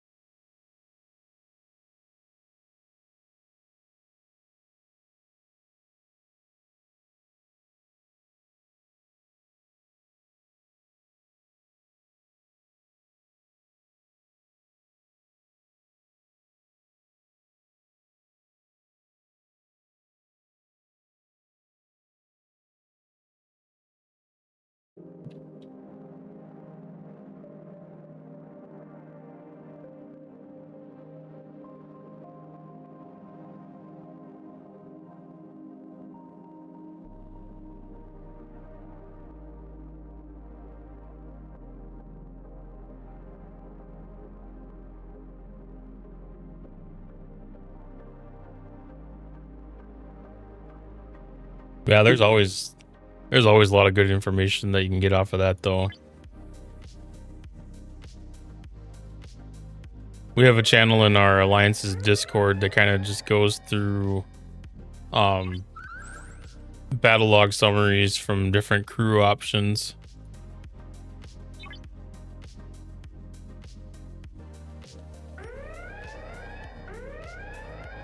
I haven't touched KMA in a long time.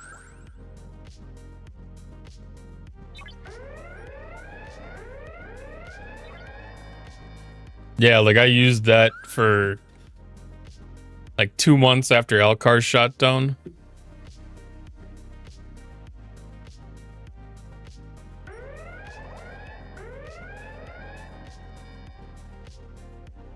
Basically right up until Ripper had STFC.space really going.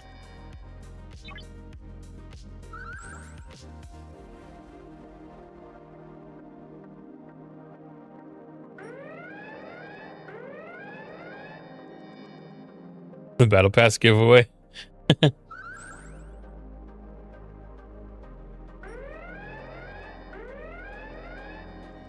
Yeah, that'd definitely be a smart thing to stay in tune with, is get all the opportunities that you have out there to be able to get the free Battle Pass.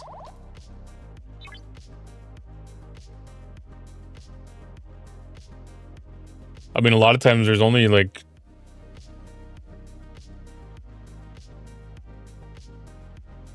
it's been a while since I've been in one, but a lot of times there's only like 100 or 200 people in those giveaways, and you amplify that across like 4 chances, and that's not bad odds.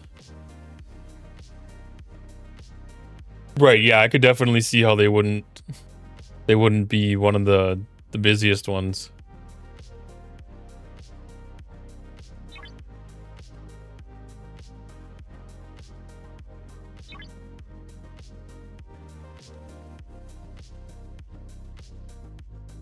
Do they still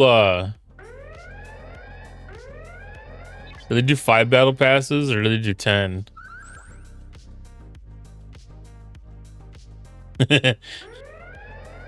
Yeah, you don't want to give out all your secrets. Yeah, I was thinking it was 5.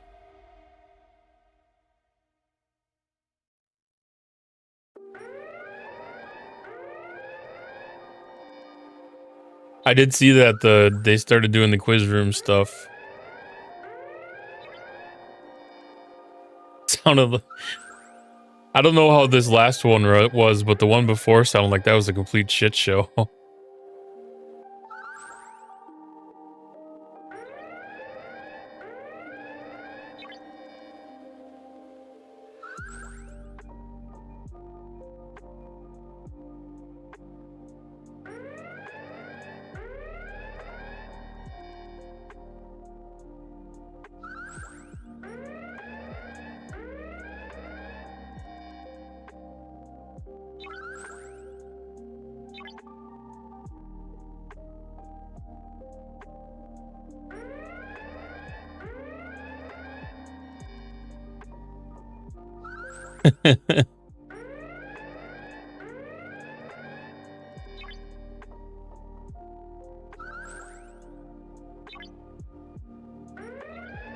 Yeah, 1%ers will be 1%ers.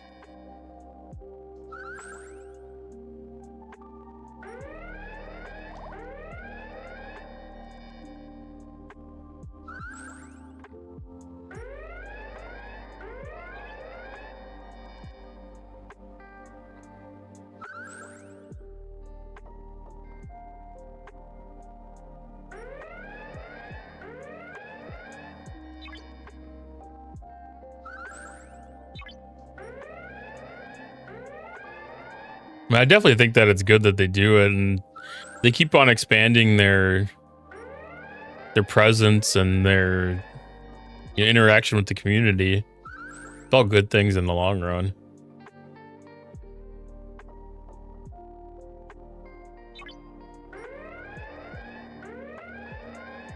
What am I doing with the weight team research? I basically got up to the point where I unlocked the uncommon priority 1 assignments, and I have not moved much past that. Yeah, it's been slow. I mean, it's definitely time gated with the Hey, oh, catch up aquí. Sí, sí. high ultra. It's definitely been time gated with the availability, being able to do the speed limits. Thank you for this. Thank you for the follow, Ultra.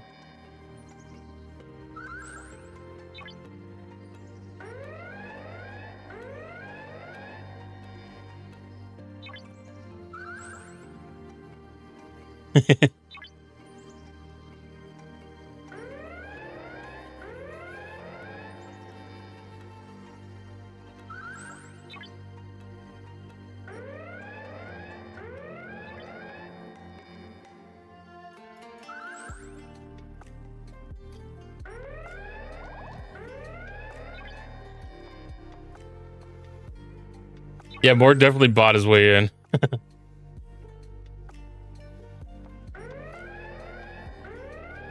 Aw, thanks.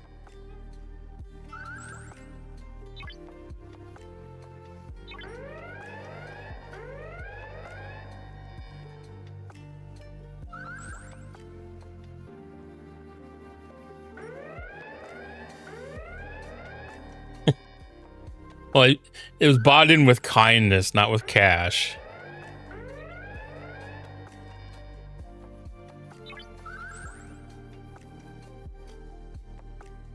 Yeah, 10 minutes to daily reset too. That seems like such a weird thing to have to do a reminder on.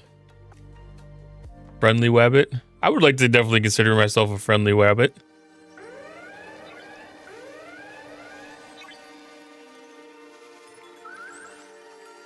It might even be times where I could be wascally too.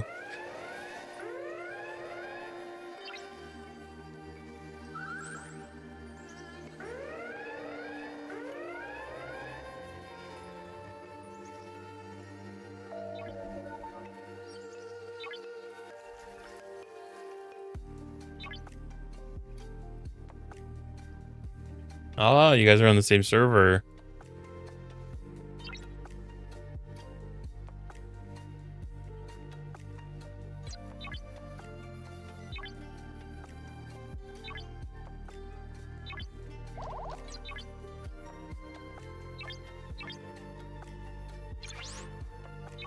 Surprised my base hasn't been hit yet tonight. Not that one. Yeah, so I just started the priority 1 unlock. I've been putting a lot of time into getting the efficiencies, but it kind of feels like maybe getting that extra 2% isn't worth waiting to get some of this stuff. So starting to work my way down.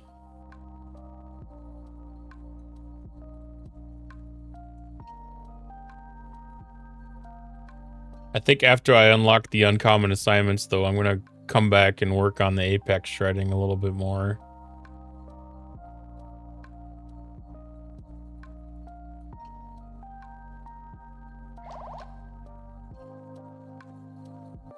Oh, you get the extra assignment slot when you unlock Khan at 60 million rep? I was kind of curious what the thresholds were. I kind of thought that I'd kind of figured that there would have been something like in Syndicate. They might have had something there.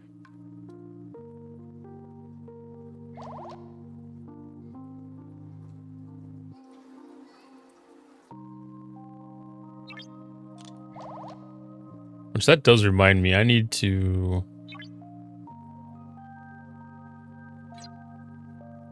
remember to get the chest with the speed ups. Or no, with the starts. I made the mistake of thinking that the one in the refinery had the starts as well as the speed ups.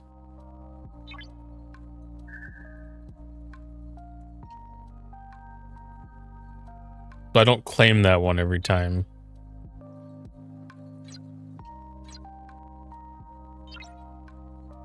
Because the one in the refinery... Is it the refinery? Must be the...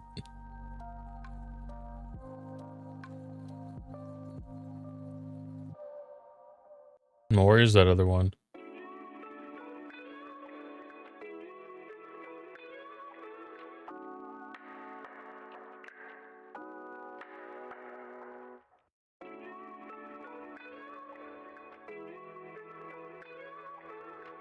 Ah, yes, you're right. The away teams tab in the Alliance store. No.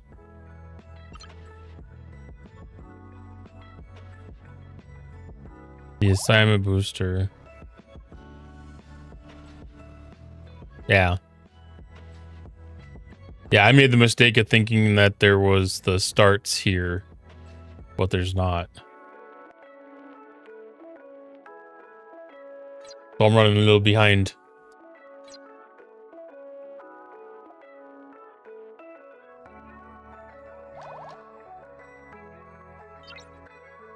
Buy gifts as in like alliance gifts? Or like Scopely gifts?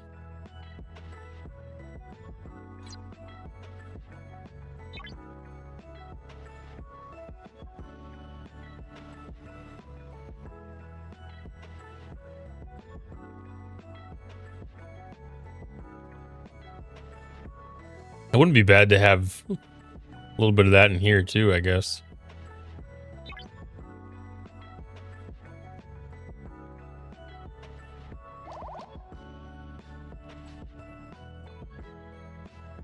That took a bit.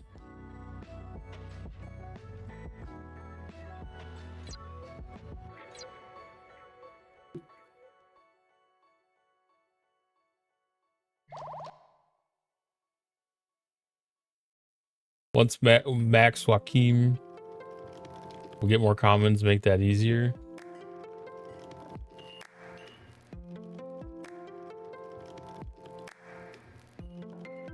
That's through the favor, whatever they call those things.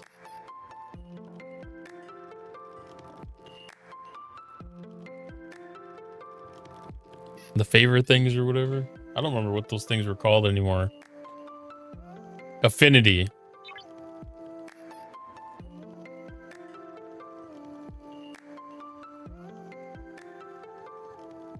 Yeah, I haven't paid attention to how any of that stuff works yet. I figured I'm a little ways off, and by the time I need to know about it, I'll have it figured out. Or I'll have to go look for it at that point.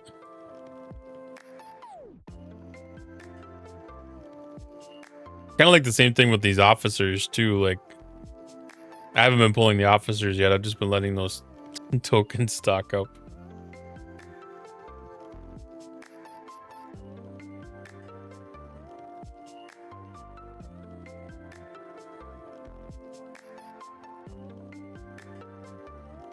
Yeah, I mean, it kind of makes sense that they've got it bulked together. Kind of in that same way.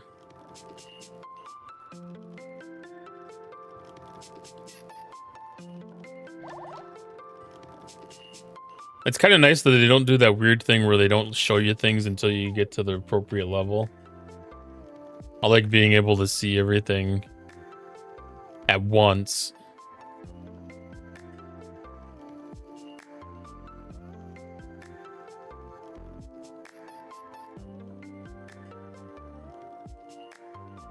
Oh, they don't have anything listed for exile.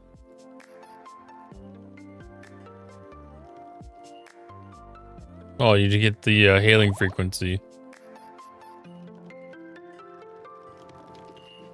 Is that the only thing?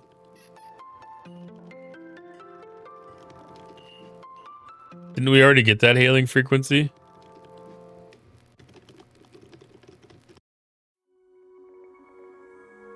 Yeah.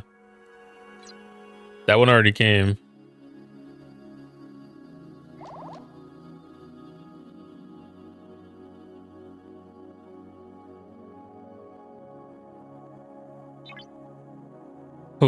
I was kind of happy because it looked like it was going to be like pretty rough, but when I saw it actually go, I was fairly satisfied with it. That's not a bad one. As one of the better ones, I still think the Odo, I think the Odo one is the best. I love popping that one when I've got a ship that's cloaked.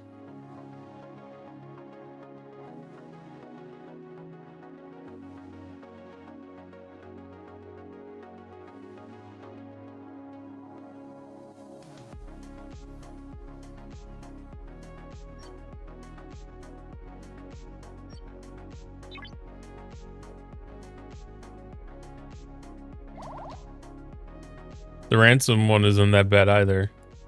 I don't even remember the dribble one.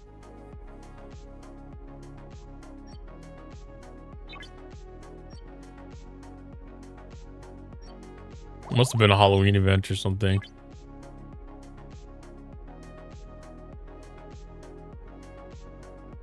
Little Space Invaders. Yeah, there's been a couple of okay ones. Borg one wasn't that bad either.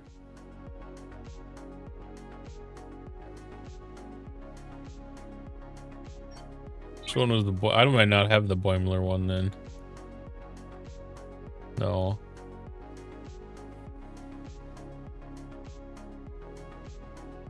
Is it that one?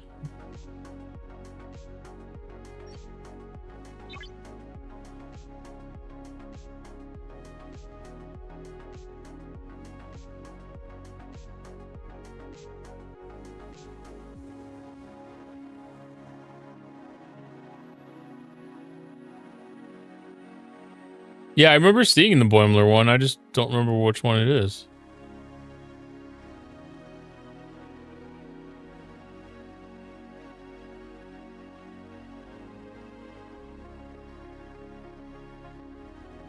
Oh, that one?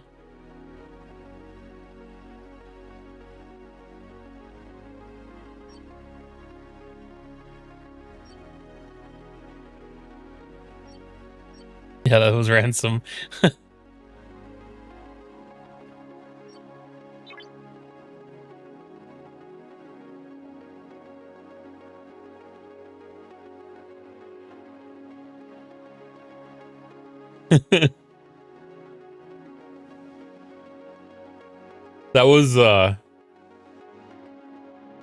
That was an interesting episode too.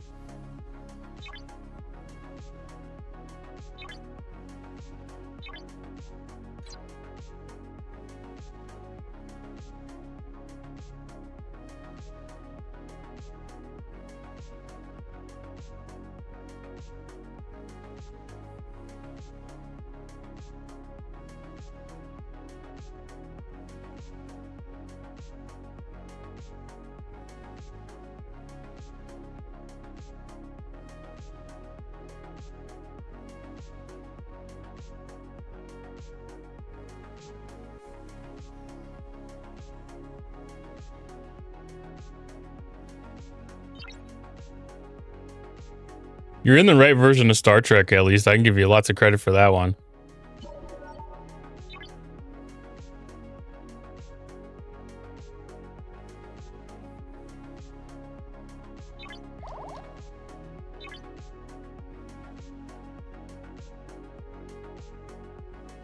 Oh, did that start in the dailies? Fleet Commander event?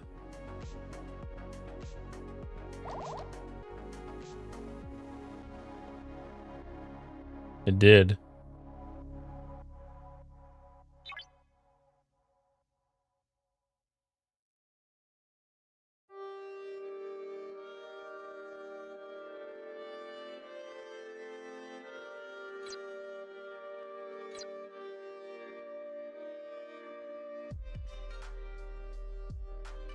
Well, oh, this one's an SMS. Well, you got an SMS here too, then.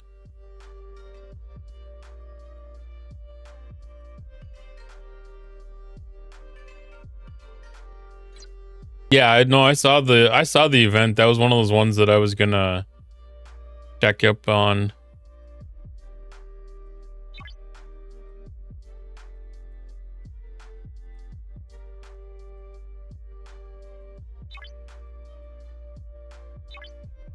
Did one of these just end? Or has that been going on for a couple of days already?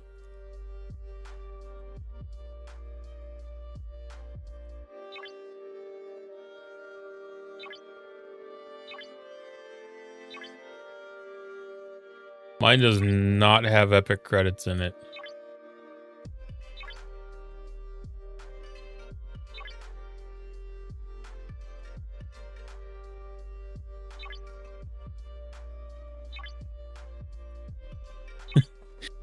That's just got common and uncommon. That's not even a lot either.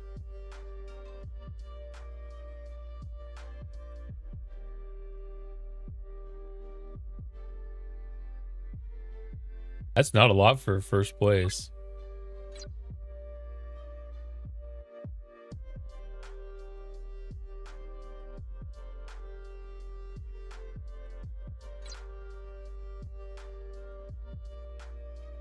I wouldn't be surprised.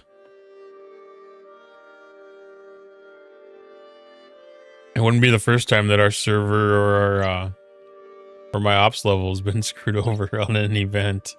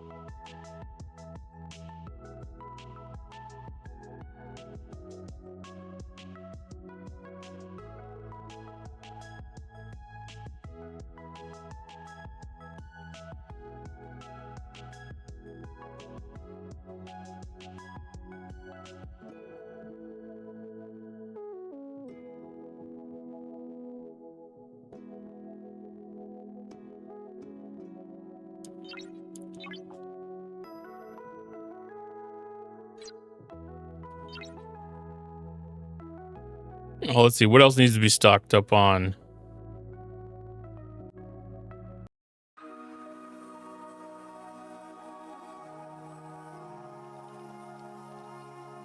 Actually, Mirror Universe, I should be out there doing some mining.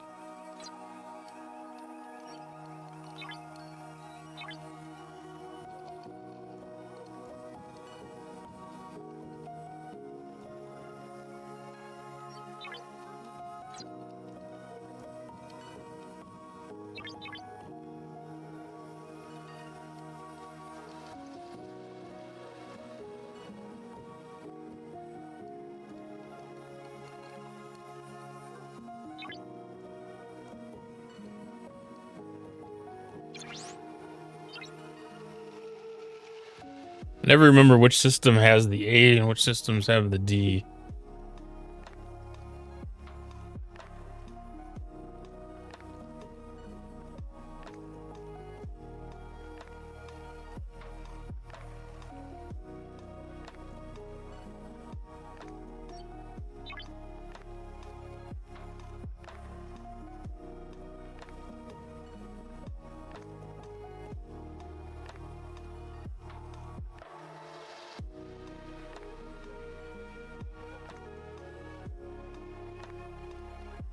Is D always in the uncommon systems? I guess that would make sense. It's kind of a more premium thing.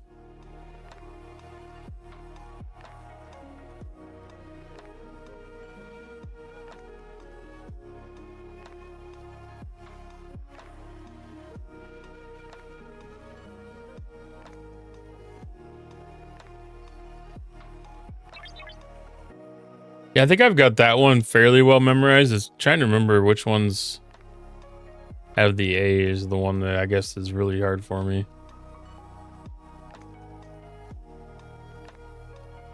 That's kind of like been my go-to system is that 55 system.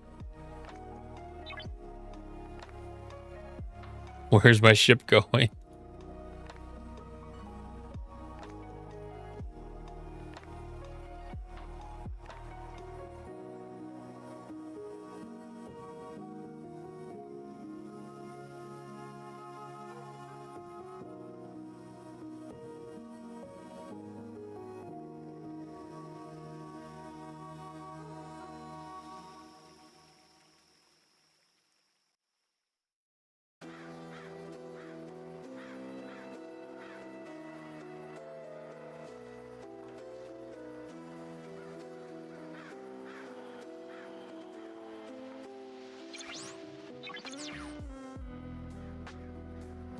God, these stupid... The glitches on the Rift automation stuff is...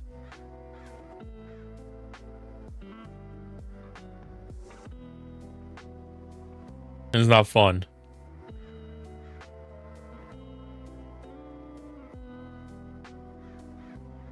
Like, most of the time it's fine, but like... Quarter of the time it's like, Yeah, a lot of times when I get the problem, it'll only happen for like one system. But then like, I don't know, 1 out of every 10 times, it'll be like every system after I screw it up.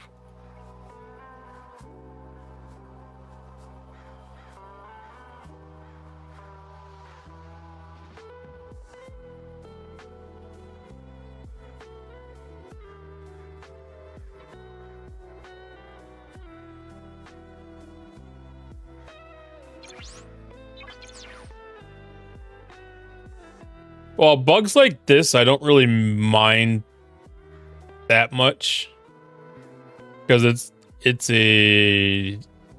like a savings of time and efficiency and effort.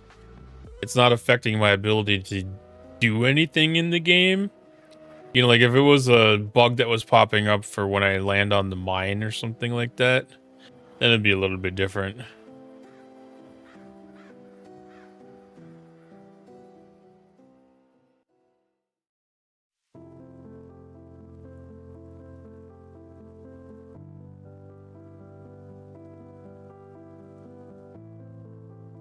Oh, it is just common and uncommon.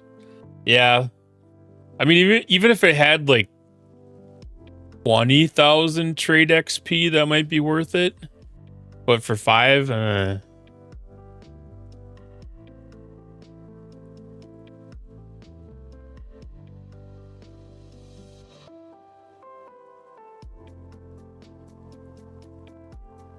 that's just one of those examples of one of the leaderboards that's just not incentivizing. There's players that are just mad crazy about going into them. I don't blame them for it. You know, competition is fun. I love being at the top of a leaderboard.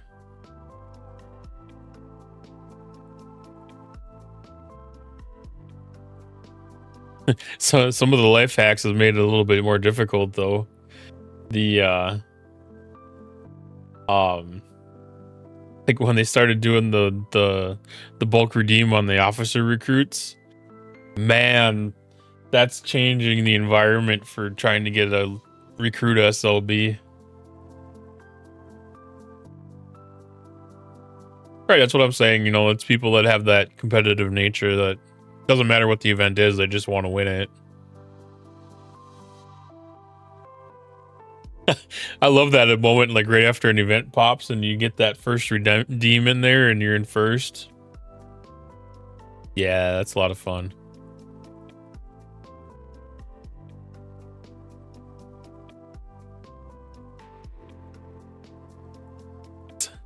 Sometimes that's even more pride though too. If you know that you made somebody buy a pack to beat you, I mean I feel like that's a little sense of pride.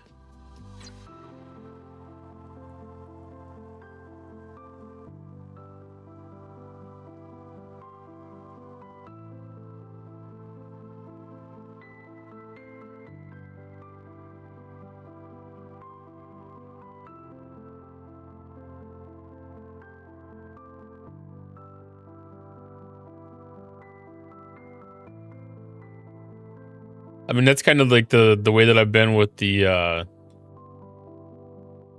forbidden tech upgrades.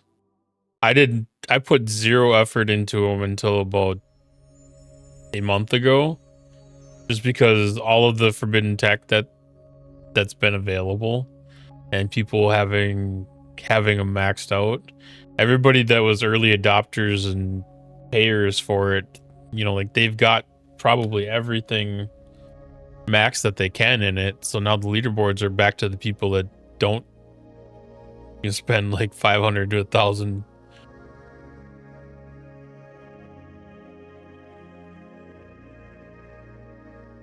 Yeah, exactly. Wait till they have it maxed.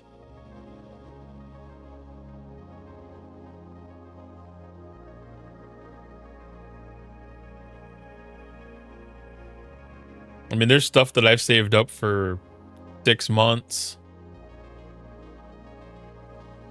just because it wasn't anything that was making or breaking my gameplay, and there wasn't really any other events that were kind of worthwhile at all, and just dumping it all out onto something that somebody probably was bought 3 packs to compete in and just blowing them out of the waters. It can be fun.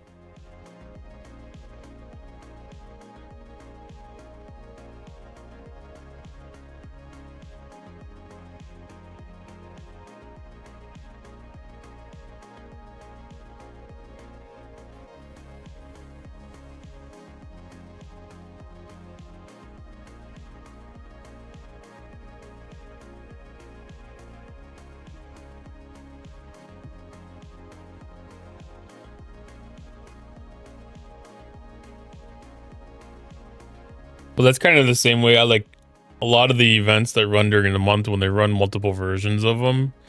Like I won't spend anything in the first one unless it's like, I'm look at the event right before reset or something like that, right before it ends. And if I know that I can get a good position on the leaderboard, I might spend it in the first run. But otherwise, I'll generally wait till the second or third run and save all my stuff from the first 2 runs and just dump it all into the third one. And a lot of times you can get a pretty decent leaderboard position out of it, but they don't have the 3 SLB things happen the same way that they used to, so it's harder to do that. That used to be a really solid tactic, though.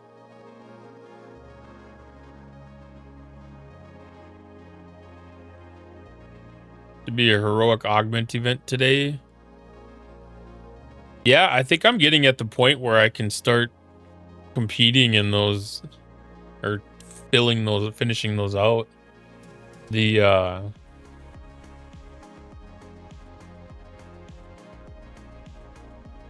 amount of ships that I can get per hull has been increasing enough that it's almost worthwhile to try. Because before it would have taken me like 15 or 16 hulls to actually finish that event, but I might have it down to about 6 or 8 now.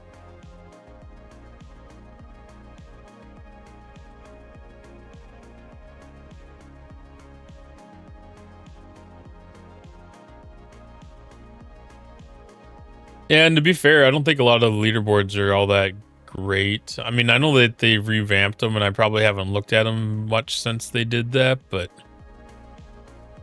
I never really felt like a lot of them were worthwhile.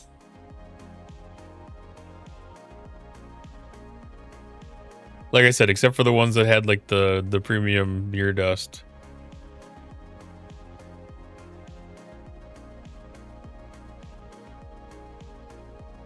Yeah, I haven't dropped down yet. I've thought about doing that.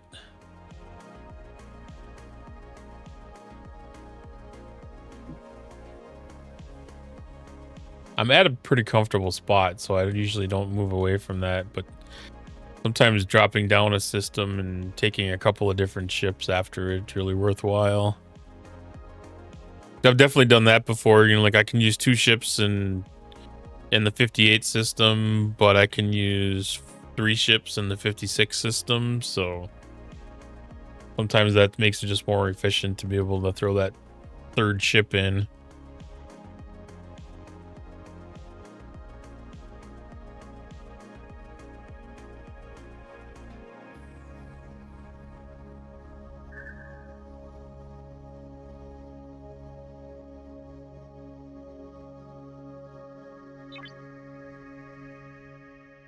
Oh, there's still a time efficiency involved with it, and you know, plus your repair efficiencies.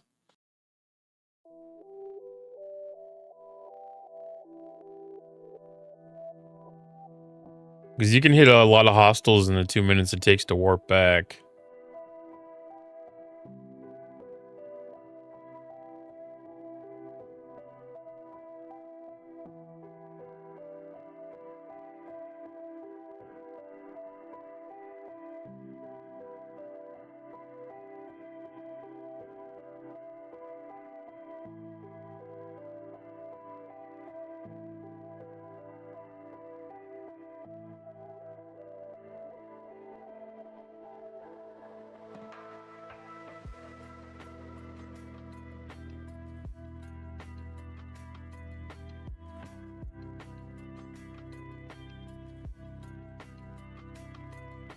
And at some point I'll do that research and figure out where the best time efficiency is, but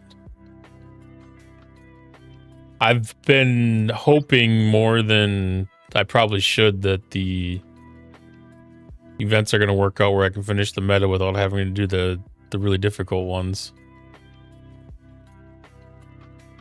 Getting to the point where I probably have to put in a little more effort to make sure that I finish it out. But with it happening on a weekend, that makes it a little bit easier to spend the extra time grinding versus on a night after work when I've only got like 3 hours of potential game time.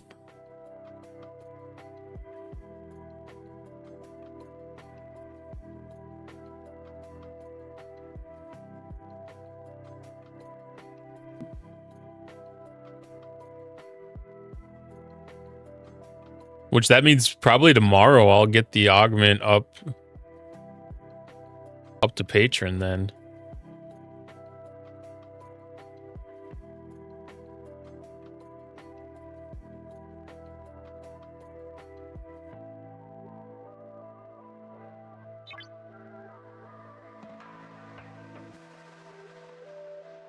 Oh, so they got Prime Valor emblems in there.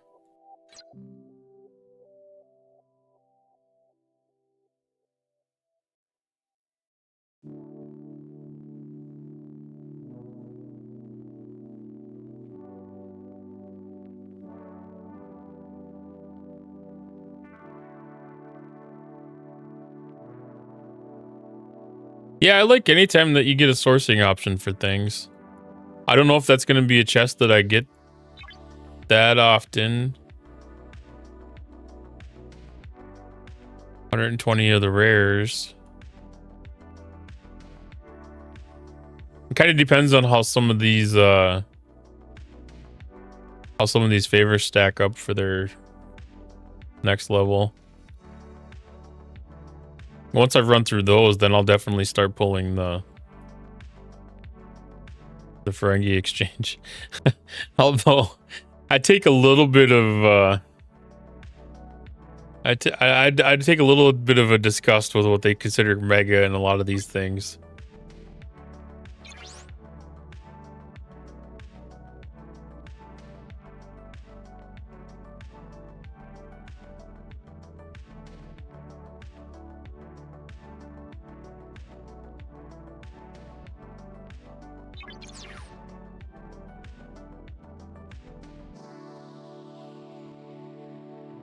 Although they do have full unlocks of officers in here, so that is something. Yeah, the favors are definitely, I'd say, more important than that. I don't even know what all areas that gets used in. I might even have those pretty much maxed.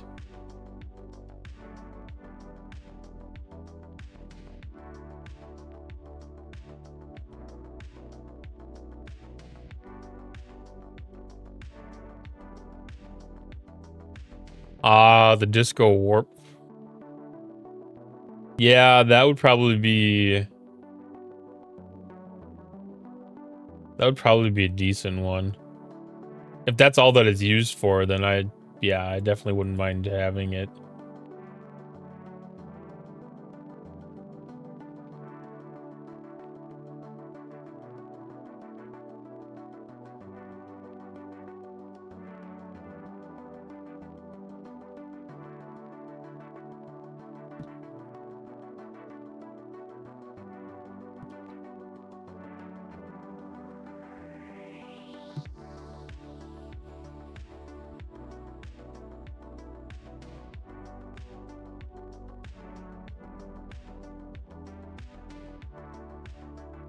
Well, let's use in a few of them. 1, 2, 3, 4, 5, 6, 7 different researches.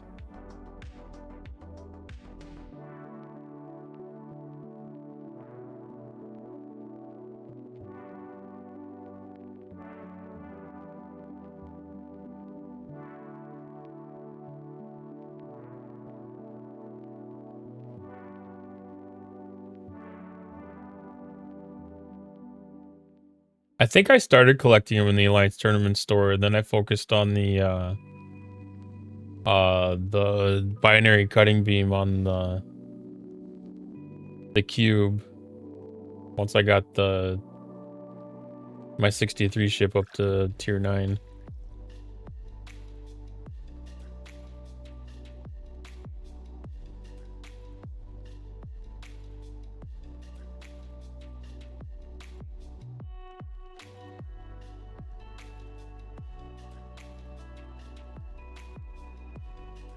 Didn't realize Discovery had 5 levels. Critical hit reduction. Prime station delay. I'm pretty sure I have that one already.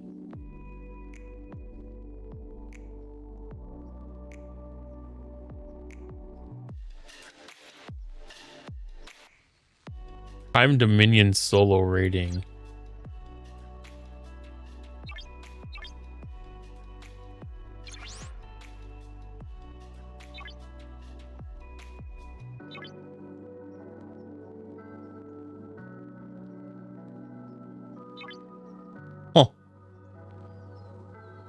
Yeah, I kind of figured that's what it was going to be. Hey Scooby, how's it going? 27 people? No, I had a decent raid from another Star Trek content person.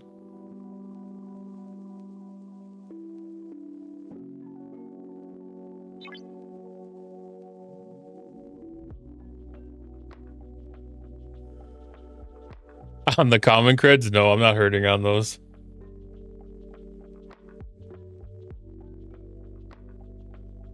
Yeah, it's been a good couple of days here.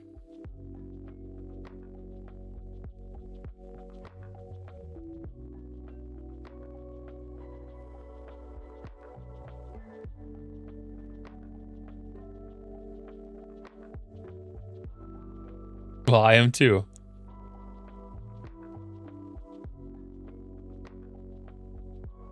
Thank you, I appreciate that.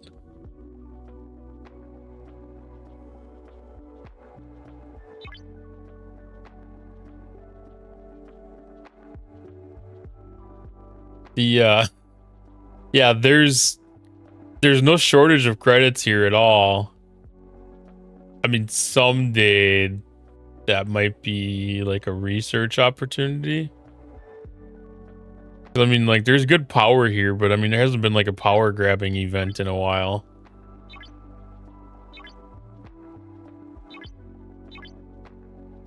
If we get like a good we get like a good power grab event, that would be helpful.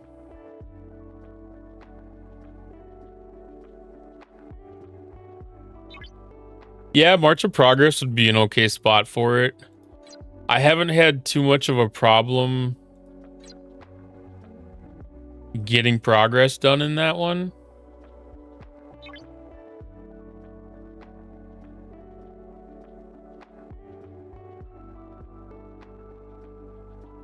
What was that one? Because like I completed it last month just off of doing buildings and other research. Because I unlocked a lot of stuff in the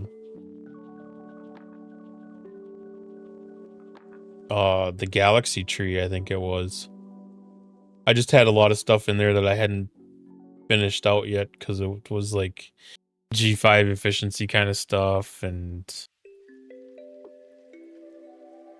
yeah, I think I did a big run on Forbidden Tech too. Yeah, that helped out a lot.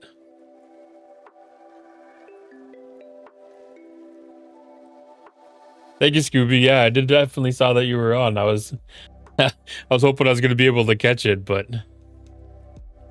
didn't find a reason to end tonight yet.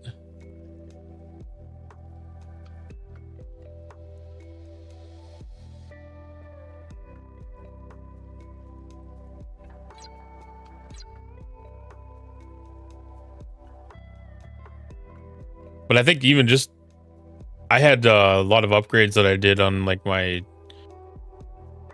generator A and Bs. Thank you, Scooby. I will. That generator A and Bs, man, they don't add up to a lot of points, but you know, taking them from 60 to 65 runs, or 62 or 63 to 65. Man, that accumulated a lot in the long run. It was like 1,500 points a pop.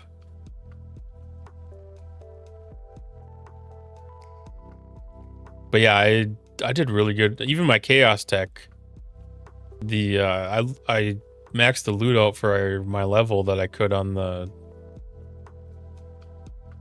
whichever building controls that.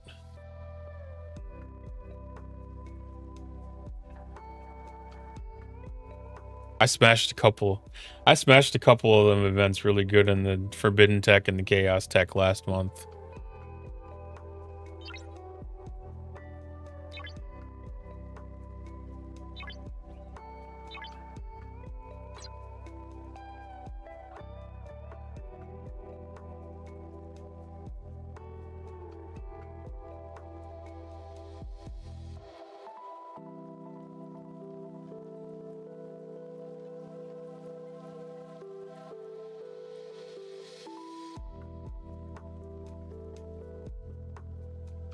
Yeah, definitely rating or streaming around the same time as Rev and DJs is definitely useful. If I can outlast them just a little bit, it there's a lot of viewers that can come this way for sure.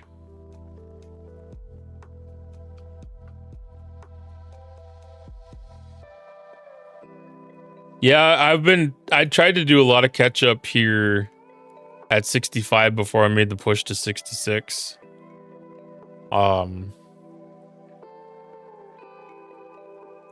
Yeah, just catching up on much of that stuff. I didn't see him on.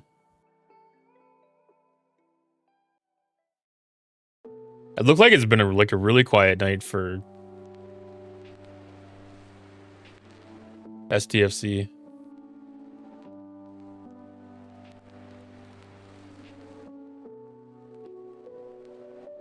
Yeah, I usually try to do that too. Well, not always just STFC, but different categories, different people. You know, like if I get in with anybody that's got any goals that they're trying to make, like there's a couple people I've been part of that are doing pushes for partners, so I've been trying to make sure I lurk with them, and others that have been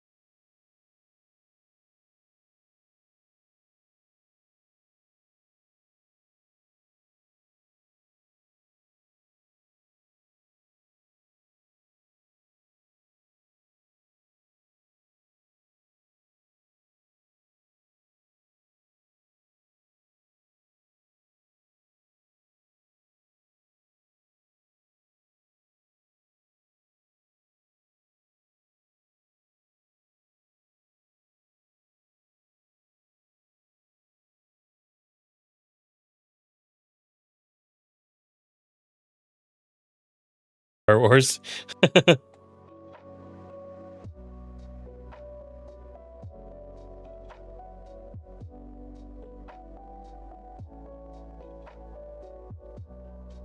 Oh, I do like Star Wars too, though, not gonna lie.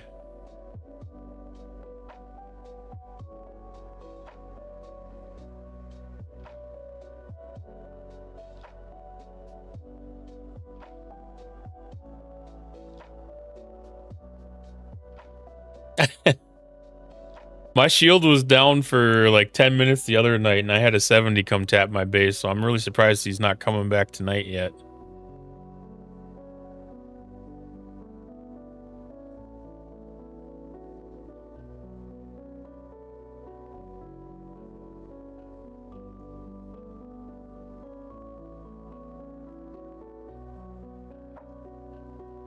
That's very true. There is no shortage of things to be able to do in this game, and there's very little recourse from actually ignoring large portions of it.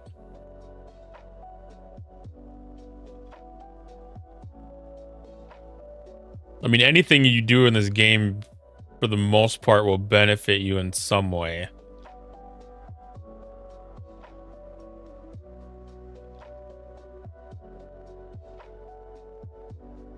Wants to touch you. Either that or they just know that you're on. I usually try to wait my needs out for an event as well. A lot of times I'll pay attention to what the calendar was. I used to actually make my own calendar based on, you know, like what the ARC calendar was looking like, and try to schedule myself to do certain things on certain days. Or let myself know that I could let something go for an extra day or two. Anytime that you can synergize, you know, like your needs with what the events are, I mean, that's top notch.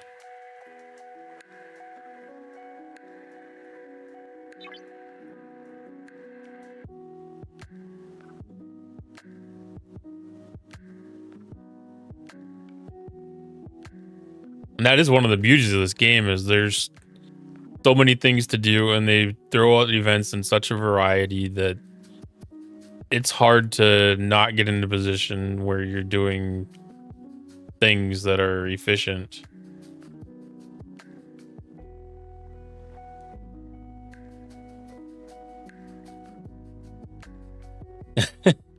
Yeah, I've definitely done that, where I've told myself, yeah, I'm not going to spend this. I need this for tomorrow's event. And then right at the end of the day, it's like, oh, or I don't know how many times I've done it where, like, at reset, I'm trying to like pull like my Bajoran chest or something like that, because it ties in with synergy to the event, and I'll get an extra pull out of it that way.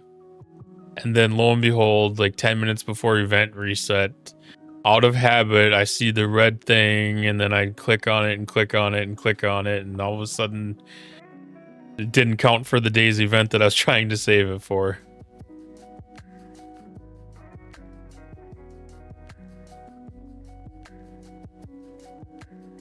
I haven't had that particular one happen in a while, but it's happened more than once. They got me in the habit of clicking the red things. Like every once in a while you get the ones that are sticky, that you've already got them cleared, but they're there. Yeah, I'll be the one that I'll click on that all night. That's probably one of the big ones, is Syndicate. Like, I know that that's there, and I'll skip it for like 3 hours, and then 10 minutes before event, boom. Oh, red dot. Claim red dot.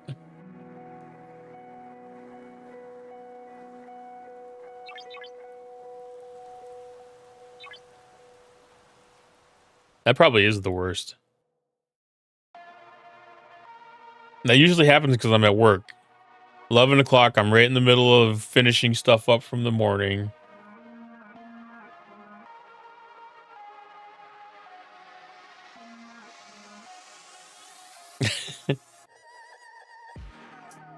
Sometimes it's not even like your finger's still on the screen and you know that it already is taking the click.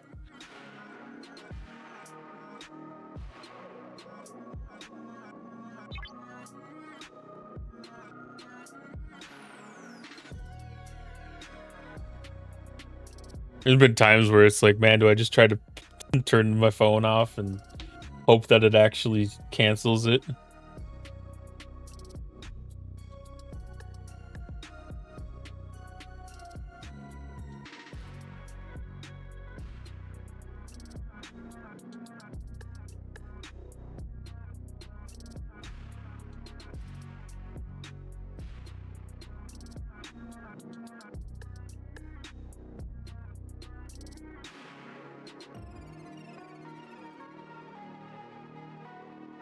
Oh, that's something I gotta do this weekend to start looking at emotes.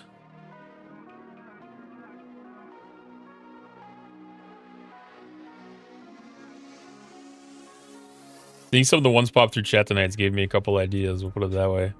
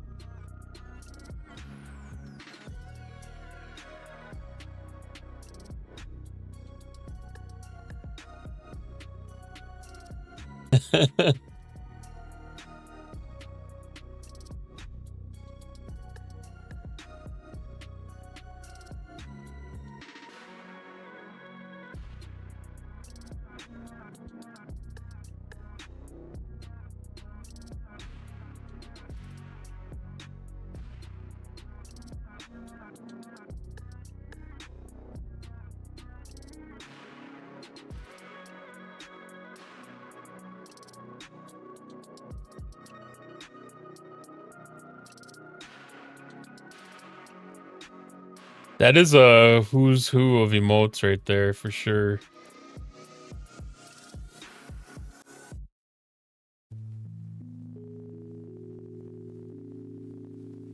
Bold move.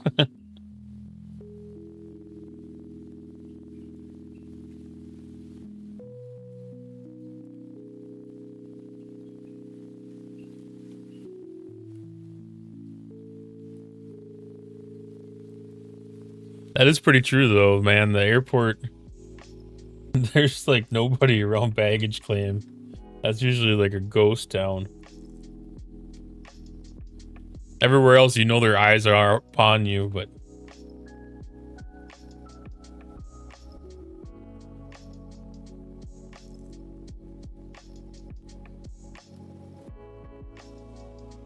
all right, I'm gonna sneak away for a quick break again. I'll be right back.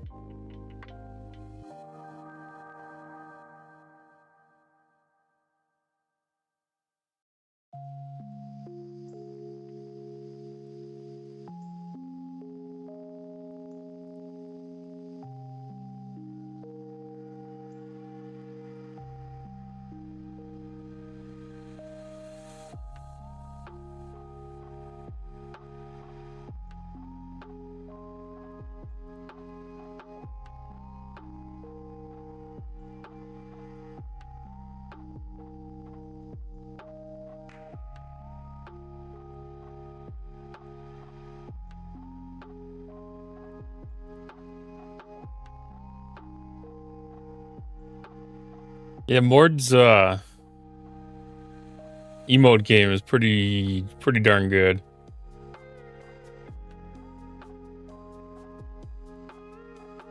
I like the brain energy.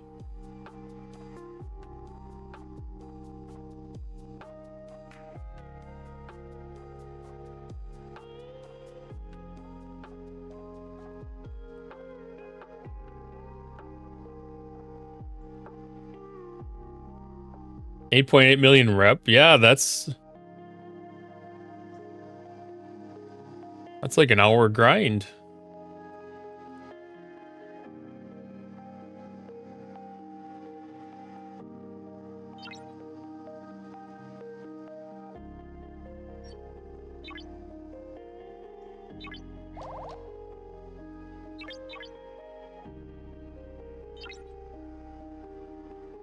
days.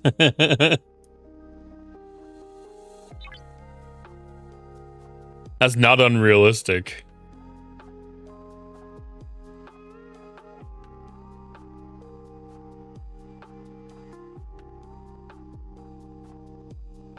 Yeah, I haven't really settled in on direction that I'm gonna go yet. I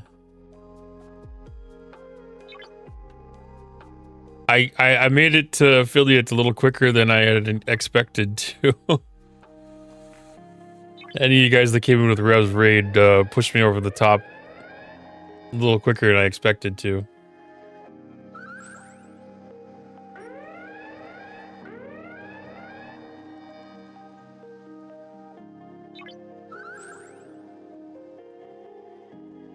Well deserved, thank you.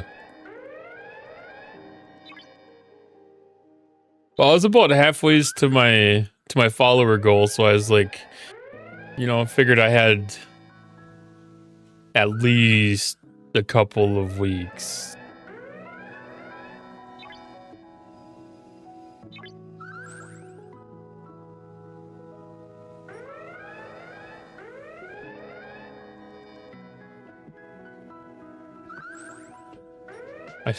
I drew my channel points thing up pretty quickly this afternoon.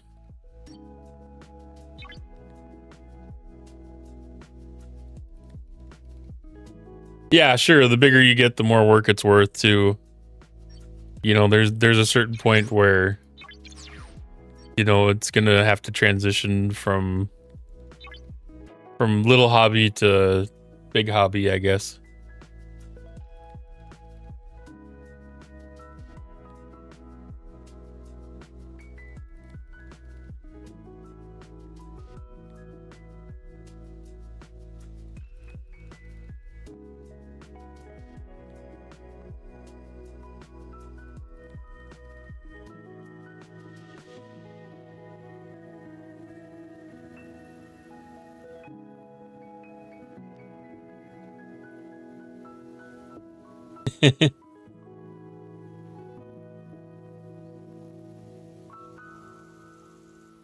Yeah, it's just like everything else.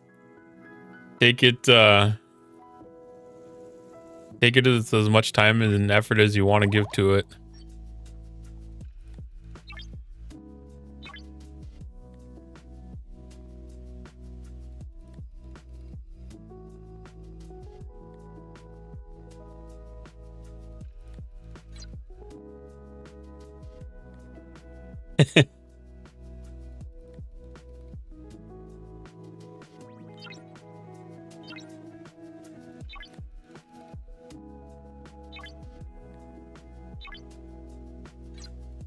Control, definitely not.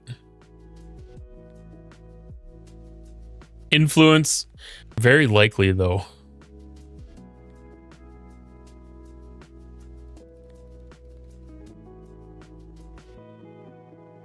And done delay season 2 for weeks.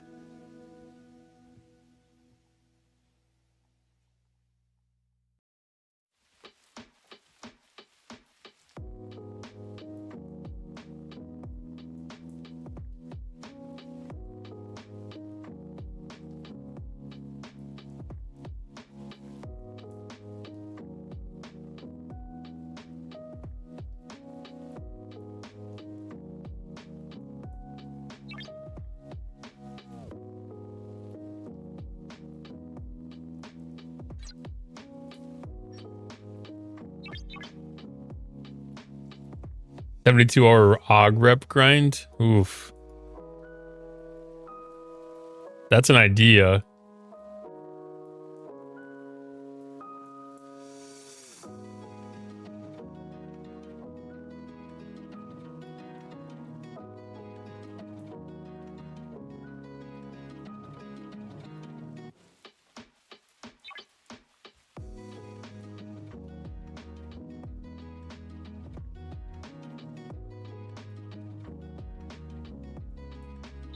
Do an awakening.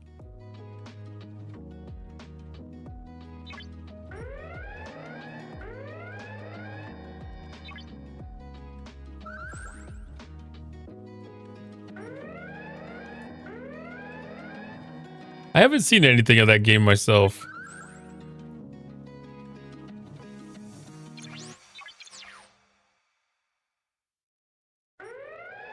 I heard some mixed opinions about it though.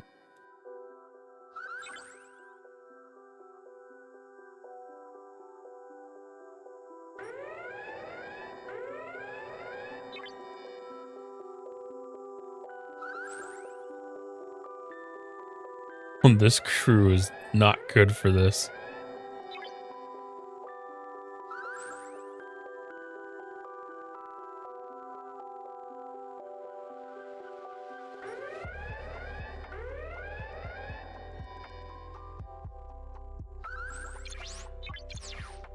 I heard some people were disappointed in the graphics quality for some reason.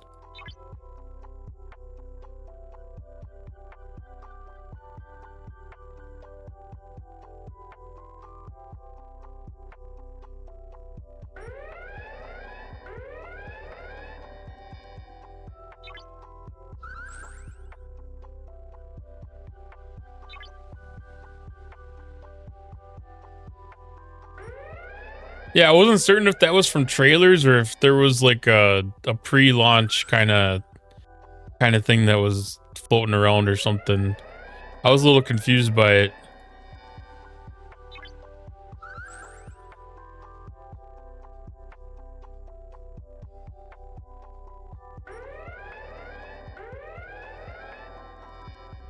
Have a good night, Meat Bicycle.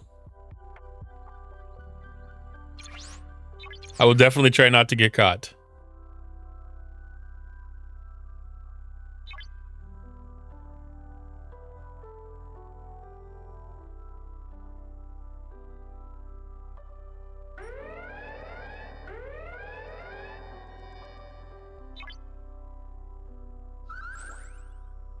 June 10th. Man, that's pretty dang close.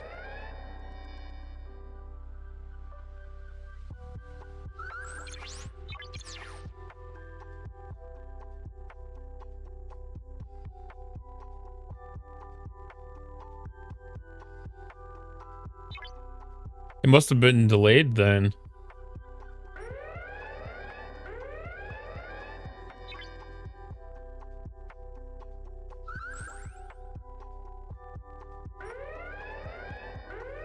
Or did it go out into early release or something on May 20th?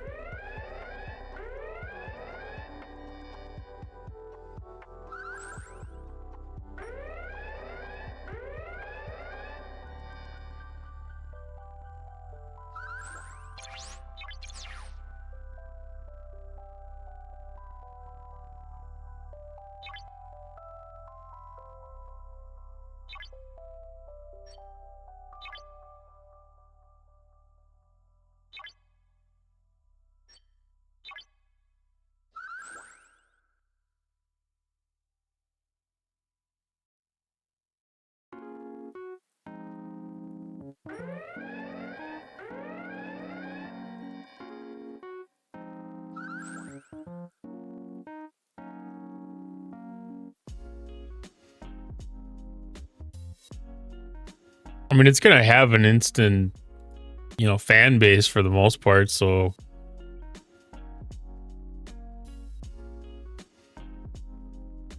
it should have a pretty good launch, at least I would think.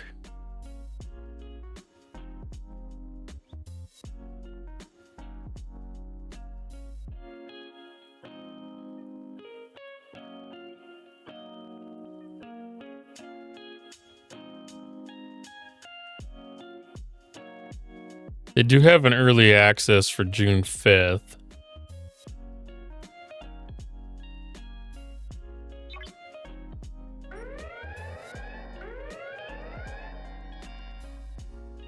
Must have been people commenting about trailers or something then.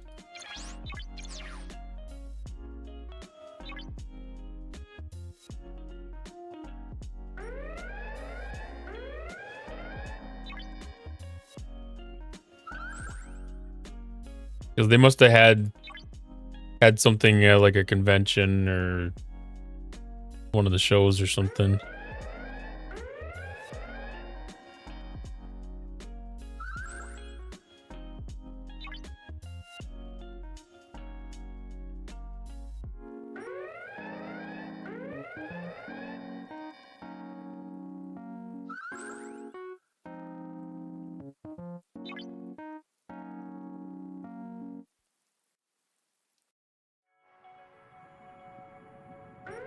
People expect too much, yeah.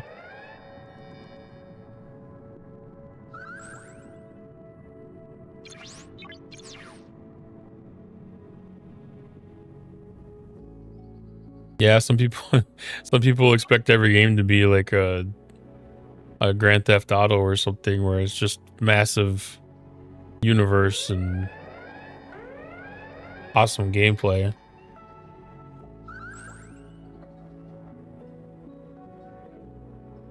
And like 12 years of development. I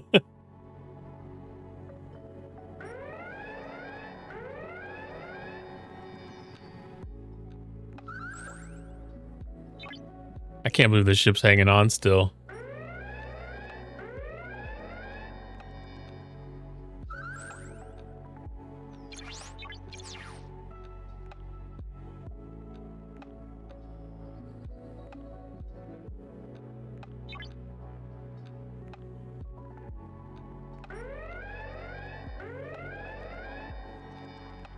That's the end.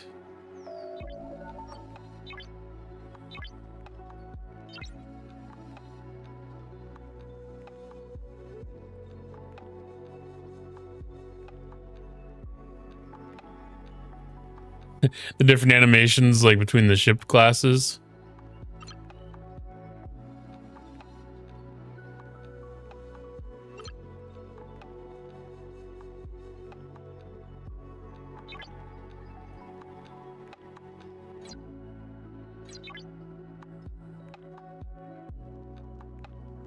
I always kind of got into that myself. I was always like, like what's the difference between all the ships? Because I've been trying to get myself into the habit of getting into the,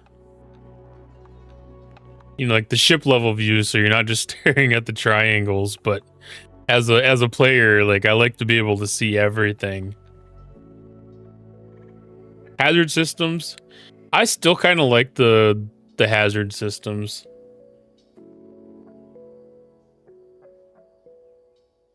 Especially the plasma storm one.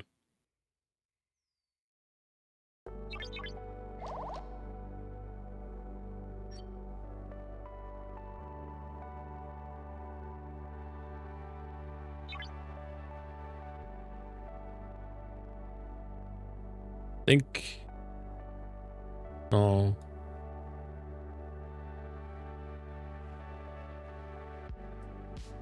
Is that what that one is? I never remember what they are. The one that looks like it's no going. Yeah, the ion storm.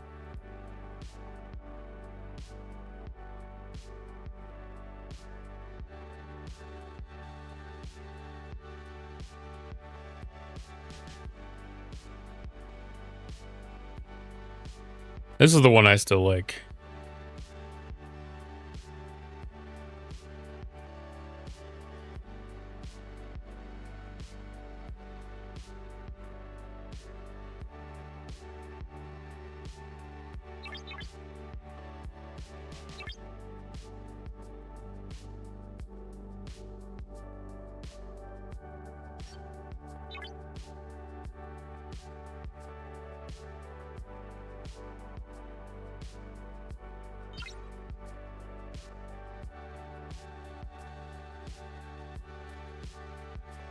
But sometimes the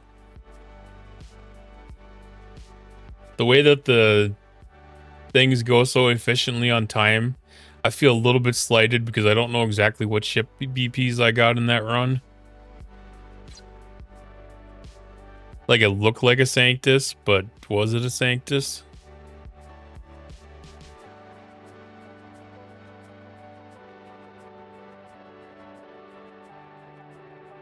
The asteroids are pretty cool too. Advice your dad used to give: keep your eye on the storm.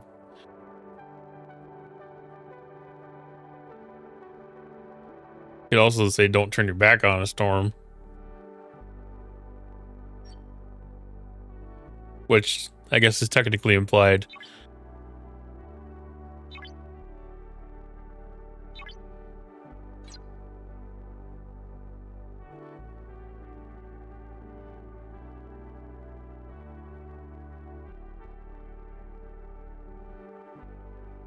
I'm pretty sure I turned all that stuff off too.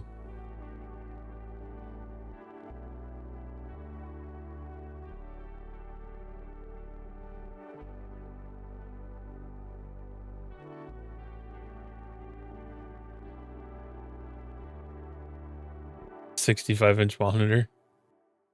So that might depend on what your resolution you're running is too. Oh, you're not ready for the plunge into G6? It's a change. It's definitely a change.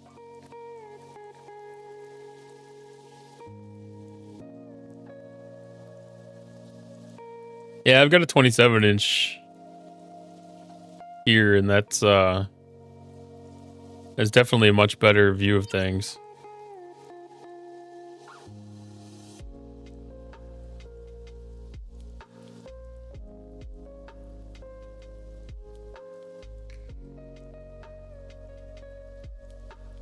Well, that's still one of those things you have to be sure that you're ready for, though.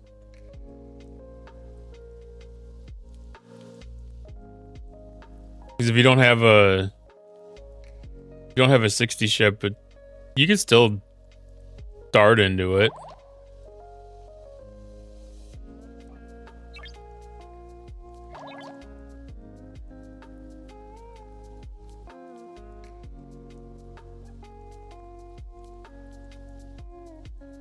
Yeah, you get warp limited really fast if you don't have your 60 ship ready.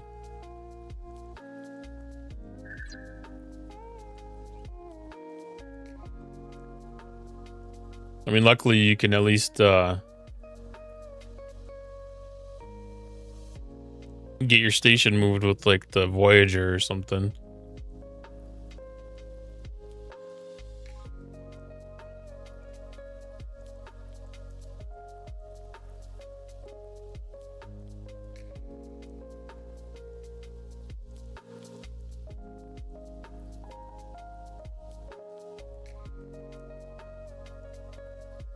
Yeah, and XO1 too.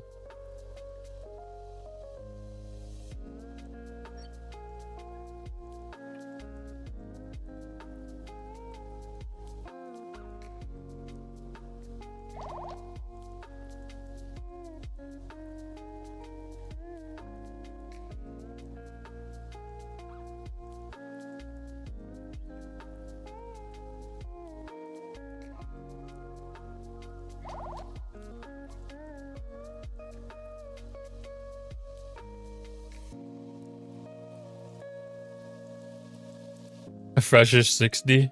Yeah, taking a chance to make sure you're ready is good. I mean, you're not up to too much of an advantage to do it until you know, basically when incursions is over.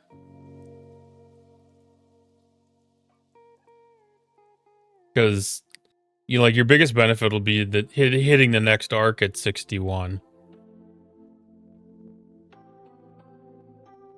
next month or whatever.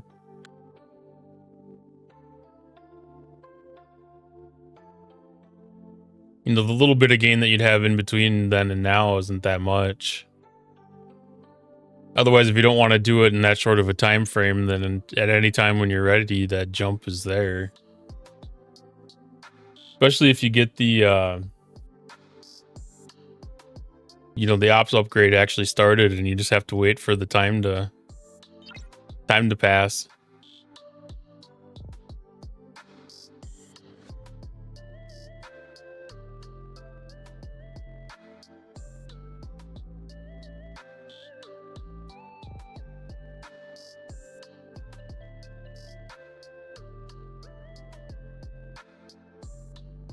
But yeah, you're definitely not limited by ships. That ship will take you all the way to the 63 systems and be able to kill hostiles all the way up to 65.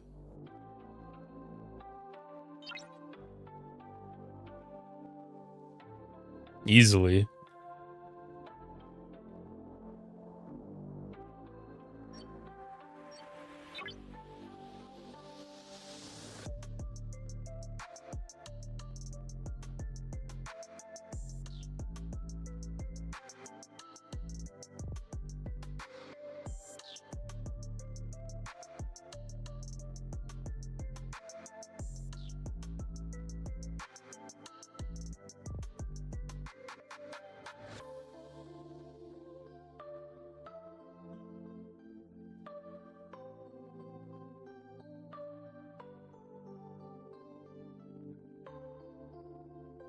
Yeah, getting to 68s, yeah, it takes a little bit of extra effort, but the attack benefit that you get, attack boost that you get off of it's definitely worth.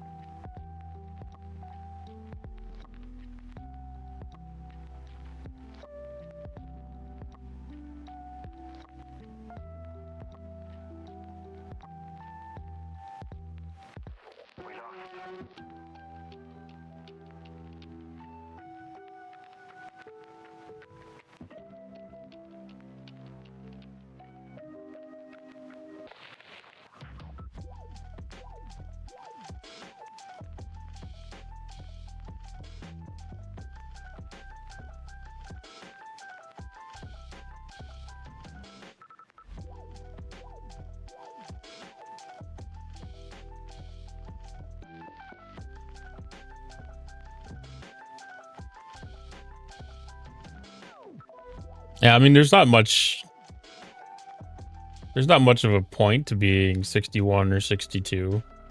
Like, there's no extra benefit from it.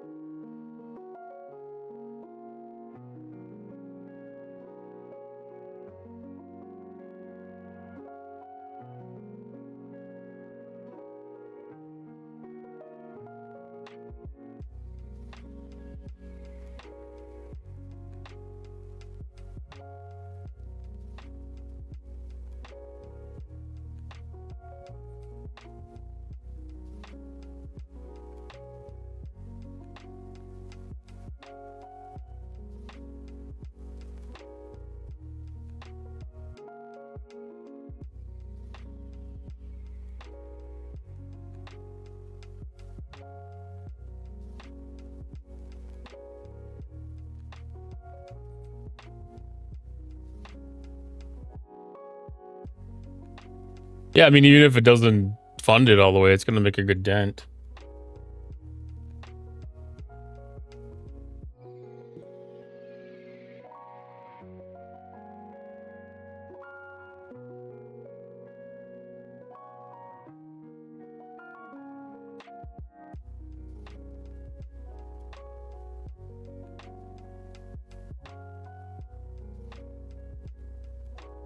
If I would have tried to attempt to kill 4 augment surveys, I would have probably taken me 20 hulls.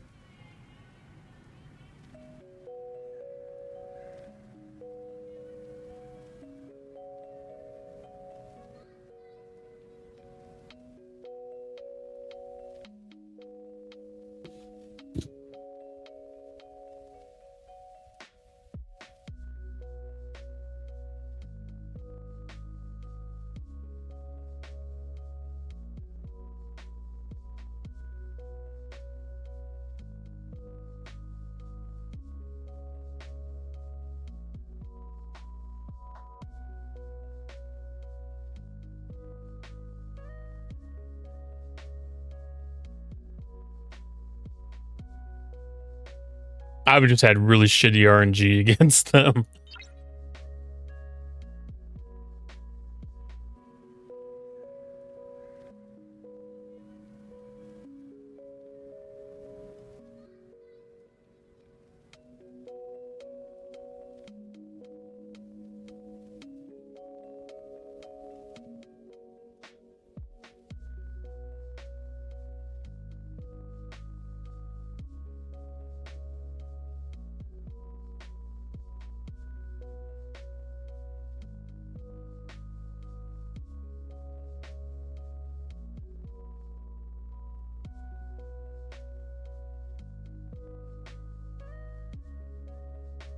Yeah, Vemit's not a bad tactic. The protector ability isn't too bad either.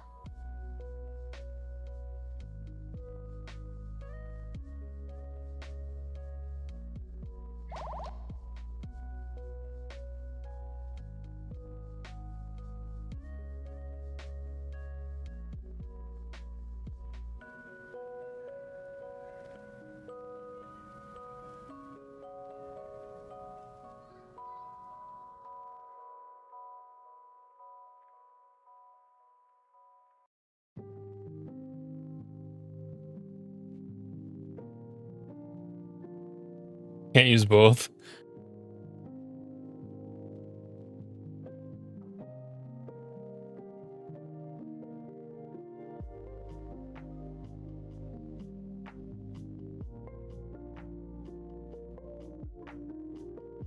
That'd just be too big of a cheat code if you could use both.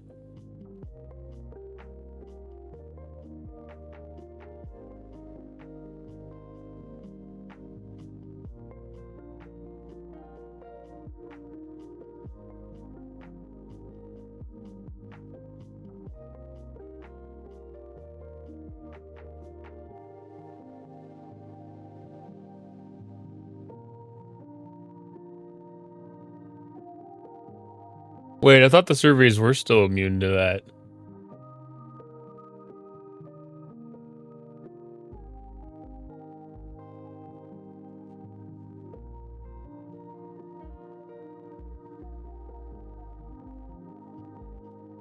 Oh.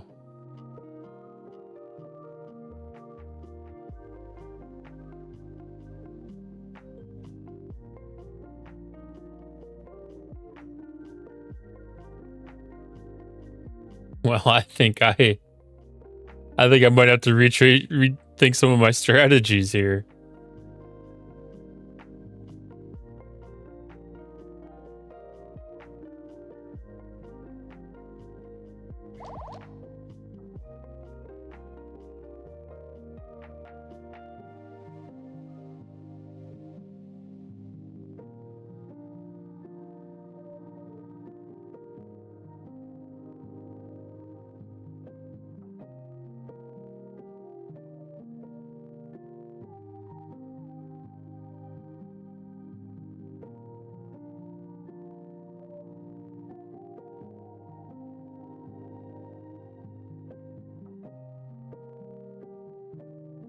Don't beam a 60.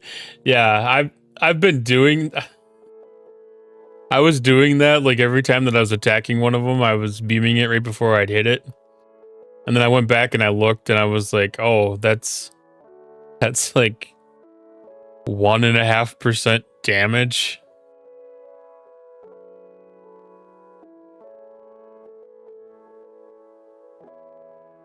I was like, in the grand scheme of things, I don't think that's really worth it.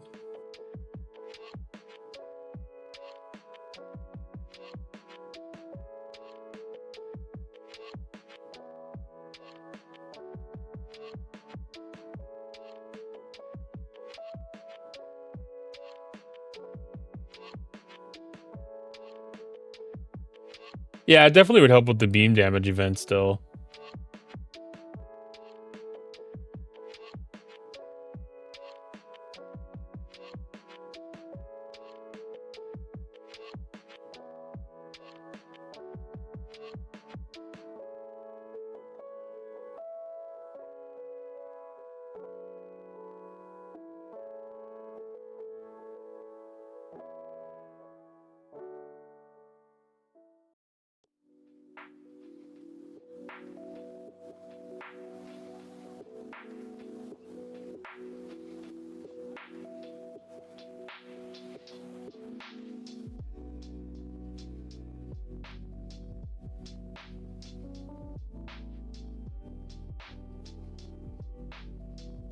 So I think I'm getting ready to about wrap up stream.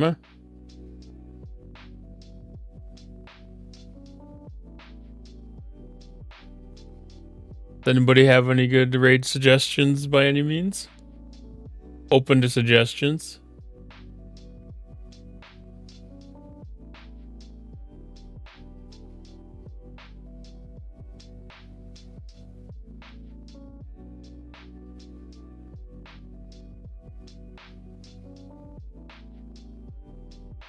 Oh, I'd definitely be willing to bet that there's some cheesing with that, especially now that those systems are there.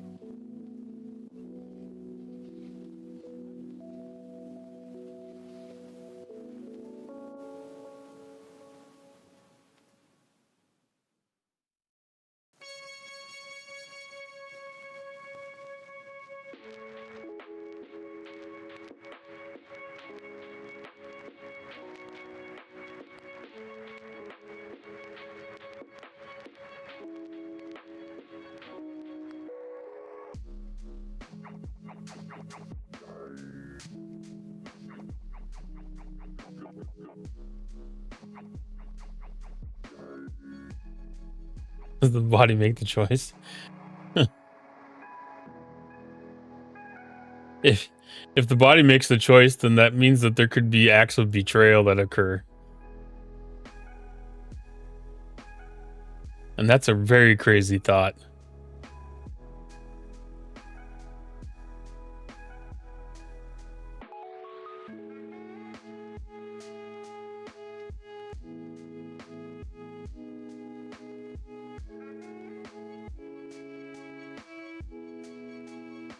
Exactly, oopsie poopsie.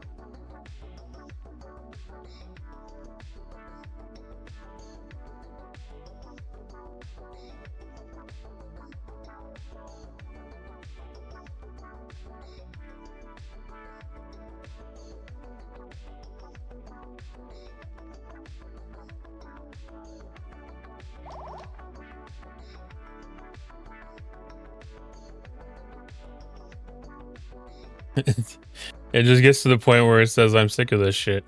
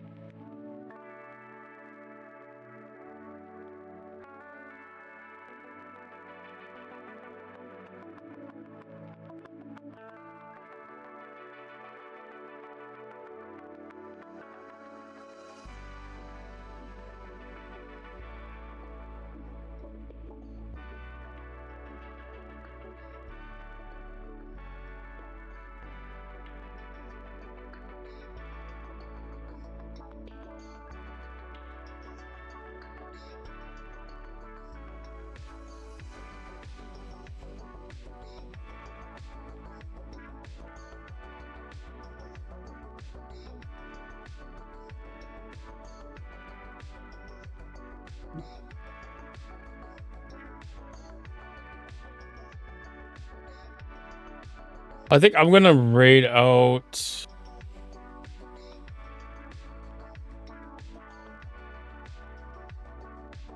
We got a guy named Noah. He's been doing a subathon. He's on day 23. He's doing some Minecraft right now.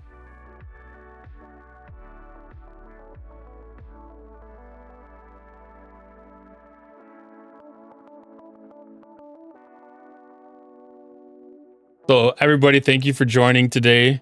Thank you for all the follows. Thank you for the time. Thank you for the company. I appreciate everybody that's been in here.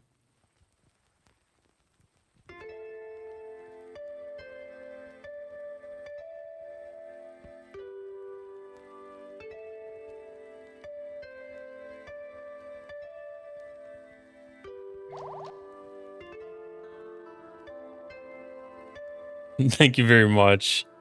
I really appreciate it. I love all the positivity. You guys were great.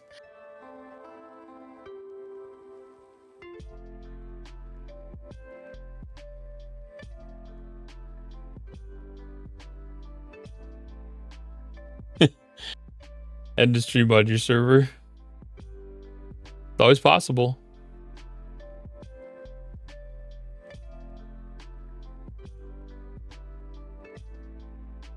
All right. Have a great night. Have a great weekend. To my American friends, hope you have a happy Memorial Day.